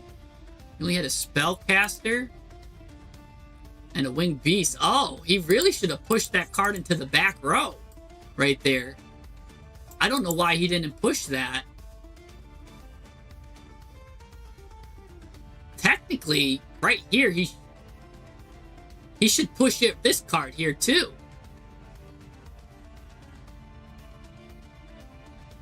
Right here. You should target this card and then push it into the back row. Right here. You really should do this. And he's not. And it's too late. No, it's too late. What are you doing? He already did his effect. Like, why didn't you just do it after the summon, man? Well, now all this stuff's in the graveyard. All this is going back to the hand. And now it's too late. Like, and he got Ice Barrier to the hand. Oh, I wanted him to do that so I could Fuwalos. No, you didn't. Now this Owl Scream right here. This guy's gonna be screaming for ice cream soon. Now it's like everything's just gonna get added to the hand, and you have like 3 ways to win. You can either win by the Ice Barrier, Lancia. You could win by Atlantean, or, which how I think you're gonna win, is you're just gonna make your opponent give up. You're gonna draw like 5 cards here or something. Oh no, I thought you were going to the Crocodile to draw like 5 cards. Battle phase. Oh, he's not giving up because he was under Fuwalos. Oh, he also had Sylvie to kind of eat an attack. So that's kind of funny there. So he was kind of trying to do that. But now you get this card coming from the grave. Ooh, this is going to be more of a slobber knocker than I thought. Ooh. Now you're giving him back control here. But Lancia, that floodgate is so deadly. He's now going to have to be very careful of, like, ooh, but Sylvia's going to come out, put everything face down, but that's going to turn it into defense mode. He's going to send a card, of course, for that. He's going to get rid of the card. That card's going face down. Okay, all the other Ice Barriers stay up. Wow. Whoa. Why didn't the other Ice Barriers go face down? Let's find out. You can change all face-up monsters your opponent controls to face-down defense position. Why didn't these guys go down face-down?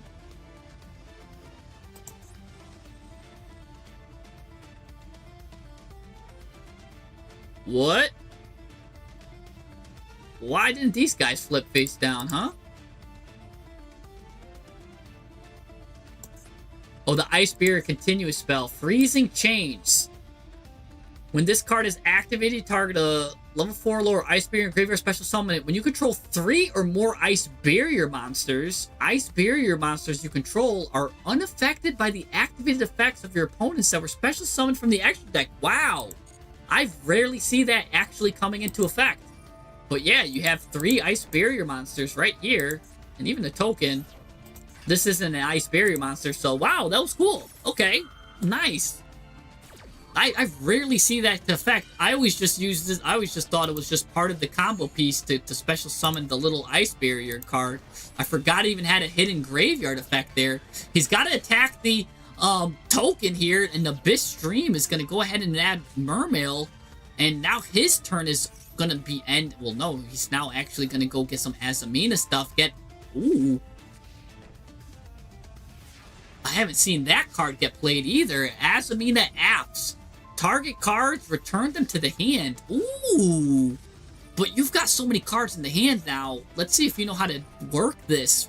Pretty much, I think you do. You're working it now like a fashion model. This guy's now going to gain 1,500 life points. You're going to lose 1,500 life points. Sylvie's going to come back out here. And yeah. Ooh, this is kind of crazy here. I wonder if he's got Woe set. I don't remember if he's got Woe set. Oh, he's adding this card to the hand now, getting his follow-up. Oh, what is this? Change that card to defense position. That's kind of whack. I think he could have waited on that. But alright. You're going to take control. He's going to stop that. Okay, that makes sense.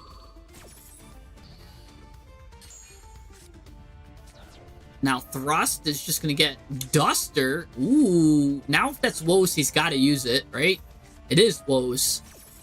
So, I wonder if he... I wonder what he does here. Because there's no world where he goes back into Sylvie, right? He goes into Ricola, or Ricola, or whatever it's called. Okay, pop. That goes away. This card comes back to his hand. He didn't do this. If this card special summon, spend a spell trap from your hand or field to graveyard, add a White Forest card. He didn't really do that. He could have done that, but he didn't. Maybe he didn't have a spell trap to send, I guess, after that. Oh, no. You're going to go into the lock. Oh, you're going to hit him with the Coral Anemone lock. That's going to lock him. Uh-oh. That means Zelantis is incoming soon. If you can just get to a Link 4, that's pretty easy here. Oh, no. What are you going into here? Oh, another Lancia, of course. Oh, no, there's no Zelantis lock.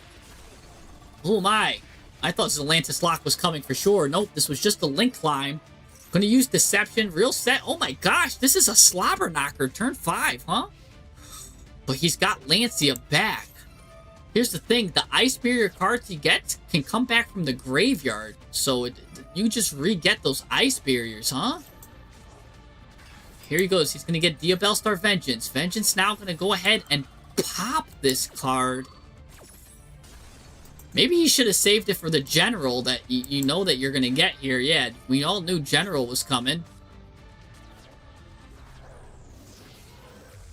Oh, Saint Azamina in defense mode. Interesting. Okay. Now, this card can kind of Kaiju. I wonder if he's running the Kaiju. He's going to get Mo Regina here from Mean Girls. Now he could Kaiju if he is running as the original Azamina here. Let's see if he runs it. He is! He's got the Kaiju effect out. Now, he's going to special summon the Diabell! Oh, this is a slobber knocker for sure. This card's going to come back. Now he activated the card. He's going to pop 2. Ooh. Ooh. Oh my goodness. Now he's going to the battle phase. You've got Ice Barrier though. But he's got that. I have no idea what's going to happen here. This is... Alright, we're going to get that. We're going to send the Cutter Shark. I was talking about how much I love Cutter Shark. Anyways, that card's going to take care of finally Lancia, but Lancia's going to go ahead and get you the other Trishula. That's going to banish a card from like every single spot here. Banish 3 cards. Oh my goodness, that's a banish, huh? Ouch. That really hurt. And oh, he gives up. Oh my goodness, that banish. Oh no, he didn't give up. You won due to time limit. Oh my gosh. Well, that's what this guy's name for making his name AI Scream. Wow. Oh my goodness. That was a slobber knocker, huh? Yeah. That was a slobber knocker. Holy smokes. That was a good duel. That was really good. That was a good one. Let's, you know, I'm gonna run one ranked duel myself here. I am on, I'm playing the Fiendsmith Musketeers. The Deep Sea Fiend tech that I'm telling you about is really good. And the Super Duper Poly, when you play it with Santa Claus, actually works really good. The opponent deserved to win against this toxic deck. That's true. It was pretty toxic. Alright, oh hey, let's go first, and we're about to gain a rank. So let's do a match here. Just rank up. Just get our dailies done real quick. Just smoke some people in rank. Hopefully he's on the most meta of decks here. Ooh, Deep Sea Fiend. Let's go. This is a great card. Oh no, come on, I want to show them the Deep Sea Fiend tech. I want to show them how I added Magical Musketeer Wild to actually increase my potential. So Deep Sea Fiend is another card that gets special summoned to the opponent's side. And so now I'll have 2 monsters special summoned on the opponent's side because I can special summon one with the Musketeer and one with the Deep Sea Fiend, which means that now I can add 2 Magical Musketeer cards, or I could special summon 2 Magical Musketeer monsters, which is really good. So Deep Sea Fiend is really disgusting.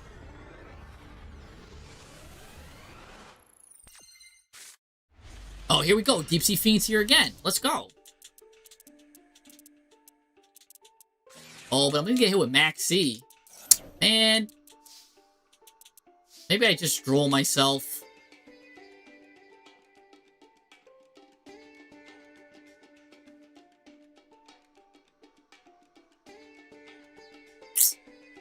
Man, maybe I just droll myself. Let's see if he stops. Let's see what he does with Lancia. Because, yeah, if I droll myself, I'm not even getting Musketeers. Oh, man. And there's still actually a number of things I could do here.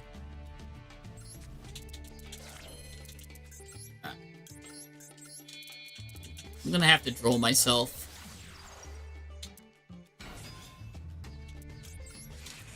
Alright. Droll. We actually can still Deep Sea Fiend. Funny enough. Watch this.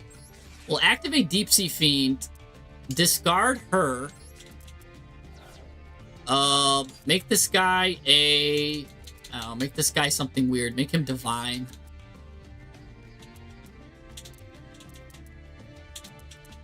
I guess I could make it light if I had Super Poly. That'd be nice, but let's just make it divine. Because sometimes, like, they combo with that. So let's special summon that to the opponent's side. And then now we get our monster back. We can get either Lacrima or her. Let's just get her. Back from the graveyard. Let's go ahead and do this. We already did him, so let's go ahead and get him out here. Now, let's go and get... We could do Chaos Angel. Let's get the big Musketeer guy. Now, see, what's really cool is normally you want to special summon a monster and give him a monster, then you can add 2 Musketeer cards. But because of what he got here, I'm gonna flip it up on him here.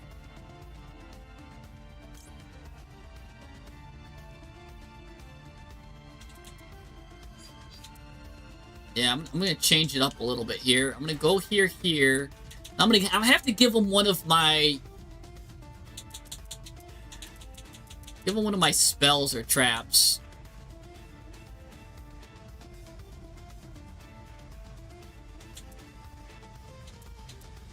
Let's give him this. Desperado. Anyways. Now we'll go ahead. Because I gave him a spell, I can at least special summon a monster, a musketeer monster.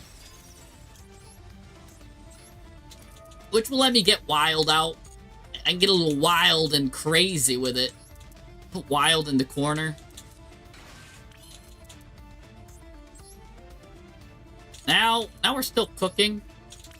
Let's now do Engraver here.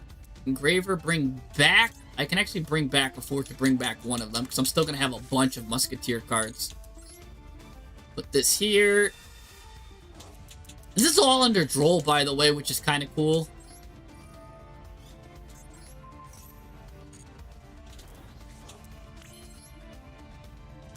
I could send this guy to the graveyard with this, but I really want to just do Kyrie instead. Ooh, I could get Desiree. I'm gonna go into, because I don't know what this guy's on. Just get Lacrima here. Lacrima, go ahead. Bring me back Star, actually. Now let's go into the Link 2. Put him in the grave. And this is all under Droll. Do I want to shuffle something back?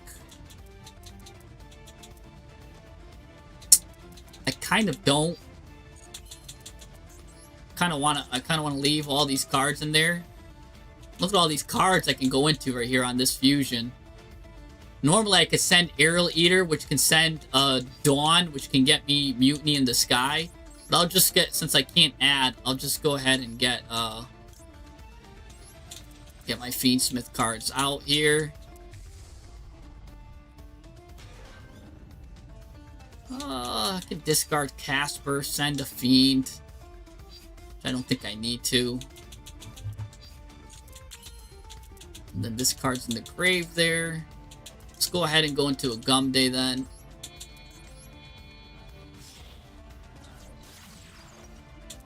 It's a Gum Day here. We'll go ahead and get this guy back.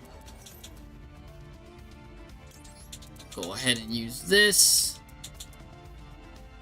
Target this. Alright, just set up a nice little. Go ahead, go there. Give me this. Now we'll go into what's better than one Gum Day, guys? A second Gum Day. Yeah, we'll work on. That'll probably get her out, but because that second Gum Day will send the Fiendsmith card there. We're gonna go there. We're gonna put this card here so we can draw a card. And I'll wait to special summon there on his turn.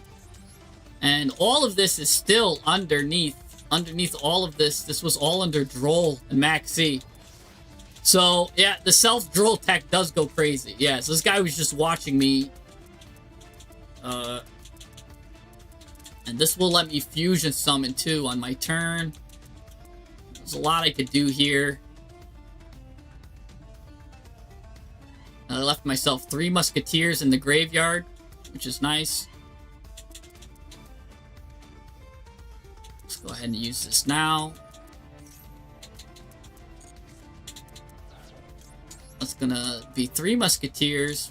Put all 3 of these back. Draw a card. Ooh, a Droplet. Now we're gonna go ahead and use a Gum Day. Bring her out.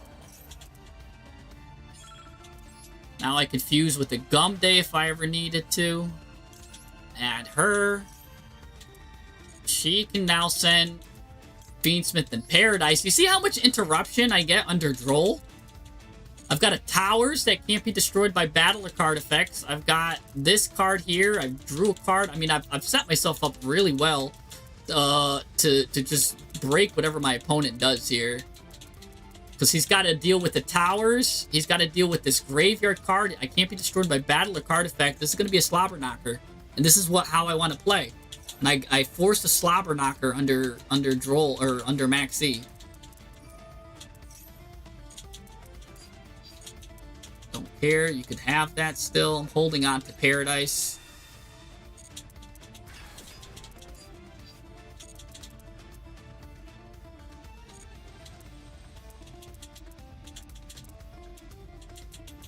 Yeah, I'm leaving myself a Fiendsmith. I shuffled and I shuffled my Musketeers back into the stuff.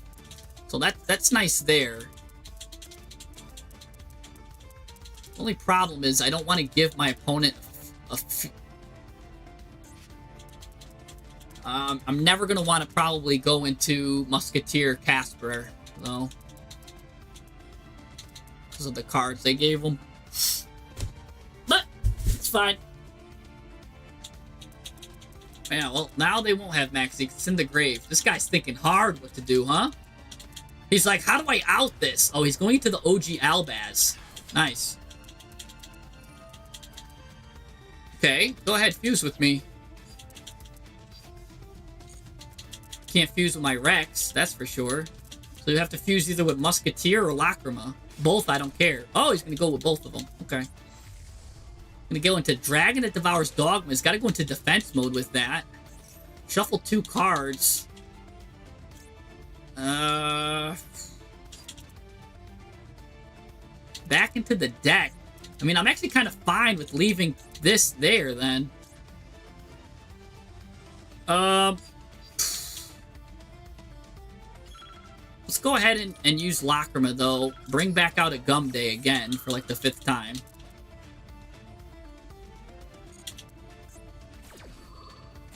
This Agum Day is soft once per turn.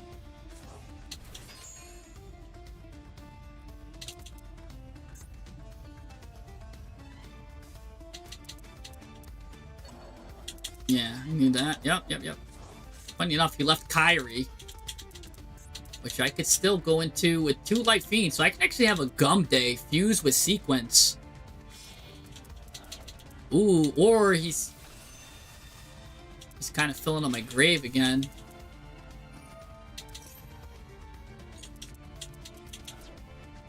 I could just get Musketeer Max here again.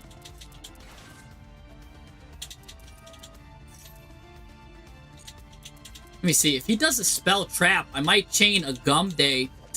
Oh, well, I already did Musketeer Max. I guess it doesn't matter. Maybe I'll just get Max anyways, put him in defense mode.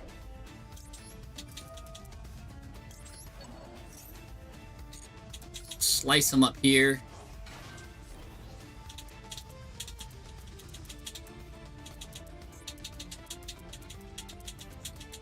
The reason why I kind of like to run Doom Dragon sometimes in this deck, because you get a lot of back row out, but it's also droplet fodder for me. But I mean, this guy's gonna probably just become Musketeer Max anyways. This guy doesn't know what to do. I don't know if he has outs for all of these.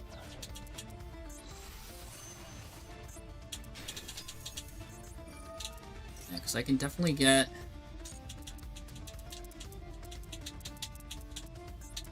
Yeah, there's nothing really I need here.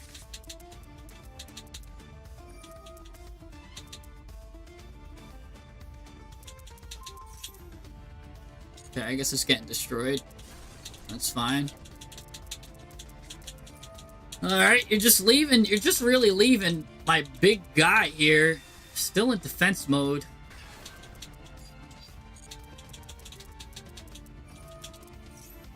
I guess I could just turn this hold off, because I won't need to fuse for a while. Unless he does, again, Fallen into Virtuous on these 2 cards. I don't think I'll need it. And I think even if he Fallen into Virtuous is one of them, I keep the other one on.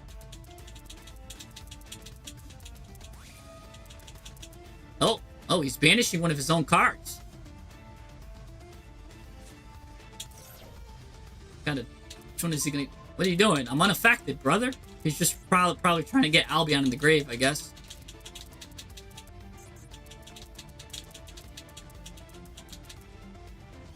Okay.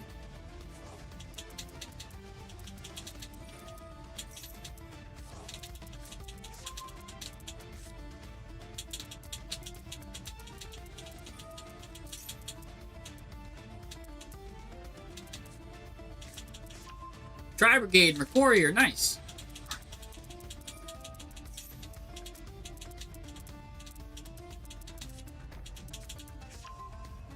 There we go. There's Fallen the Virtuous. Okay.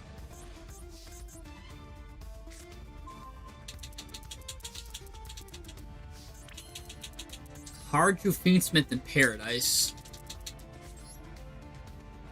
Just put this here. We know that's safe.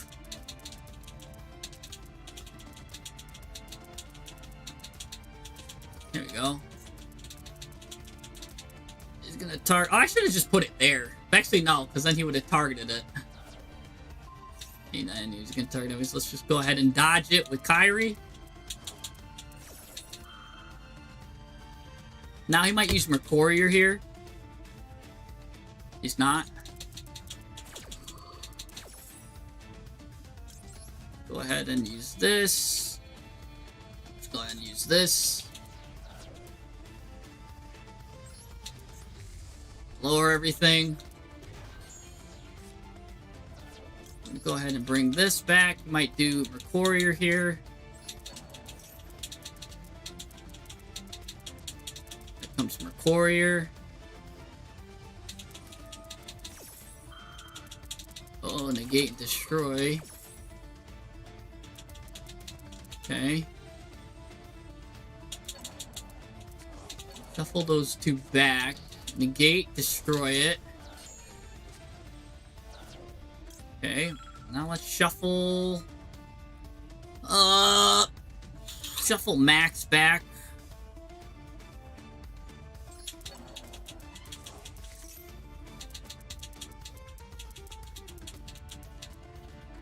I now have Fiendsmith in Paradise, which is nice too. That's a really good card. Target a level 7 or higher light fiend. Send all cards to the graveyard that are not that monster. Anyway, special. Send a card to the grave. Take some damage here. Take 12. Send an Albaz.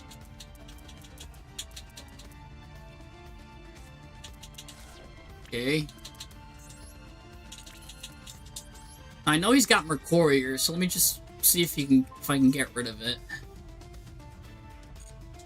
Nope, don't need to, I guess. Alright, let's go attack mode. Attack position. Battle phase.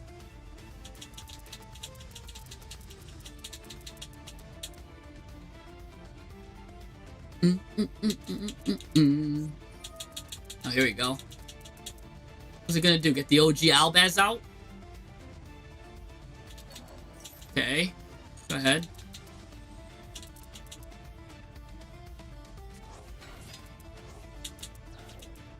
Alright, now what? Now you're gonna fuse? Oh. Go ahead, get Ecclesia, sure.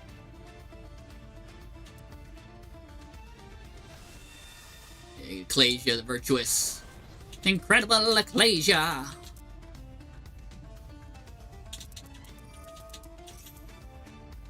Alright, go ahead, fuse.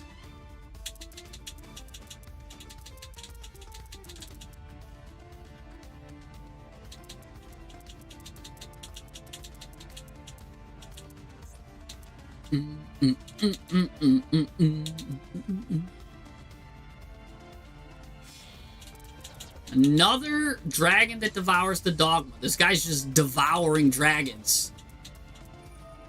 Shuffle 2 cards from the banishment or graveyard into the deck. Sure.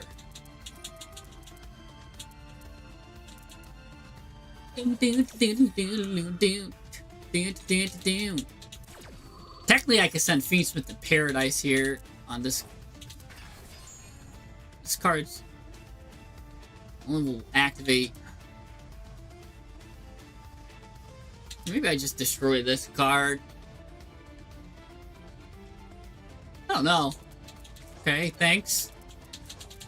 Like, get a gum day out of here, man.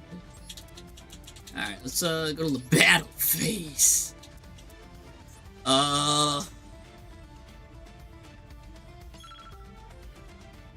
Really? I can do some hefty damage right here with this.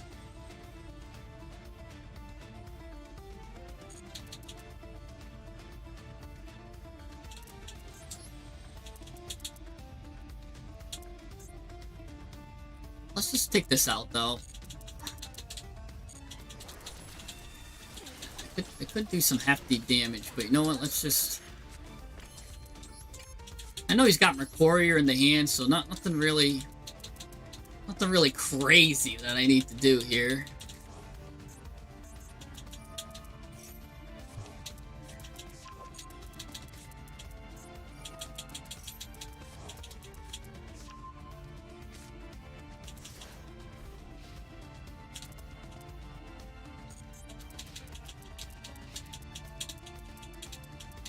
Problem is, these cards won't go away under Fiendsmith and Paradise, which I don't like. So that's the only thing that's annoying. Ugh. If I win this game, I'm the GOAT? Well, let's see. I mean, I'm like Transformers, more than meets the eye here on what I got.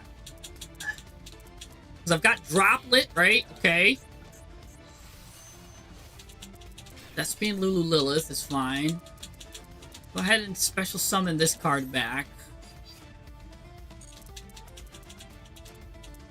Now, it all depends on what this card pops. Well, it's got to target a face-up card. I mean, that's fine, I guess. I don't really care which one he even pops. He's really got to pop a Gum Day at the end of the day. Oh, he's gonna pop that. Pop it. Alright. Oh, interesting. It's gonna go to the battle phase here.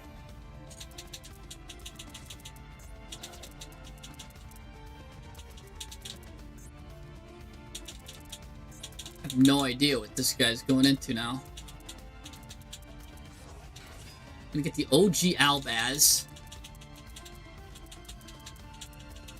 Huh. Okay. Now what? You're gonna go into... He's gonna banish one of his own monsters.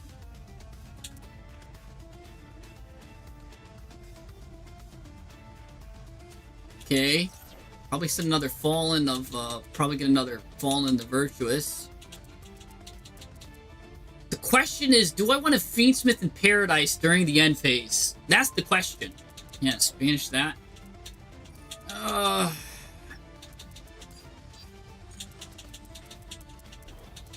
Nice. Yup.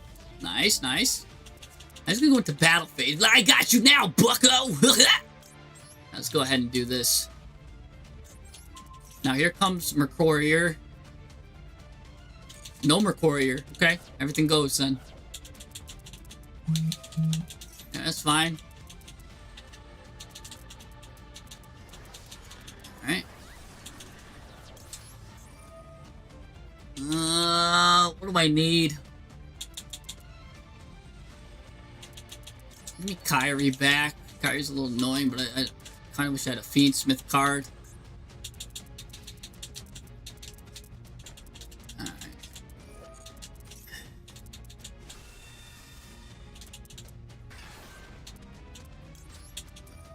Fiendsmith in Paradise, go! Normally I like to send Desiree here, but I'm gonna send in, and I got in Gum Day at the grave, so let's send Lacrima. Let's now have Lacrima go ahead, come out, bring back a Gum Day. Oh, that's gonna get negated. Okay, that's fine, because all a Gum Day was gonna do was literally just bring back my unaffected card, so he doesn't like that. So we got rid of Mercurier, though.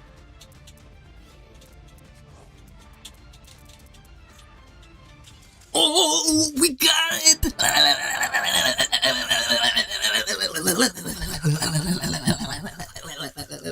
Literally, Lacrima on his turn, though, was going to bring back a Gum Day, and I was going to set up my unaffected guy again with the Fiendsmith Kyrie, and I would have been able to poly on my opponent's turn to bring back again.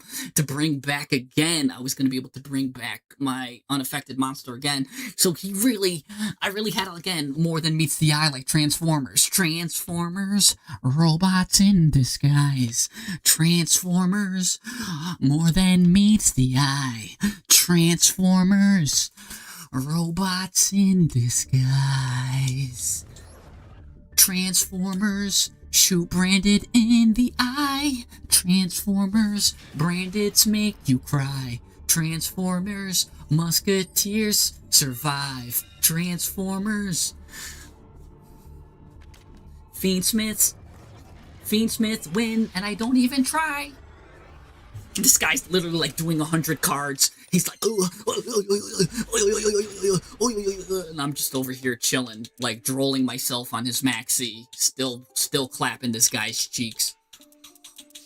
This guy really needed to. All right, let's go ahead and start with Fiendsmith Tract. Let's go ahead and add a card from the deck to the hand. This could be anything, even a musketeer here. Let's go ahead and add her. Maybe send Kyrie.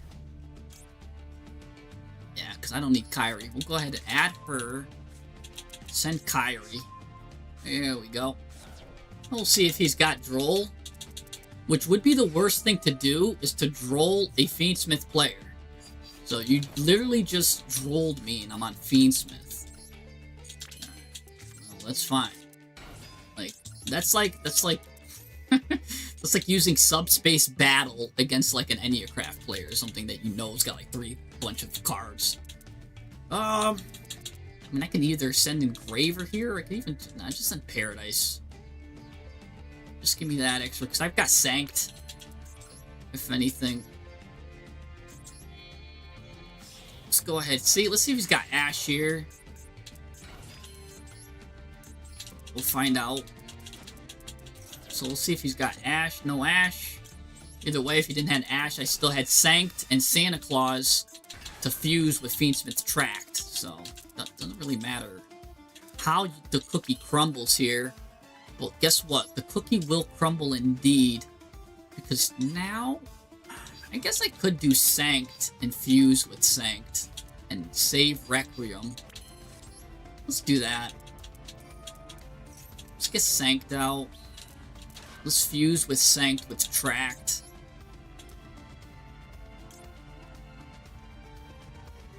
Yeah, let's just use Tract here, fuse with these. Save me my little card. Sometimes it's fun to do. And I'll save Santa Claus too. Santa Claus is a fun card. I'll keep that in my hand for follow-up. It's nice kaiju. Kaiju. Get Lacrima involved in the situation. Now we've got 2 cards. Now we did get Drolled, so again,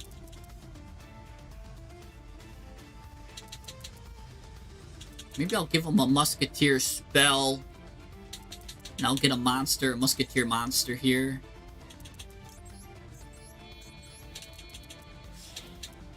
I don't know what Musketeer spell I want to give him, though.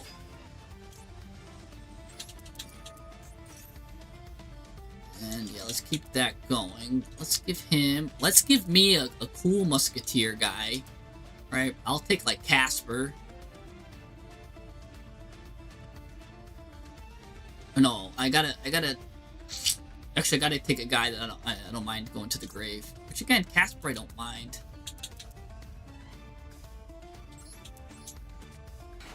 Let's give him Desperado.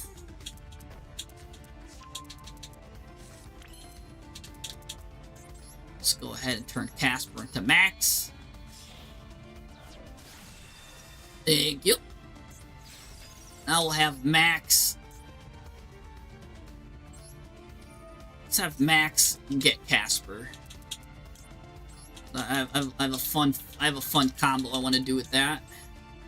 All right, now You thought the fun was over? It's just getting started, ladies and gentlemen.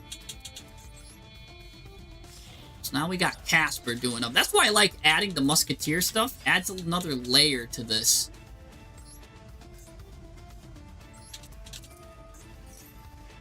And this is all under... And again, Droll, I could even go further with Aerial Eater here, but I don't need to. Let's go ahead and get Rex. Rex will do Max and Lacrima here. And go ahead and get Rex. Because when I play Fiendsmith, I actually play it right. Where I'm using the full benefits of Fiendsmith. I don't play it half and play like those weird... When they just go into like the DDD card, I don't even play the DDD cards. Because I play Fiendsmith pure is how you're supposed to be play it. I don't play it as an engine. Oh, I guess I can get Kyrie back. Get Kyrie back. Alright. Let's go ahead and target Rex.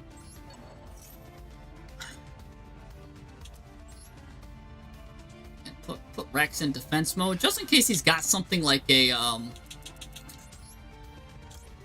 You put Rex in defense mode, just in case he's got a, whatchamacallit, like a Harpy Feather Duster. Then you got a defense mode Rex. Because people are always like, why don't you put Rex in attack mode? And I can always fuse using these cards too. Let's see. Let's just, shuffle Casper back. Musketeer Max is fine too, I guess. But until I get rid of that card.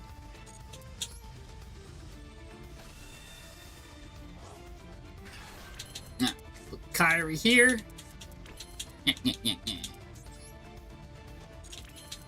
Alright. That's gonna do it, man. Again, it doesn't look like much, but I got Paradise as something. I got Kyrie here. Oh, speaking of which, let's just do Kyrie right now. Technically, I guess that could have been the girl here, which could have gotten the Fiendsmith, or which could have gotten another card. That's a little greedy. I'm just going to go ahead and add Wild right now. Last Stand. I mean... And I can always bring, even if they like Kaiju this guy, I could bring it back with Kyrie. So I've got a lot of stuff here, and it's the Magical Musketeer, which is really doing it for me. Gold Sark. Do I let that just fly? Yeah, sure. See what he's up to. Maybe this is Tenpai. Nope, it's Malice. Okay.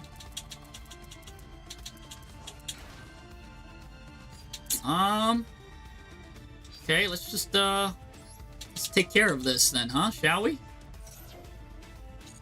I'll just take care of it right now. I'll return this guy. And, yeah, don't mind if I do. Go back to the graveyard where you came. Now if she gets banished, nothing happens. Nice. Oh. I mean, do I... discard a card? Oh, he had to get rid of Dark Ruler no more. That's telling me that he's desperate for this effect to go off. He is desperate. If he's getting rid of Dark Ruler no more, he's desperate for this. But that also means the other two cards in his hand are stacked.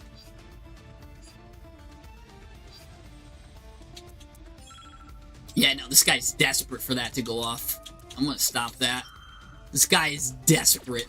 I've never seen a more desperate guy. We're gonna let that go. Even though you can only activate one of those. He might have another one in his hand. That'd be weird. He would have just sent one. Oh my gosh, I'm surprised he didn't send one. Maybe because he saw I added Musketeer. That's fine. That's why I was gonna say maybe he had another one. But go ahead. Now he's got to add this Ignister card. What the heck? This card is normal summoned? You really think I'm just going to let that fly? Well, what does he go with the Link 1? He goes into, like, this thing. Add the AI land. And then AI land... Yeah, no. We're just Let's just stop this. Let's just stop this. Negate your effects and goes to 0. Go ahead. Get that out of here. Go ahead. Now what will you do against the Musketeers? Let's see. You should have Dark Rulered this. Oh, we stopped her with just 2 Musketeer cards. 2. That's all you need. Oh, we're on a win streak, man. They can't, dude. I'm telling you, just pure Feedsmith, man. Oh my goodness. Oh my god, you got another crazy replay? Right? I'm telling you, man, I make Feedsmith look easy, man. When you play Feedsmith like I do, and how I learned to play it, man. Jeez, man. Ooh, I get a Max C too? Oh, brother. This guy's got a 55 card deck.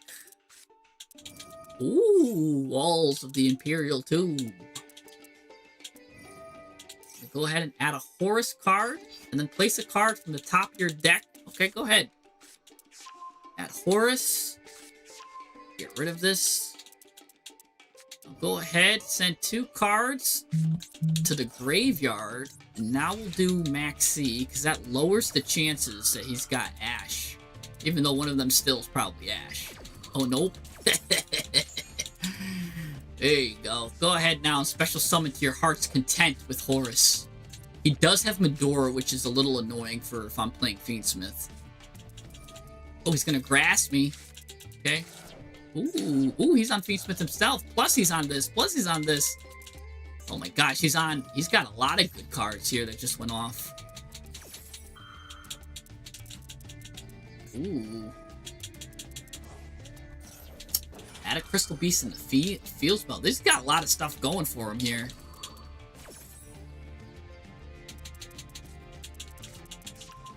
Let's see what field spell he adds. Malice and Underground.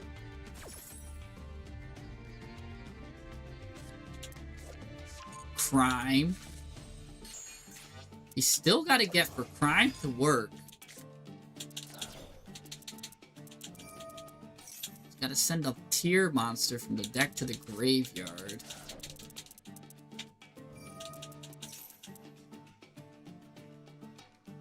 I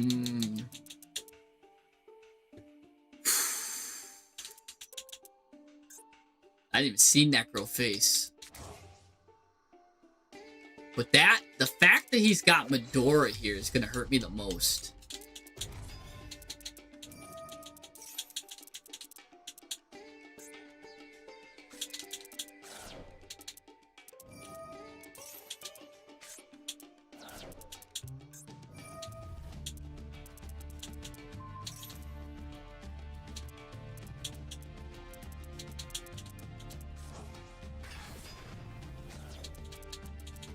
Ooh, if I could normal summon a Musketeer, if I could get a Musketeer out, that's actually really strong. Because now I've got Last Stand, and that could counter crime. Ooh, he's sending my cards? The heck? What are you doing? You just got me Fiends in the graveyard for Mutiny in the Sky. That's beautiful. Maybe he just wanted to check to see what I had. Ooh, Deep Sea Fiend. I can clog him up a little bit and special summon a card for me. Special summon a Fiendsmith. Ooh, Baron. Yes, go, go. Yes, draw. Let's go.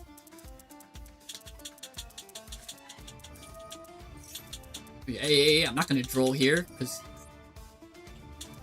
he's going to get his Horus cards. No way I'm drolling. Horus plays well under Droll. Go ahead. Keep summoning. Then I could droll myself if I get too many cards. Ooh. Gonna give me Booyo. Gonna get me the Musketeer that I was looking for. It's 1. 2 8s are gonna go into Zombie Vampire. Nice. I'm gonna go ahead and get this. How many cards do I have? 1, 2, 3, 4, 5, 6, 7, 8, 9, 10, 11, 12. So once I gotta stop in case he has destruction effects. Oh, but I lose 2 Fiendsmith or 2 musket cards there. But we'll stop after a point. It's like 1, 2, 3, 4, 5, 6, 7, 8, 9, 10, 11, 12, 13, 14. Probably on 15. When I get to 15, I'll stop. That's technically one more card.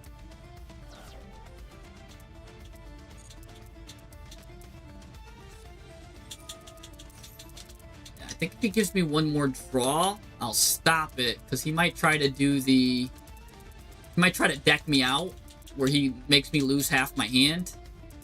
Oh, but he's got Baron out, so he could stop that if he wanted to. I'm gonna have to do Droll. He negates it, and then I Droll again. That's what's gonna happen. Yeah, I have double Droll. Because the only card, now the card Destruction is really annoying here. I'll let him give me one more card. Or he sends... I kind of don't mind if he sends everything to the graveyard. That really turns on my Mutiny in the Sky.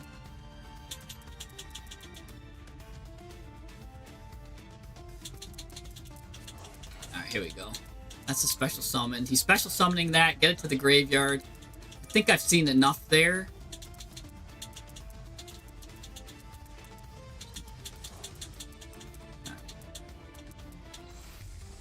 Go ahead on Rukalos. We'll chain it up here. Oh, it's on his ad though. Shoot. Oh no, that's deadly. I should have used it on the last chance I had it. Oh no, this is not good. Yeah, I should have chained it for a while now.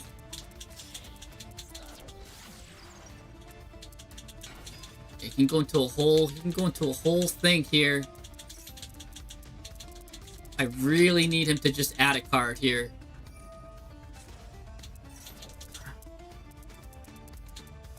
I need him to add a card. But Fiendsmith's not going to be doing any adding.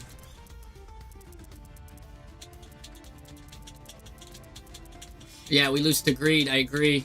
I think I got greedy. For a second, I thought I could just droll myself anytime. Because Fiendsmith doesn't add anything. I know Fiend. But he is at the part in the combo where he goes to DDD. Desiree is fine. Oh, Super Duper Poly is a great ad because I can hit his own Desiree. He can't respond to it. Oh, he's going to try to hit me with 10 here. Need him to add a card. Oh, no, he's getting rid of that. He's got the... What's her name in the graveyard, too? Snow. Oh, he got me. He's got me.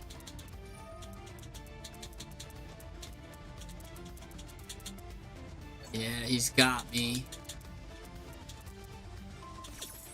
Oh, he's gonna special summon off of that. I really just need him to add one card.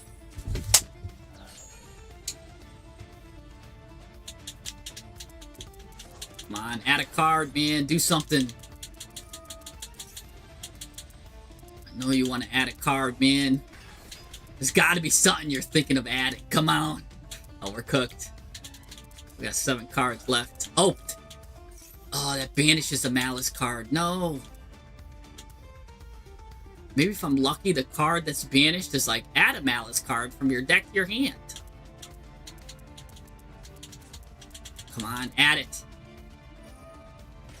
Yeah, I did have... I know. I thought I could... Add a card right here. Come on. Add it, Malice. You know you want to.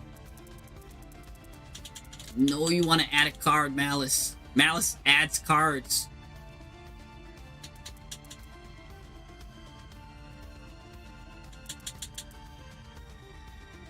He can still special summon with Snow a bunch of times. Come on, Malice. You know you want to add a card. Do it. Just add your favorite card. Oh, what's this? That's like the give up phase. Medora, shuffling some stuff back. Okay.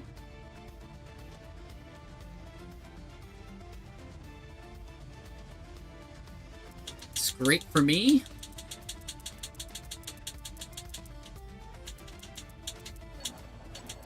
Oh, he's shuffling back Ash Blossom?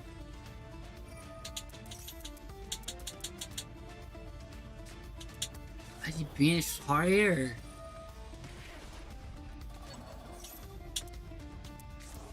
Gosh, he's gonna go into the full Malice line. That should be enough to cook me. He's going to like Link Haribo.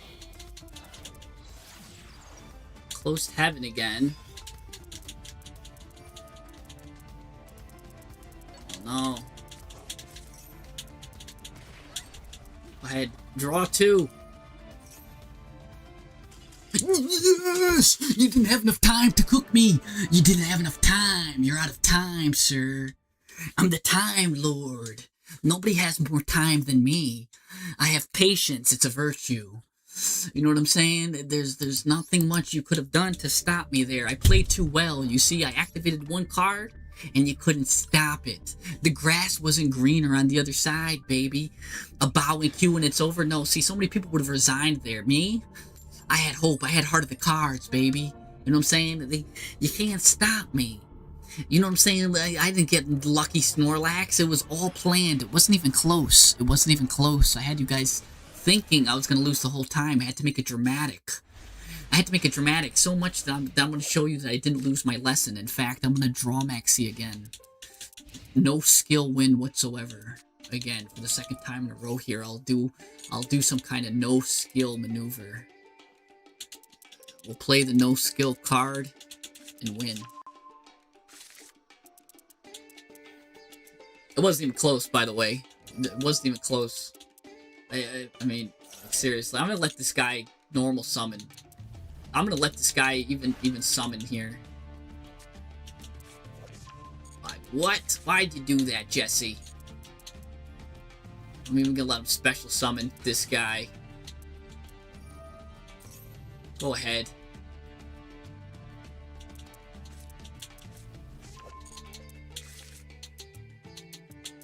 I kind of want to wait till this one spot where he gets. Oh my goodness! I did not expect that.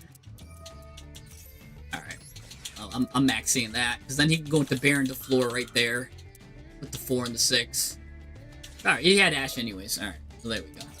So he gets a full combo. I have really nothing.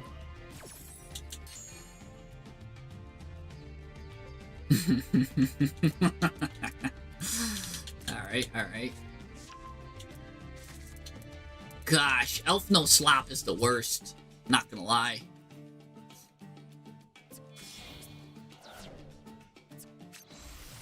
Yeah, see, I knew the next card was Baron.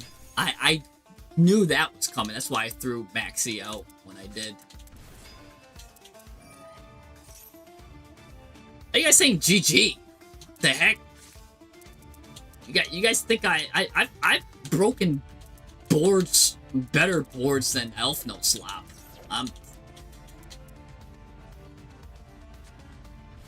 Yeah, I'll break a board with 3 live cards. I don't care. I'll break a board with 2 live cards with like 50 cards. Let me show you how strong some of these things I could do are.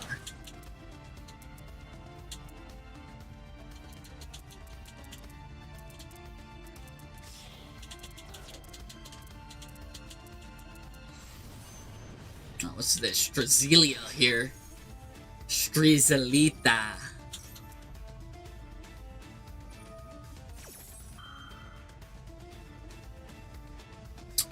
Because Dueling Book and well, I've played Duel Links before, but Dueling Book is just it's not very like spectator friendly. I really like, and it's just like really cool. Like when he gets this card out, it comes out with like the sickest animation. It's like it like rainbow wings close and stuff. It's really cool.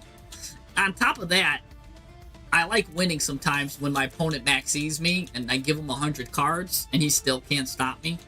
Right? I love doing that. You know what I'm saying? I love it. It makes for them like they almost have a chance to beat me sometimes, but even still, with giving them 100 cards, they can't beat me because that's the power of Pine Sol. So sometimes I like to give them a bunch of cards, give them decision paralysis, and they still lose. This card is crazy, this artwork.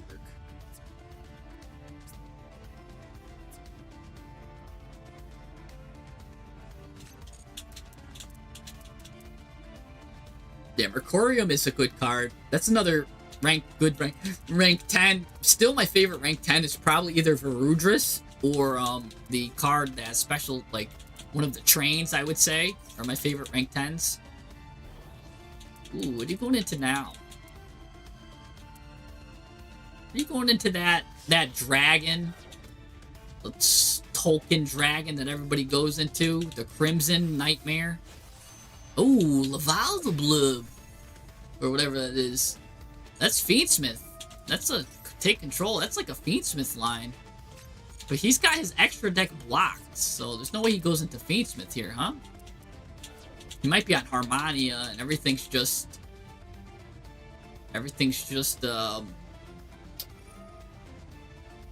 that's cool.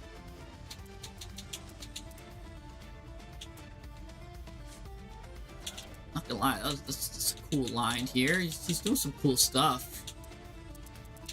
I really just need like either Engraver would be nice. Droplet actually would be key. I think I win if I get Droplet. Then Buoyo adds. I get a double negate. Yeah, I think I win if I get Droplet. How many drop? I got 3 droplets, 35 left. Oh, a little bit less than a 10% chance, probably like an 8.8% chance to draw a droplet off the top. Yeah, 8.8 chance to get droplet off the top. 35 cards, 8.8% chance, not too bad.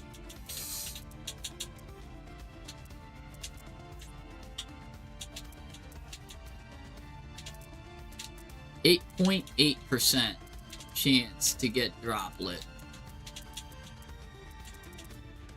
I win. I know I win if I get droplet, because Buoyo adds.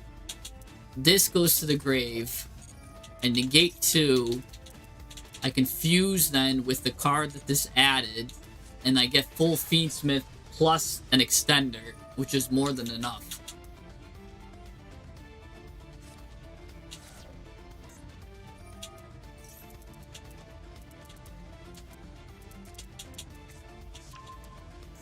Ooh, that's true. Into the Vrains sometimes would make me win, but I took out... I don't know why I took out Vrains. I need to put it back in. Because I only was running... I lowered my max cards, but then I increased them. 1, 2, 3, 4, 5, 6, 7, 8. Technically, Into the Vrains would have been really good. That would have been a real good one. I need to bring one copy of that back. Into the Vrains is a solid card. I kind of switched to a super duper polymerization too, which is also a really good tech. Because technically this is a light fiend. So if I draw super duper polymerization, I can fuse with his fabled Lavlilabloob or whatever that is. Because that's a light fiend. And super polymerization doesn't say I have to target my own monsters. I could target any effect monster on the field. So because that's a light fiend, super duper polymerization can make me win right now. Santa Claus coming to town, man. Jeez. Alright. Well, let's get rid of Baron and clog up his stuff here. Because what is this? Oh, you control a monster in the center. You can send a monster from here. Oh, I guess it doesn't matter. Because he's still gonna... I actually think I gotta get rid of Lavlilabloob. Because... the problem is, if I normal summon Lacrima... Oh, I guess Lacrima can send Engraver. But then... Engraver's got no fiend in the grave to engrave.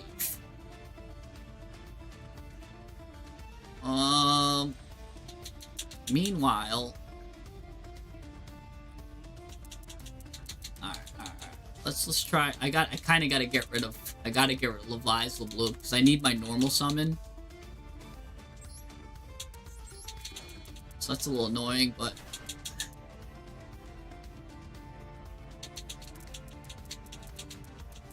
yeah.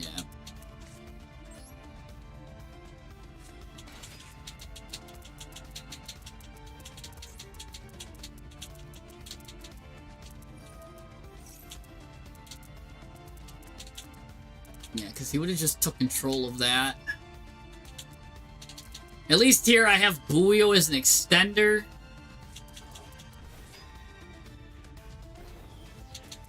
It's gonna probably switch. This still gets returned to the hand and I lose. So even if I sent Engraver to the hand there, I needed him to use that. To use the musket. Yeah. Man, I needed either Super Duper wins me there. Super Duper or Droplet. Super Duper or Droplet. But granted, Vrains is a really good card. And I should play at least one. 2 is good too. I could play 2 Vrainses. Then I'd have to drop one of those. And drop... I really like Eccentric, but I don't need her anymore. Because Eccentric kind of was my counter. My searchable counter for Dimension Fisher. But nobody's using Dimension Fisher anymore. Yeah, that's a searchable light fiend for Dimension Fisher. So sometimes you run good searchable light fiends. Like Santa Claus is good for a searchable out for towers. Such as like Luna Light or something like that. But granted, I can get a 6,000 towers myself. So, maybe I could have got rid of one Santa Claus. Oh, this is a great hand. A Deep Sea Fiend would have went hard too, actually. Yeah, that would have went real hard. Funny enough. Now, let's go ahead and activate the Deep Sea Fiend. Send Calamity to the grave. No, send Starfire to the grave. Discard Divine. Give it to my opponent. Now let's give me this back. Okay. Try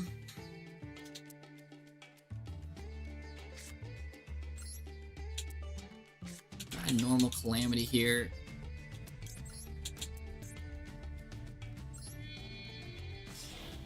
Let's make my ad double ad. Let's see what he does. Stop that at all.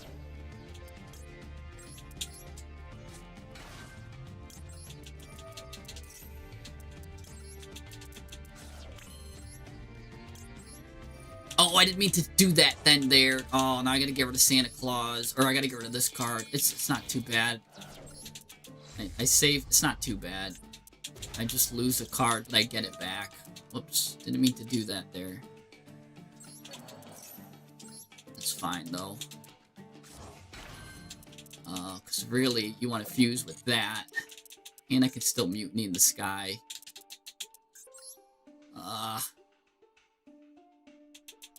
Well. Not too bad. Whoopsie! That's what I get for going a little bit too fast, but it's fine. Special summon. All I need is Casper. Because Casper will get me the third one. Put Casper right in the middle here. Go ahead and give my opponent something whack. Give him Wild. 900 defense. Now...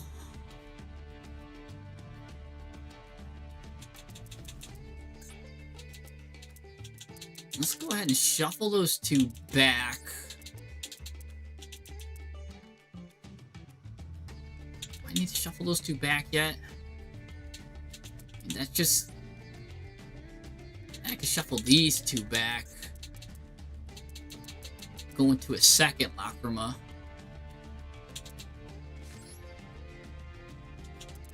Really just want to put that in this pile here. Or, sorry, go into Aerial Eater here. Get rid of this. And this. Aerial Eater. This is going to activate Chain Link 1. Chain Link 2. Normally we send Buio here, but we'll send Engraver because we already got Mutiny in the Sky in rotation. Let's go ahead and add Last Stand because that's a really good one. See if we get drolled. We don't get drolled. So now we're free to turn this into Max. Max is gonna go ahead, get me both of these.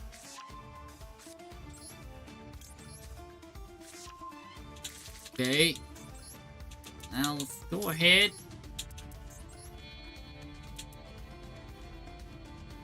Go ahead and get this out. Sequence.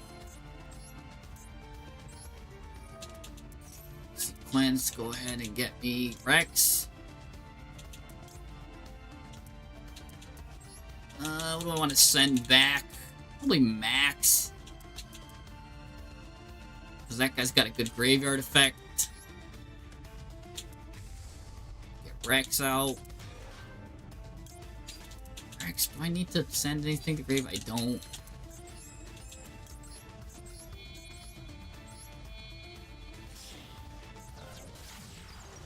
This is...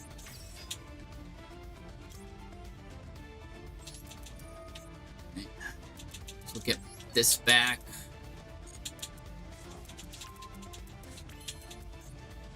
Let's go ahead.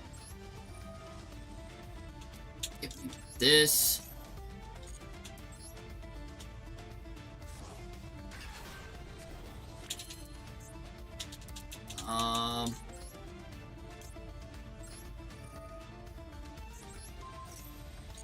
Get that.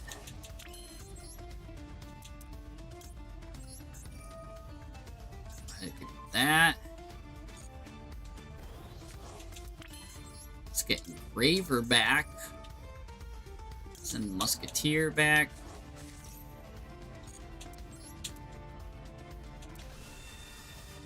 Okay. And there you got it. Got a lot of stuff. Alright. Kind of fine there. I could have done a little bit more if I had the extra body. Technically, maybe I should have... Maybe I should even sent Lacrima back. And it's fine. At the end of the day. Yeah.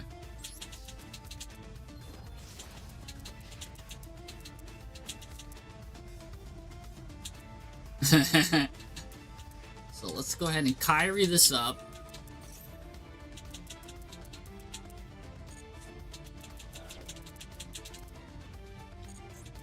And yeah, look at this. Look at this 7,200 beast here. Nice. Oh yes, put Wild in the graveyard for me.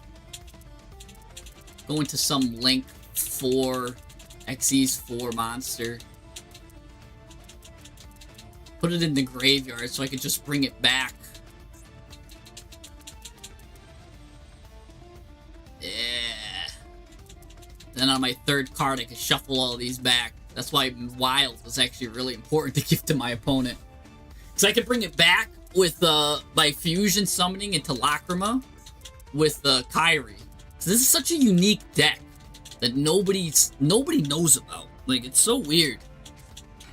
Oh, it's Goaty! What? This guy's the GOAT! Oh, he really wants to go into the 6. He really wants to go into the 6 there. Oh, man. I feel bad. I think I gotta pop it. Yeah. I think I gotta pop it. Because Ariampos is really nice. So let's just pop this guy. Boop. Don't want to get him Ariampos for free. I mean, he can still Snopios banish this, but now I don't have to worry about him getting the 6 on this turn. Technically, maybe I could have held.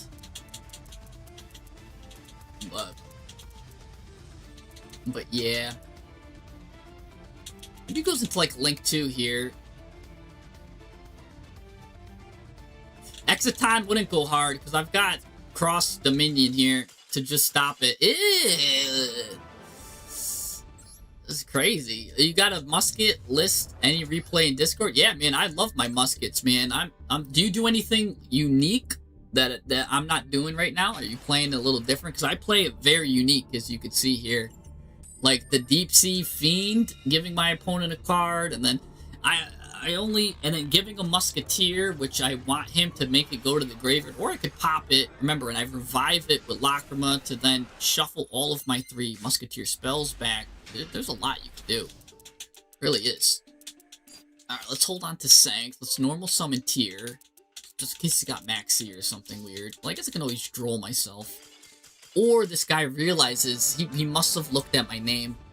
That's the thing. I leave my name out there, and so what happens is they see my name and they cower in fear. Right? They're like, oh, I gotta get out of here. It's Jesse. Oh, I'm gonna lose to Fiendsmith right now. Oh my goodness. So yeah, it's kind of crazy. Rapid Pew. You're kind of going crazy, man. You gotta calm down this chat. Oh, Backup Bentley, I completely missed that it's your birthday. Is Backup Bentley still in here? Yo, everybody say happy birthday to Backup Bentley.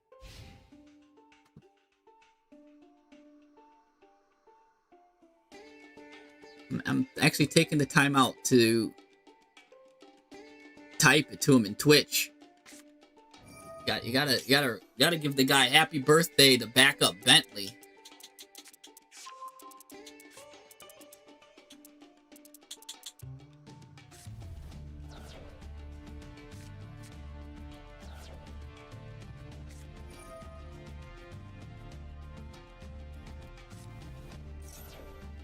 I'm gonna type that out. It's his birthday, man.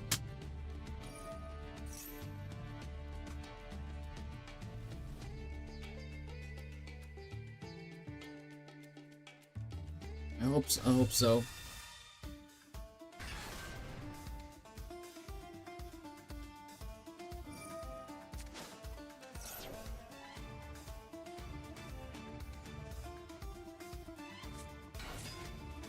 Backup Bentley.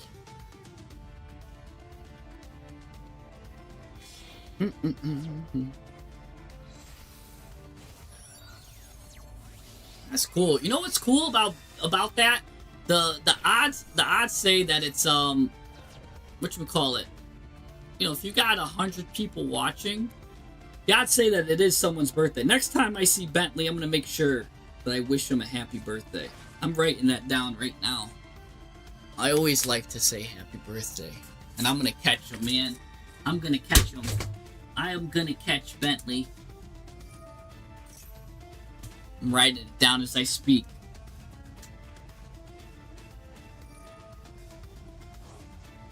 I'm gonna make sure I find Bentley and wish him a happy birthday. No matter what.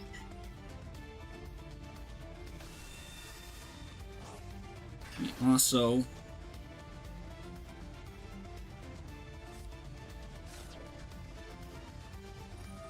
on. I mean, I've got a lot of time to wish him a happy birthday. This guy is on brand. I'm trying to see if I can find him on Twitter. I'm about to send him a PM.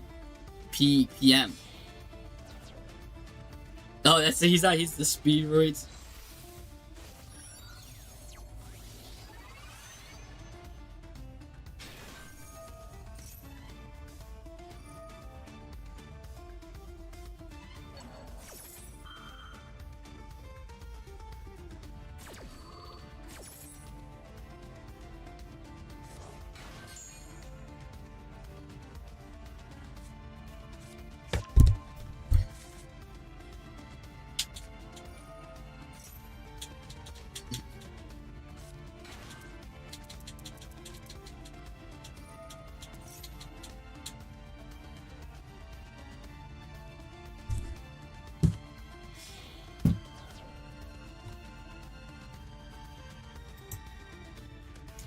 Alright, what is this guy doing? This Brandis guy's been cooking for a while. Here we go. Mirror Jade, finally.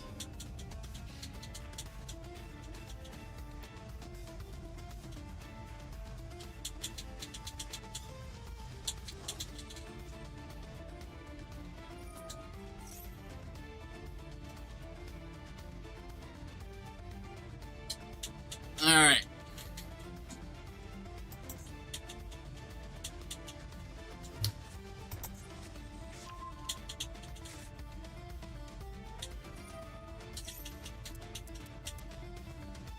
Alright, this guy did a lot of stuff. It's a lot of actions.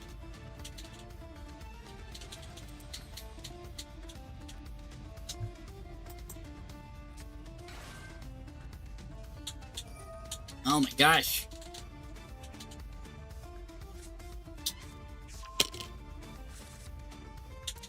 Alright, here we go. Fine.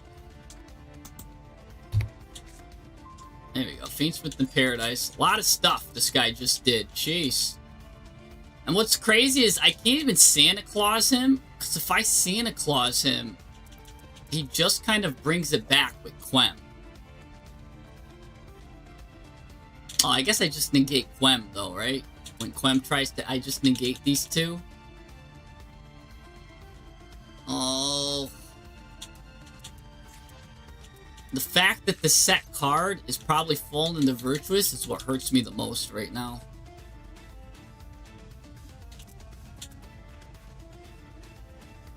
I mean, I get Desperado I could do and Droplet. Technically... No, because I can't send a spell. I'm like, if I could send a spell, I'd be in good shape.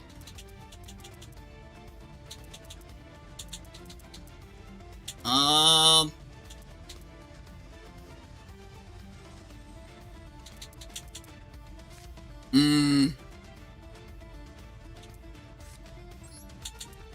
guess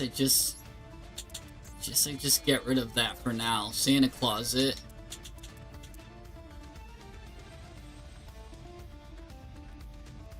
Now that's gonna activate and destroy everything during my end phase.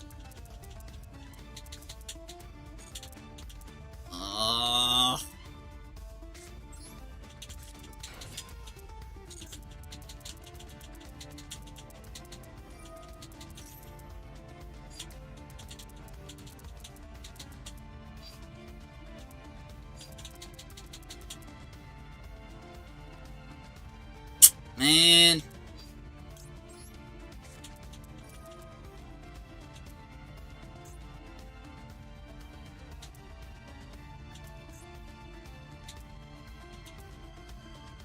Alright, maybe I just pop that.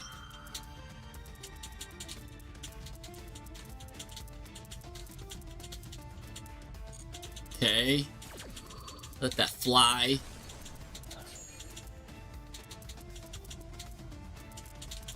You let that fly. Ooh, yes. Send my Santa Claus to the grave. Thank you. Gangrenal here. This can now activate.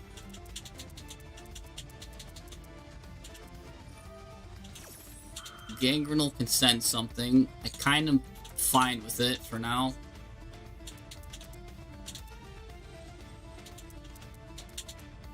He's gonna max C me. What?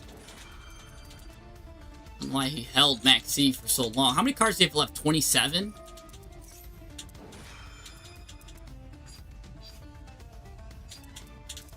Could get rid of these, but I kind of need Droplet.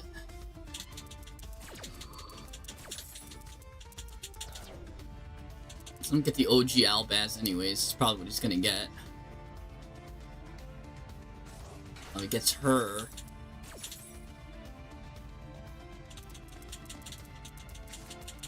I'm gonna send Rimbrum. I'm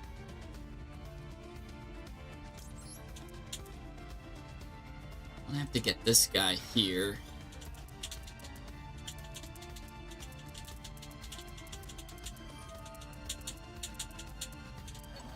Now he gets branded back. That's a double hit there. think I just droplet it now.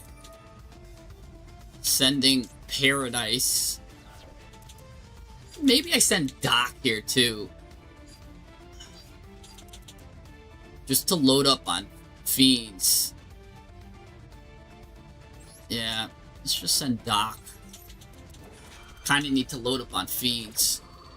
Or I could have left him in the hand. I probably would have got it later.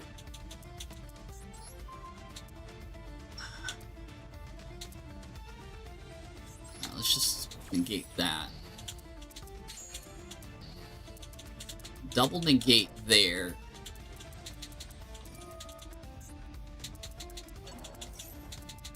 And get two Fiends, or I can get two Musketeer cards back.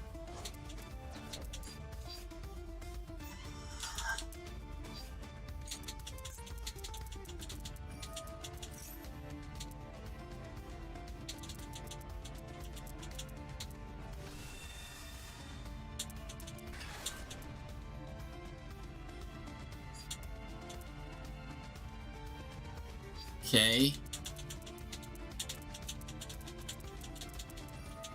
Yeah.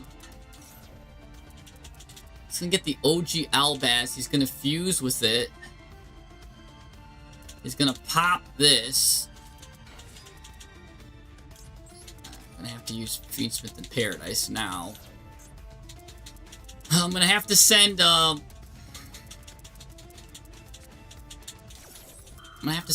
whatchamacallit to the grave.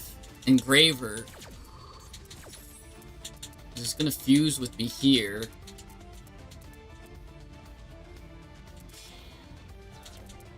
Yeah, I'm gonna have to send Engraver to the grave.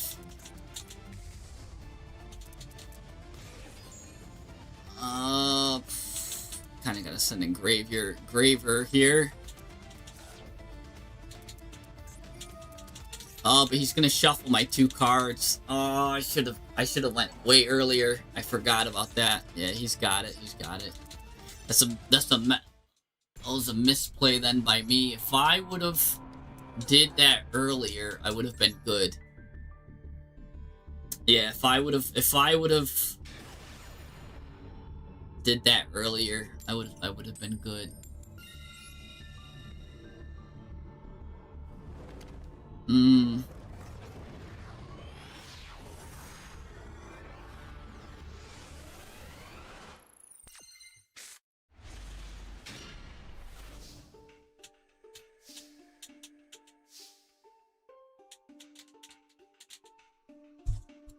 Okay, let's see. Nice. Start off with Casper, straight up. I also was getting hit with Maxi too, which was annoying. Yeah. So let's just combo Sanct here. I mean, right? Just combo Sanct, put this here. Let's go ahead, activate. We're gonna have to hold Fiendsmith carries here. Or not Fiendsmith. Oh, if he stops this, it's not even too bad.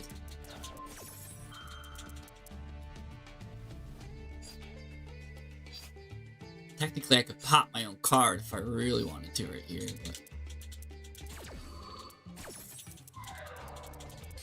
that's not too bad. I can give him one card with Wreck.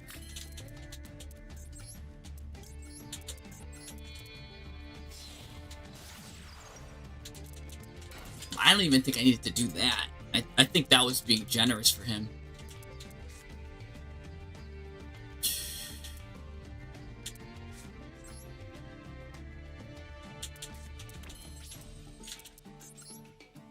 Alright, let's just end there.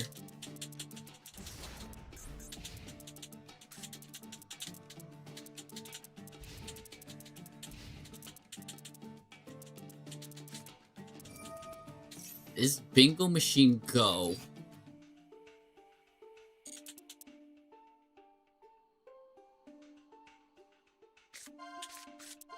It's getting 3 wishes with Eyes of Blue. Okay.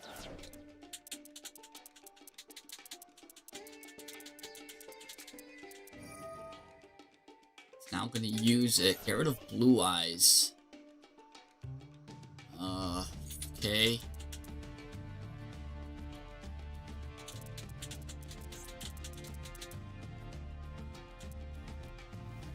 Oh, really? Yeah, I mean, 1600 rating's not that crazy, but, yeah, that deep sea tech is nice.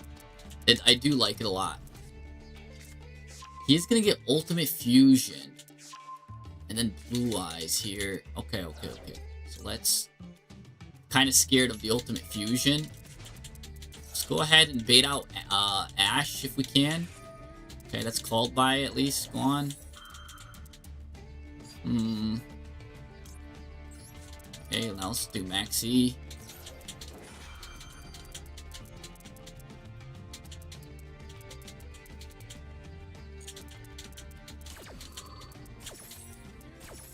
He does want Magia.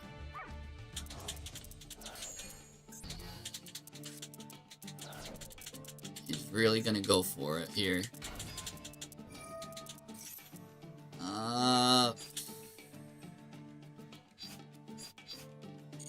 have the right card for it.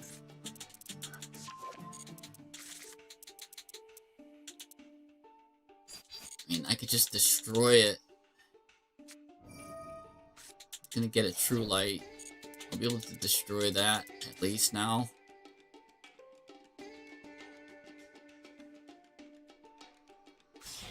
Okay. There we go. Nice.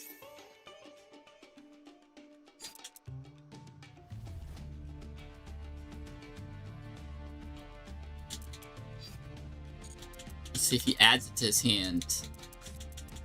He's adding it to his hand. I control this. I don't think that's the call, though. I don't think that's the play.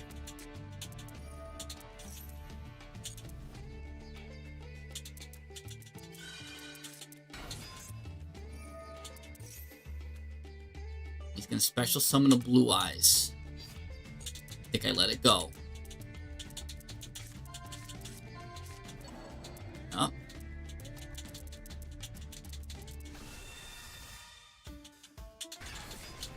Now, what's this?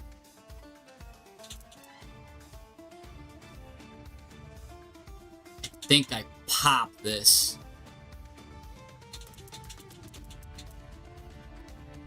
Yeah. I think I pop it now.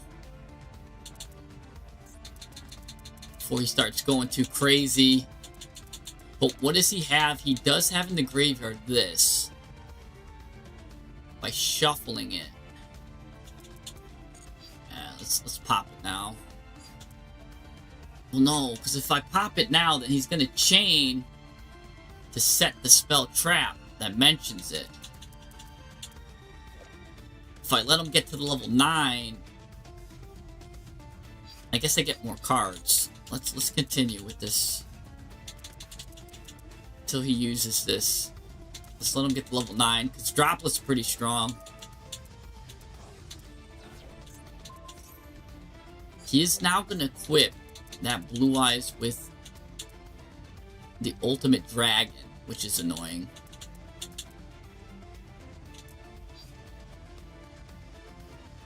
Okay.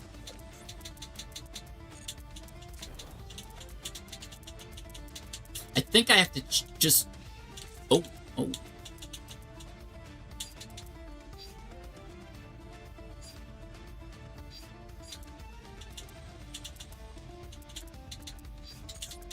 Okay.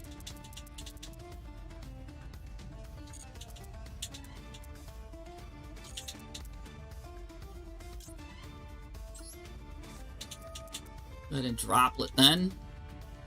Let's send a Super Duper. Alright. Oh, I can't target that. Whoops. Oh, that's a misplay by me. For some reason, I thought I could target that. I don't know why. Or no, that doesn't target. Why couldn't... Oh, because it has no effects? I thought I could still lower its attack. Oh, it's a misplay by me then. Now I can't use Desperado to destroy this. I should have popped through light. I was trying to get greedy here, destroy that, and I could have popped through light. It's alright. If he special summons enough time.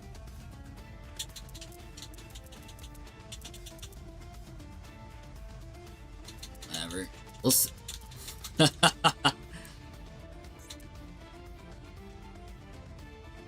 Oh yeah, choose that many effect monsters. That's crazy. I've used this so many times, and I've never realized that it said effect monsters.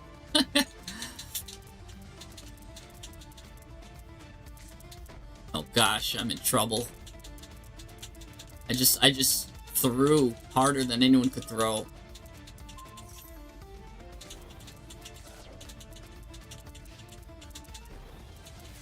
This is the biggest throw, and I give away so much of my card advantage.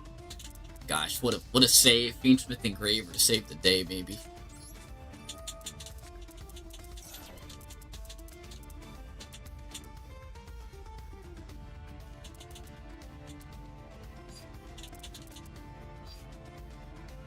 Guess I attract here. I can still pop it now, which is crazy. Let's go ahead and do tracked.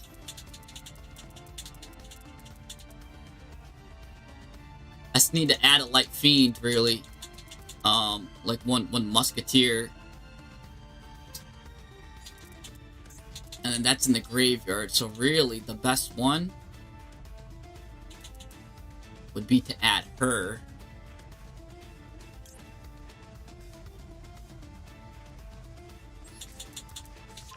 Yeah, let's get Calamity. Discard Troll. Alright, put Calamity here.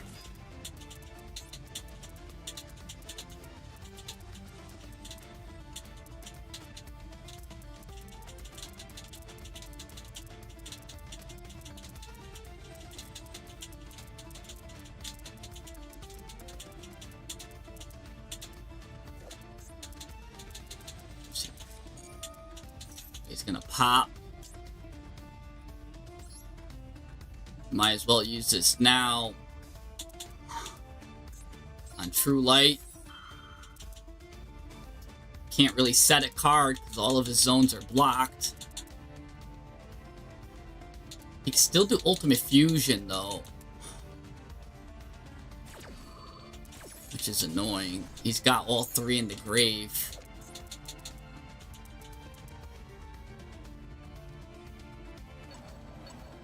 Yeah.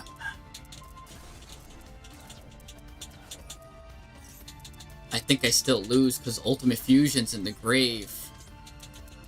Ultimate Fusion's gonna let him basically make Dragon Master craziness and pop Engraver.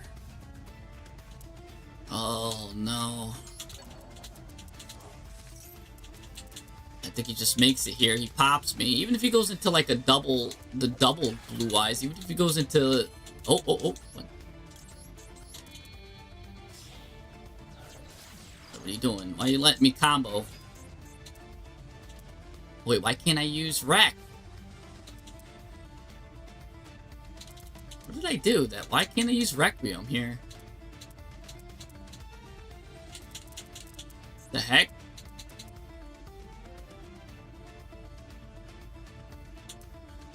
Wait, what happened? Why can't I use Wreck here? Let's think about it.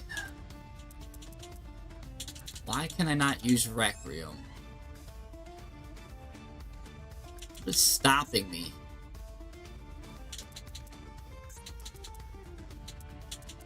Well, he did called by it, like, in 2022, you're right.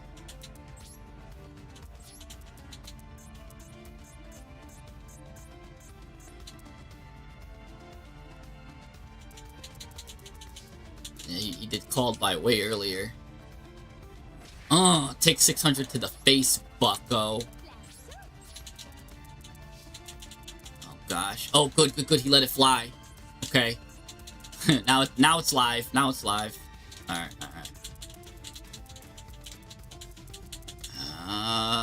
problem is he's gonna destroy it. Might as well send it to the grave now. He's gonna ash that, so I guess nothing's gonna get destroyed. I just lose either way. Because if he just makes the double attacking Blue Eyes, he wins. But Magia's got 5k attack. And he's gonna make that with 3 Blue Eyes and Blue Eyes Ultimate.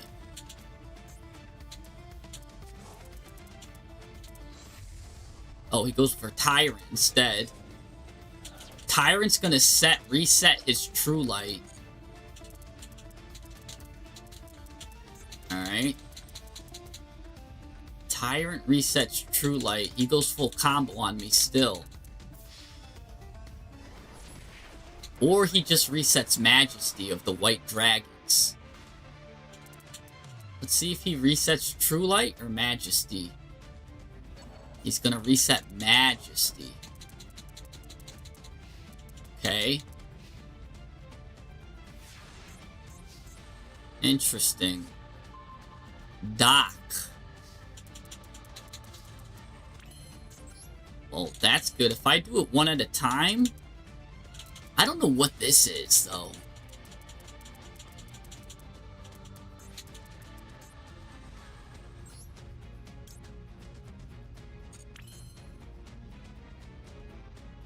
I really have no idea.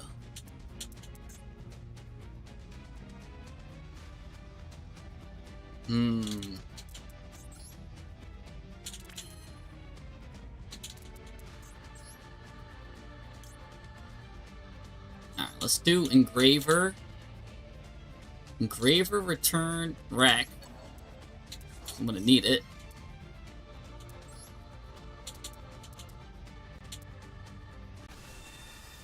Go ahead, get Engraver back.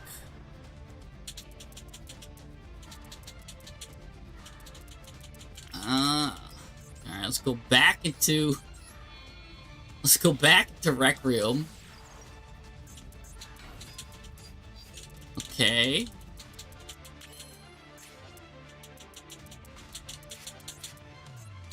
Interesting. Alright, let's go ahead.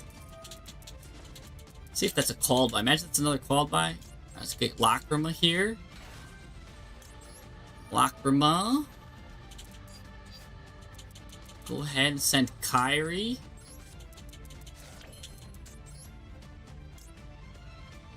Let's go ahead and activate Wreck here.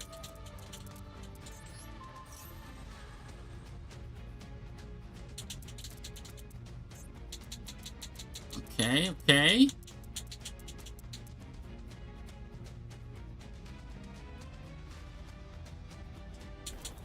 Okay.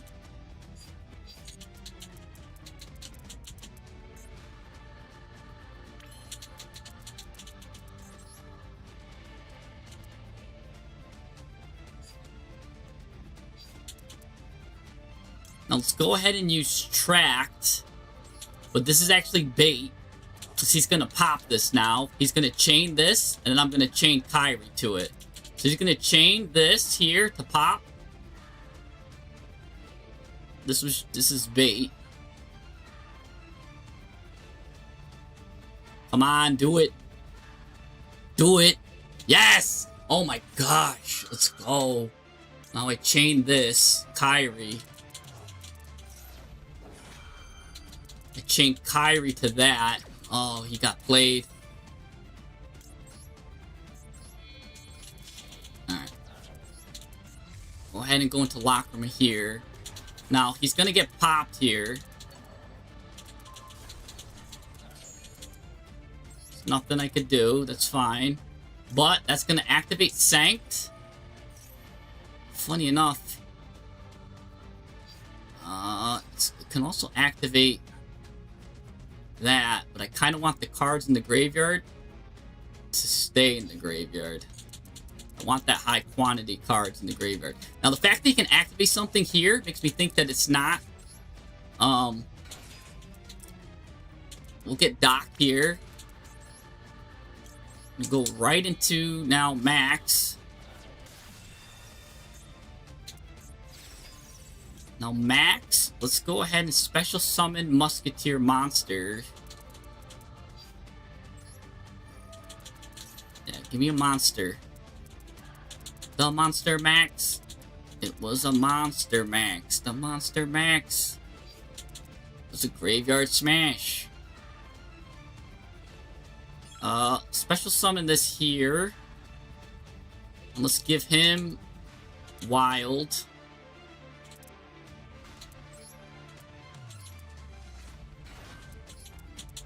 Oh, I get both. I forgot. Oh, that's even better. Oh, I forgot about that. Oh, let's go. Now, maybe I go here. Casper. I don't have time to go into Casper. I kind of have to go directly into... Yeah, I'm running out of time. Gotta go into sequence here. Amount of time. Let's do a little Cupid Shuffle here. Going to Rex. Yeah, I'm out of time, so... Float these two guys. That's why I wanted that to go to the graveyard. Put Rex in attack mode here.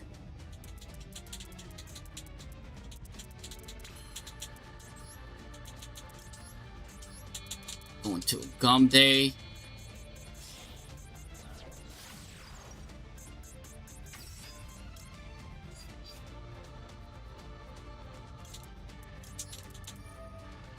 Let me add Kyrie back.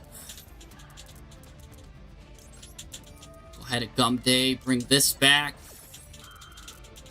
Become a tower. Let's go with Gum Day. Give me that.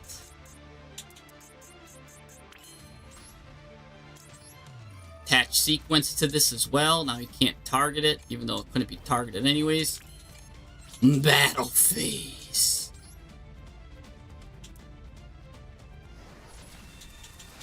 That guy out of here. Target's trap, set it. Oh, we're gonna go into a Slobber Knocker now. Put that there. Yeah, if I had more time, I could have did more stuff here.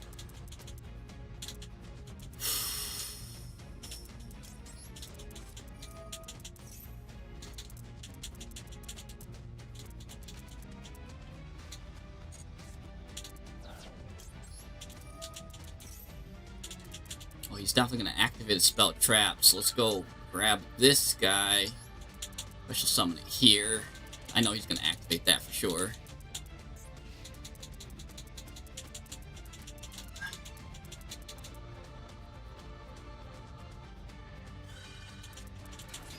Okay.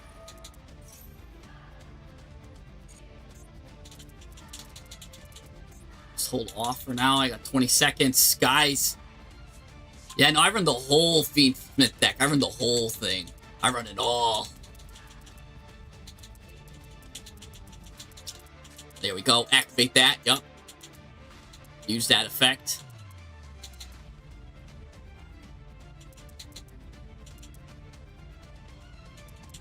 Go ahead. Set a spell trap. Do it. Yep. Go ahead. I allow you to activate that. To get Roar of the Blue Eyes. That's gonna help me out here. Now I can get Wild. Baby. Last Stand. Now go ahead, activate this pathetic card here. I have no idea what this card is. That card's been chilling ominously the whole time. It's even got like a dark shroud around it. Like, why does this one not have a dark shroud, but that one does? Like, what? He's been holding that card forever. Anyways, we're gonna do Last Stand here. It doesn't matter. We're gonna stop this. It still has a fusion. He's still able to fusion, though.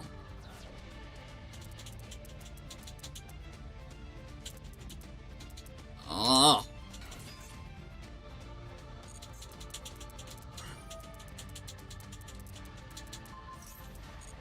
I'm gonna turn off again here. I know, it's just been dark the whole time.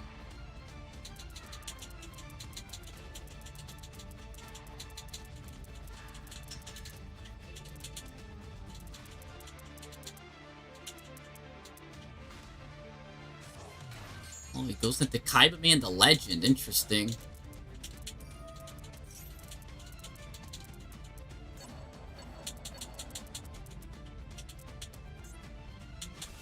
Can get blue eyes.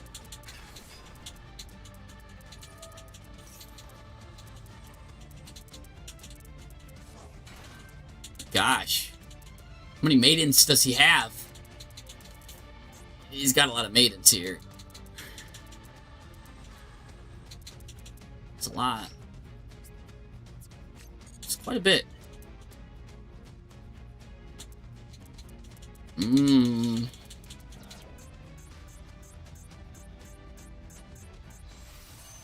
Light Storm Dragon. Ooh, that's gonna pop stuff. They're gonna destroy my spells and traps. Oh, okay. You can destroy that. My Gum Day's a little annoying. Oh, he's gonna destroy them all. Alright, well, we're gonna use this. And then we're also gonna use Kyrie.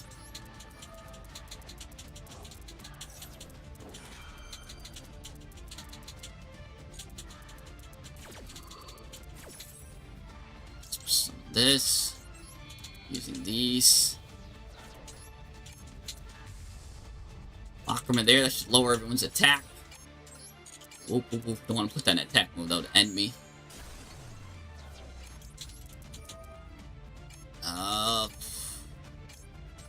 Lacrima. Lacrima gets Descent. Fiendsmith. This. There we go. Your move.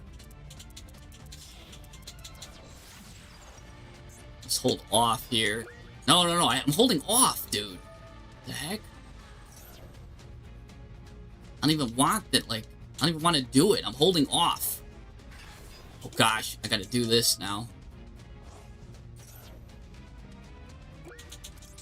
I don't have enough time for this.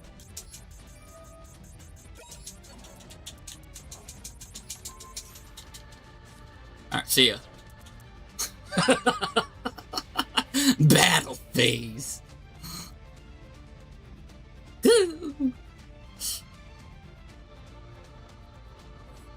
Yes, die.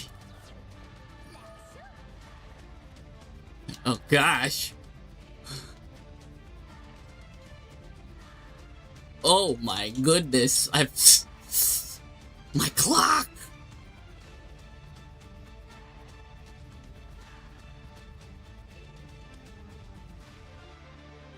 I don't have any graveyard effects, right? It's gonna activate during like the end phase. Please. Yes! Oh my goodness.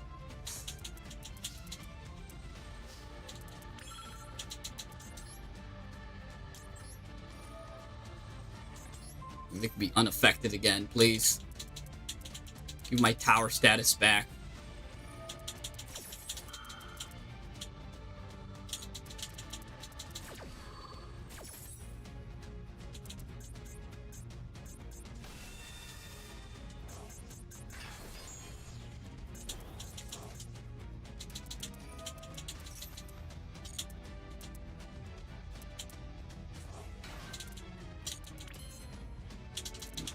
Go into Gum Day again, actually.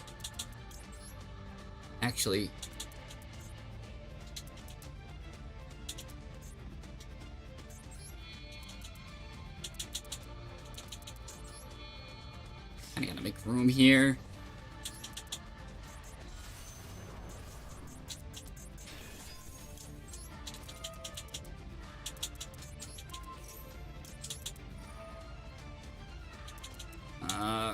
Turn a Gum Day, so I can make a Gum Day. Yeah, I shouldn't have equipped that. I should have just went to Gum Day.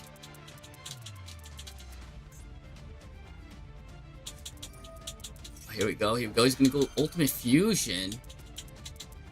Do have this musket. Hard. Yeah, it's an absolute grind fest. It is. I'm going to the OG Ultimate Dragon. That's kind of cool. Okay.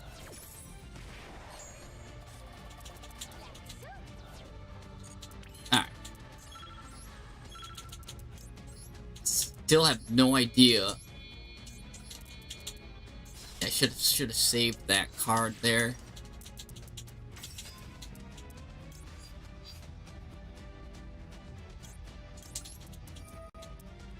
Get Kyrie back. You know what? Let's get Paradise. Let's finish this guy. Let's go for the finisher.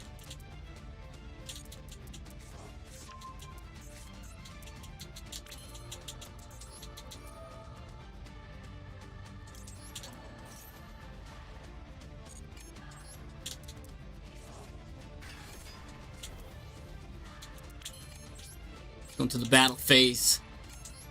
To attack the Blue Eyes, even though we're gonna attack the Blue Eyes. We're gonna give him the ultimate humiliation. The ultimate humiliation, destroying your big boss monster, reducing it to 0, and finishing you off, humiliating you, and reducing your life points to 0. Even after I make a mistake and I let you climb into the game, you still cannot figure out a way to destroy me. I am inevitable. My deck. Oh, Bentley's back here too. He came back. He put his son to bed. Thank you for the birthday wishes, he said. Back up, Bentley. No, thank you for watching. I dedicate this victory to you, Back Up, Bentley. Happy birthday. Only you can prevent forest fires, says Smokey the Bear, and only you can make sure I pull out victory from the jaws of defeat. And that guy pulled out defeat from the jaws of victory because I literally let him back into the game so many times, but he couldn't find a way to outgrind pure Fiendsmith. Nobody does. Nobody realizes how much grind a pure Fiendsmith deck has. Nobody knows. Do you know? I don't know. Nobody knows. It's an insane deck. You can't stop it. He tried popping so many different cards, he couldn't stop it. I'm telling you. And yeah, Kaiba's like holding on. He's like, if you attack me directly, yeah, I had to finish off him. I had to finish him off. We're going to watch Noble's replay now because I don't even know how I can top destroying Kaiba with his own Blue Eyes Ultimate Dragon too. At that, I couldn't even, you can't even think of a better finish. Let's just save that replay because I can't even make a better finish than that. That was just BM on Kaiba there. That was just after making some mistakes there. That was just me BMing Kaiba, you know? Because I messed up with Droplet there, and literally he should have won. He should have won. But yeah, let's take a look at what Noble's got here. Let's see. I'm very excited to see what Noble's cooking up because I was cooking. I don't know. The Rock cooks, right? You smell what the Rock is cooking. Let's just see what that is. Let's go ahead and take a look at the profile here. Let's go ahead and see what he's cooking here against the 6 Samurai here. Literally, I feel like I was a samurai the way I just dismantled that Blue Eyes player. He is now going back to the drawing board. He's actually actively typing on Reddit as we speak. He's typing. You're gonna find him somewhere on Reddit complaining about Fiendsmith's grind for some reason. When I didn't even play DDDDDD. Yeah, no free play's gonna beat the game we just mentioned. Well, we're gonna see Dark Magician come out of nowhere with a jump scare from the sandwich, baby. That's what I like, because that is a spellcaster. Level 6. Now we're gonna go. Please go into my boy Timaeus. No, you're going into Dark Dragoon. But I give it a pass because you haven't done any of your effects, so you're using it as a play to block, and you can send Ice Spirit to the graveyard. So in this case, since you're doing it so early, I'll give the Dragoon a pass there. Yeah, he's rushing to craft the Primate cards. This guy, he's crushing everything.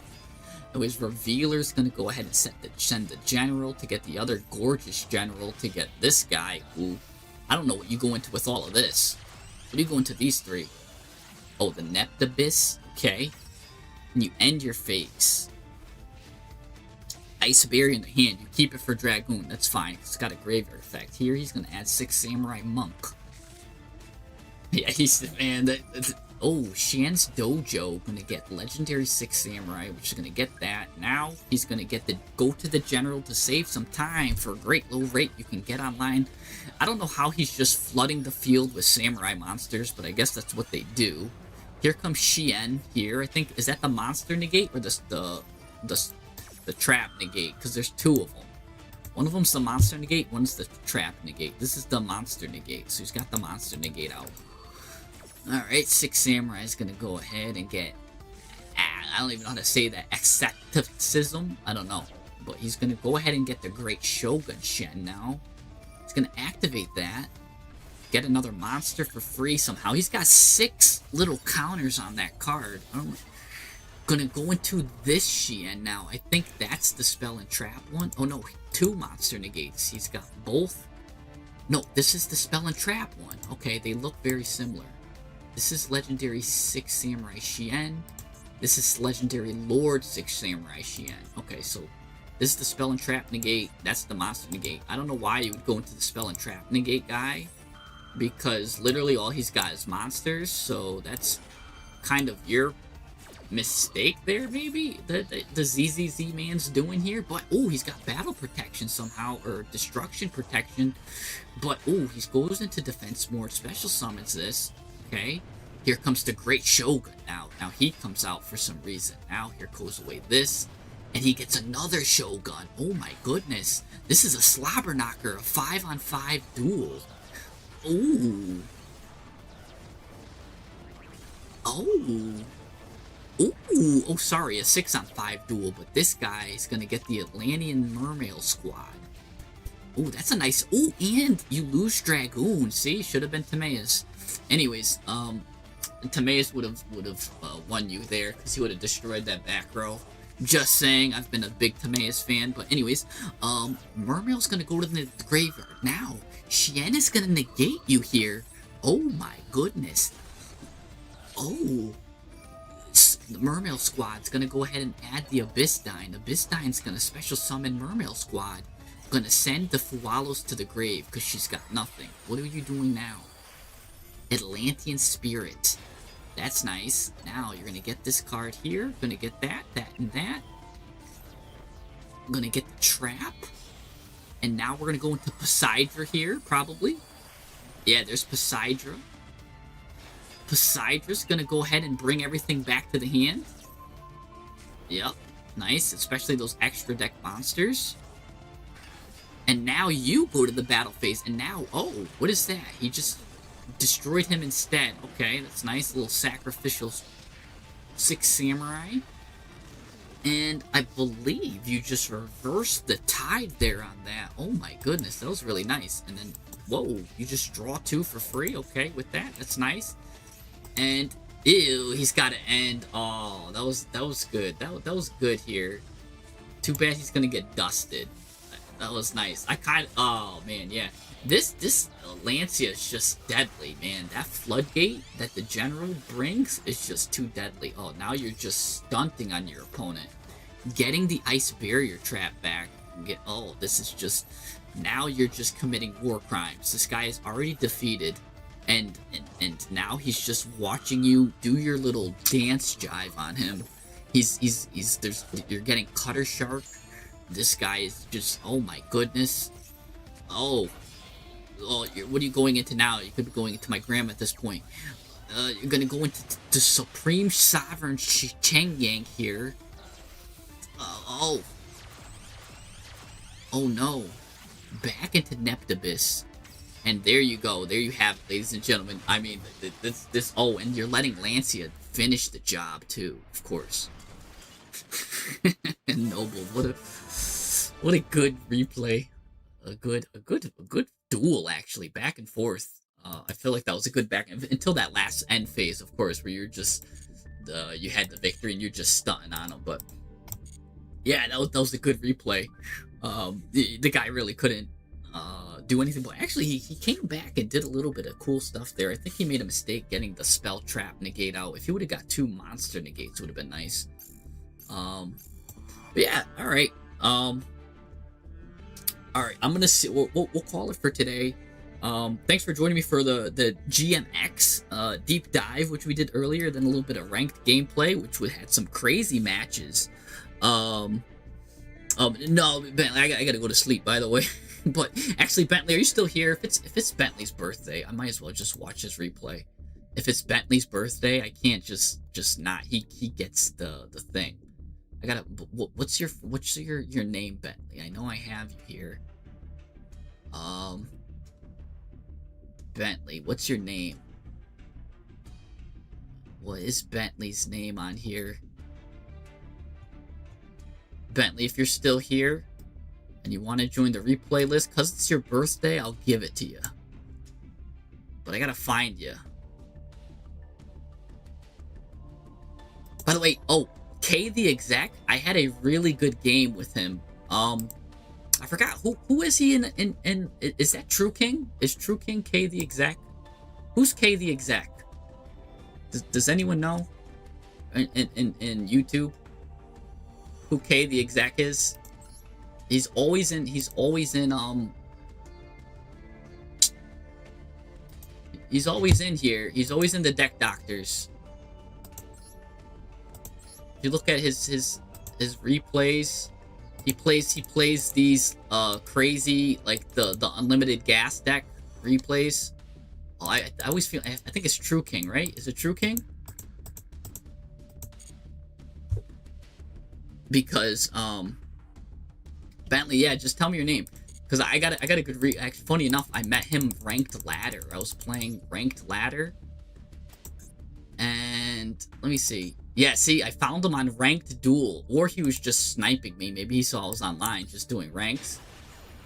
And yeah, he is True King. Yeah, so let's just watch my duel against True King here, just to see what happened. I think you guys will like this, because you know True King, he's the king of gas. But can he beat my magical muskets? Let's find out. So I'm gonna go ahead and start with my muskets here. Do a little Fiendsmith track, get Engraver, send a Super Duper, because I don't need two of them. That's gonna make Casper go ahead and get another musket card here. Engraver's gonna go to the graveyard.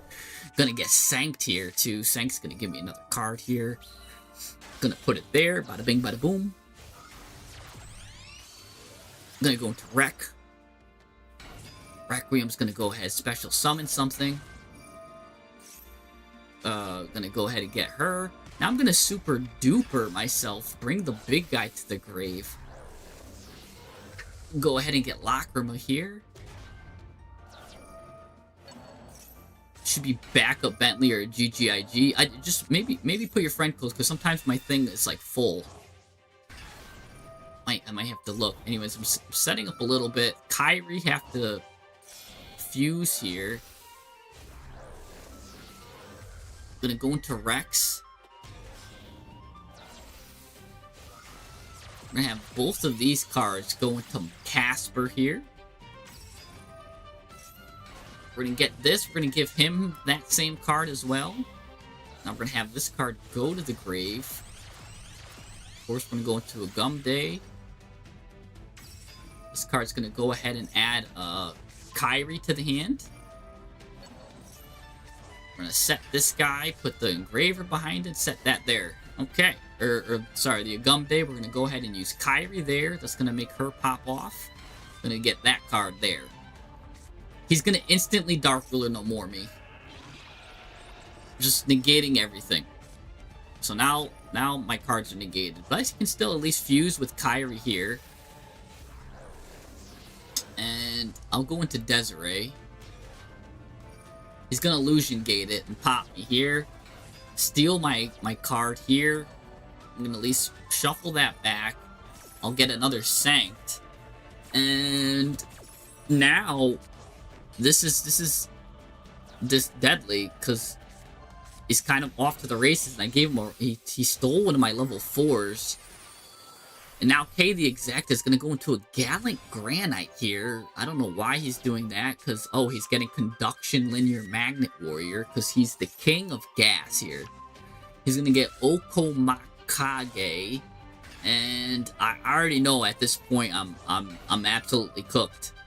I'm absolutely cooked here. He's just going to go... I don't even know what he's going here. So, K the Exec did the Illusion Gate, stole my own monster, and used my own monster against me, which is annoying.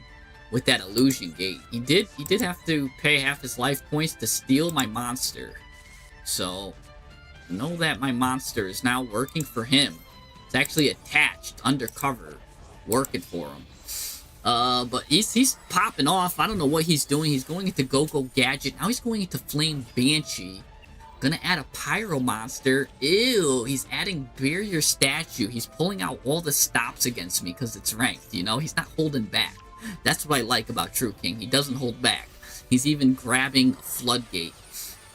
And what do I have to my name? Nothing. I have a pile of leaves, a stick, and this guy is just comboing off. He's got more cards in his hand than an octopus right now, and he's still comboing.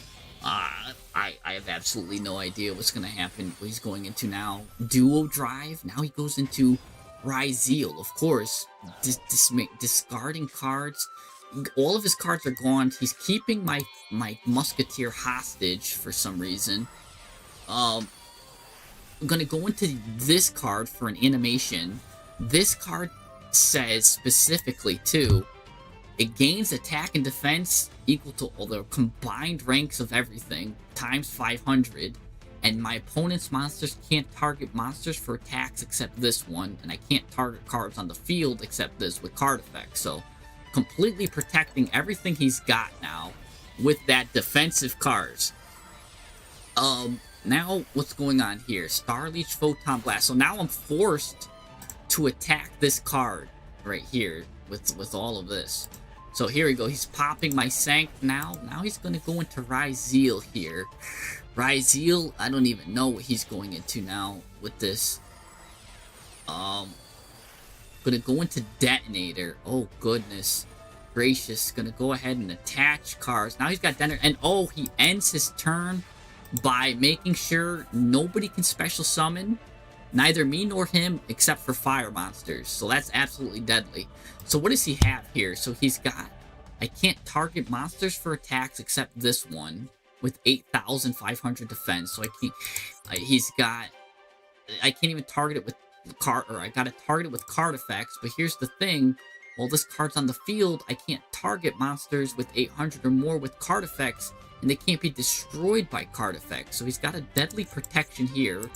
A 3-material detonator, some kind of counter trap that's going to negate and destroy me if I do anything or something like that.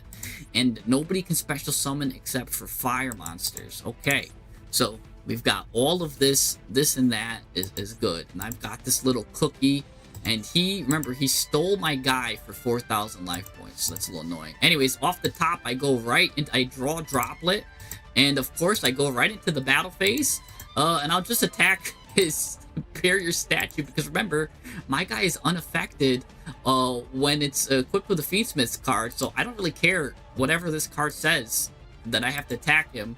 I'm gonna now make him suffer the consequences, True King, of your actions. For playing this deadly Floodgate, you're now gonna suffer the consequences. But oh no, Jesse, the math says that you're only gonna do 3,600 damage, but good thing Forbidden Droplet halves your attack, and I'll send the trap so you can't even use the trap.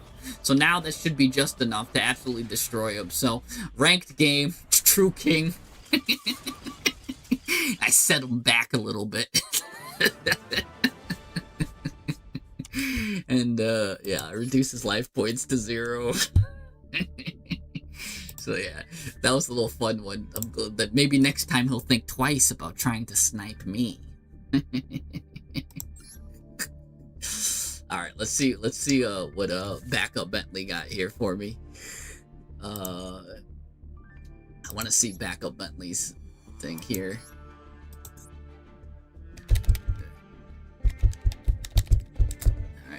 Oh, GG on TTV. I gotta follow him, but I've got maximum capacity, so I gotta remember to add Backup Bentley. I'll add his friend code, because he's a good guy. So we're gonna go up to the top here, play it. Yeah, that Destiny draw. See? And if you guys were playing, remember how I say I always play 3 droplets over Ash Blossom? Imagine I drew Ash Blossom at the top there, how bad that would have felt. I'm telling you guys, replace your Ash Blossoms with Max Eve. This doesn't look like it's Speedroids. This looks like it's anything but Speedroids. This looks like it's a WCQ match. And yeah, you just win. You saved your replay for a WCQ match. What? Which one is it? Back, Mr. Bentley. Yeah, man. I don't know. It just was funny because the deck doctor, right? He thought he was the student surpassing the master, but I had to show him that the deck doctor always got what it is, got what it takes, So True King did all of that, and I just smacked him in the face with an unaffected monster. This doesn't look like the right replay either. So, not the WCQs, but that's literally all you have. You didn't make it public, I don't think. All I see is WCQs. Maybe down here on the bottom. What do you got here? What's your deck? Oh, this is Yummy Mitsu. This is Yummy Mitsu. And what's this? I'm guessing this is Yummy Mitsu. Yeah, they're all Yummy Mitsu. And the rest are WCQ qualifiers.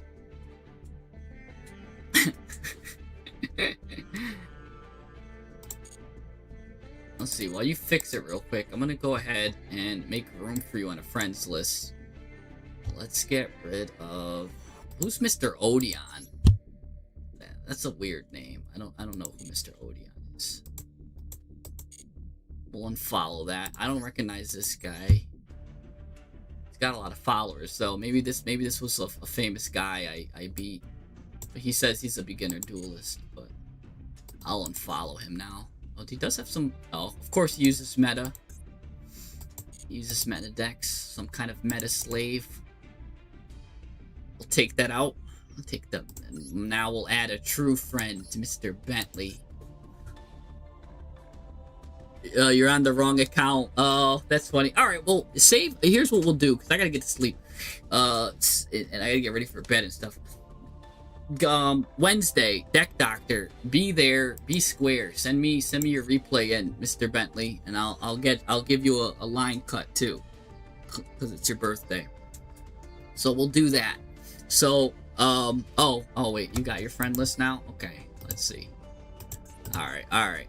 We'll do this one last one because it's your birthday, and that's it. Only cause there's Mr. Bentley. Give him a little follow here. He's got 2 accounts. Here we go. This doesn't look like Speedroids either. This looks like it's Marincess with Lancia. But this one is Speedroids. Let's see it. Alright, let's see his Speedroid replay that he's dying to show. Let's see. Yeah. I want to see it too. He's got the Colonel Clacker in his hand with Terror Top, of course, here. Oh, and he's against meta. It's going to get Fuwalos, though. But no, he's going to School Tune Synchro right away to kind of play around Fuwalos. Okay.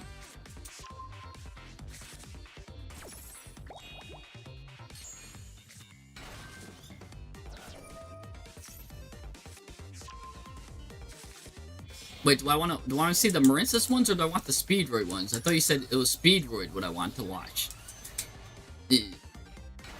All right, we're gonna go ahead and get Q.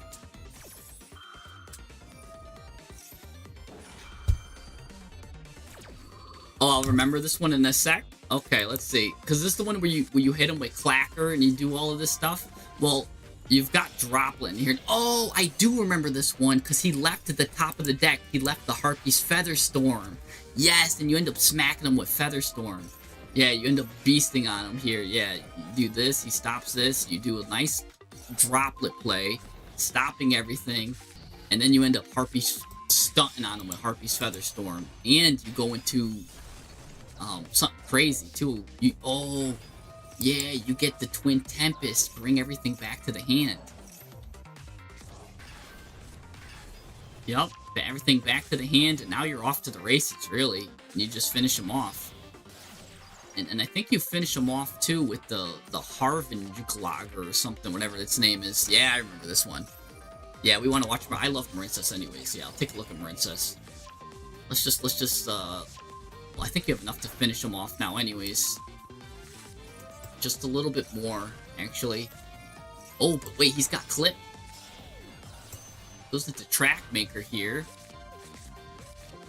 Do you add Harmonia here? You do. Called by...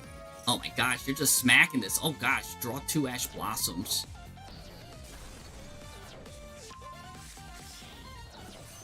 Oh, go right into Baron. Oh, this guy's... Oh my gosh, Clear Wing. Oh my goodness, your end board is getting crazy now. Now you're just... And, oh my goodness. What the... High Speed Roid Rider. This part I forgot. Gosh, gonna... Especially get rid of 4... Ring shuffle 4 of your guys back. Oh gosh. Alright, well, that was just destruction. That was a good replay. That's a good one. I always like watching Cool Toon get clapped. So, we're gonna... That's always fun. Let's go ahead and watch this ranked duel here.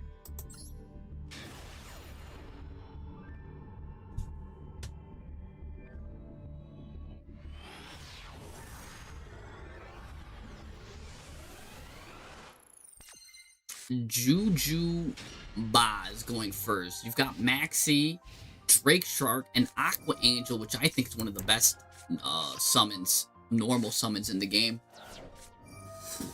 Because you can do so much with that. Anyways, he's going to go ahead and Maxi you here. He's going to resolve. Well, I will say this. You should definitely win when Maxi resolves here. This guy's giving you like 50 cards. Mr. Bentley.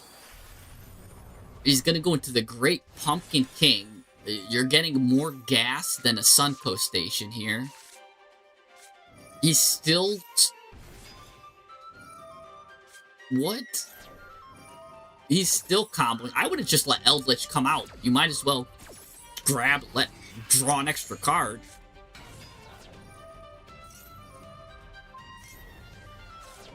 Oh my goodness. See, he's gonna get Eldritch anyways. That's what I was saying. You might as well just let Eldritch come out.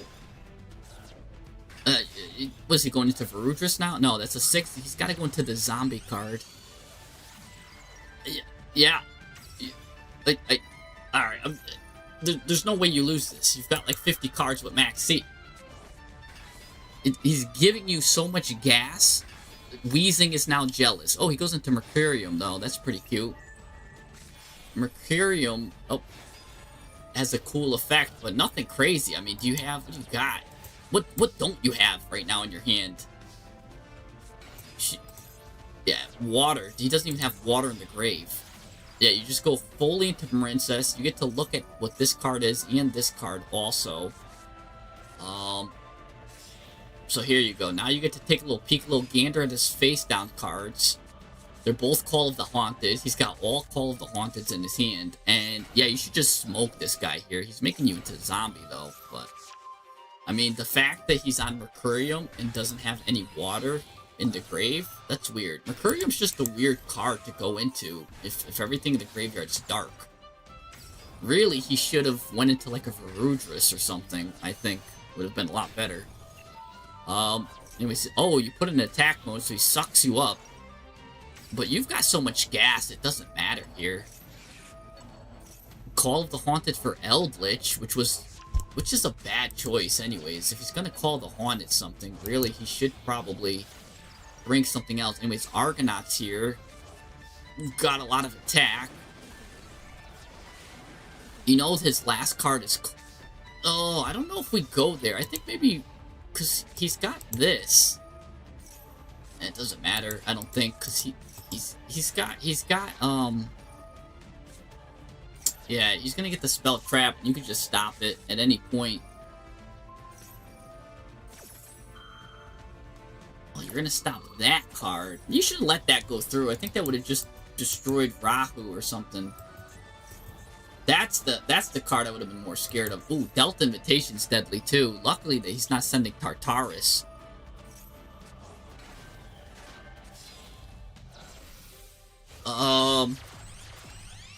You were low on time? Yeah, you were spooked by the golden boy. I mean, he could. He's a very flashy guy here. And... oh, does he lose on time or does he just give up? Oh, he surrendered. Yeah. Yeah, the guy did... here's the thing. Whenever I have a maxi replay and I win, I don't save them unless something crazy happens. Because... really, we should win those, right? Like, when we get so much gas that a Suncoast station just wants to open up business next to us, then yeah, that's an American gas station, by the way, if you guys don't know that joke. But yeah, you have more gas than me when I eat beans on a Tuesday or something like that, on a Taco Tuesday. But anyways, I gotta call it here, guys. We're gonna do Deck Doctor on Wednesday. I might be a little late on Wednesday, like 6:37. I'll put the thing up, so we'll see, but I might be on time, but yeah, so okay, come through for Deck Doctor, and I'll see you guys next time. I gotta eat, I gotta get some sleep.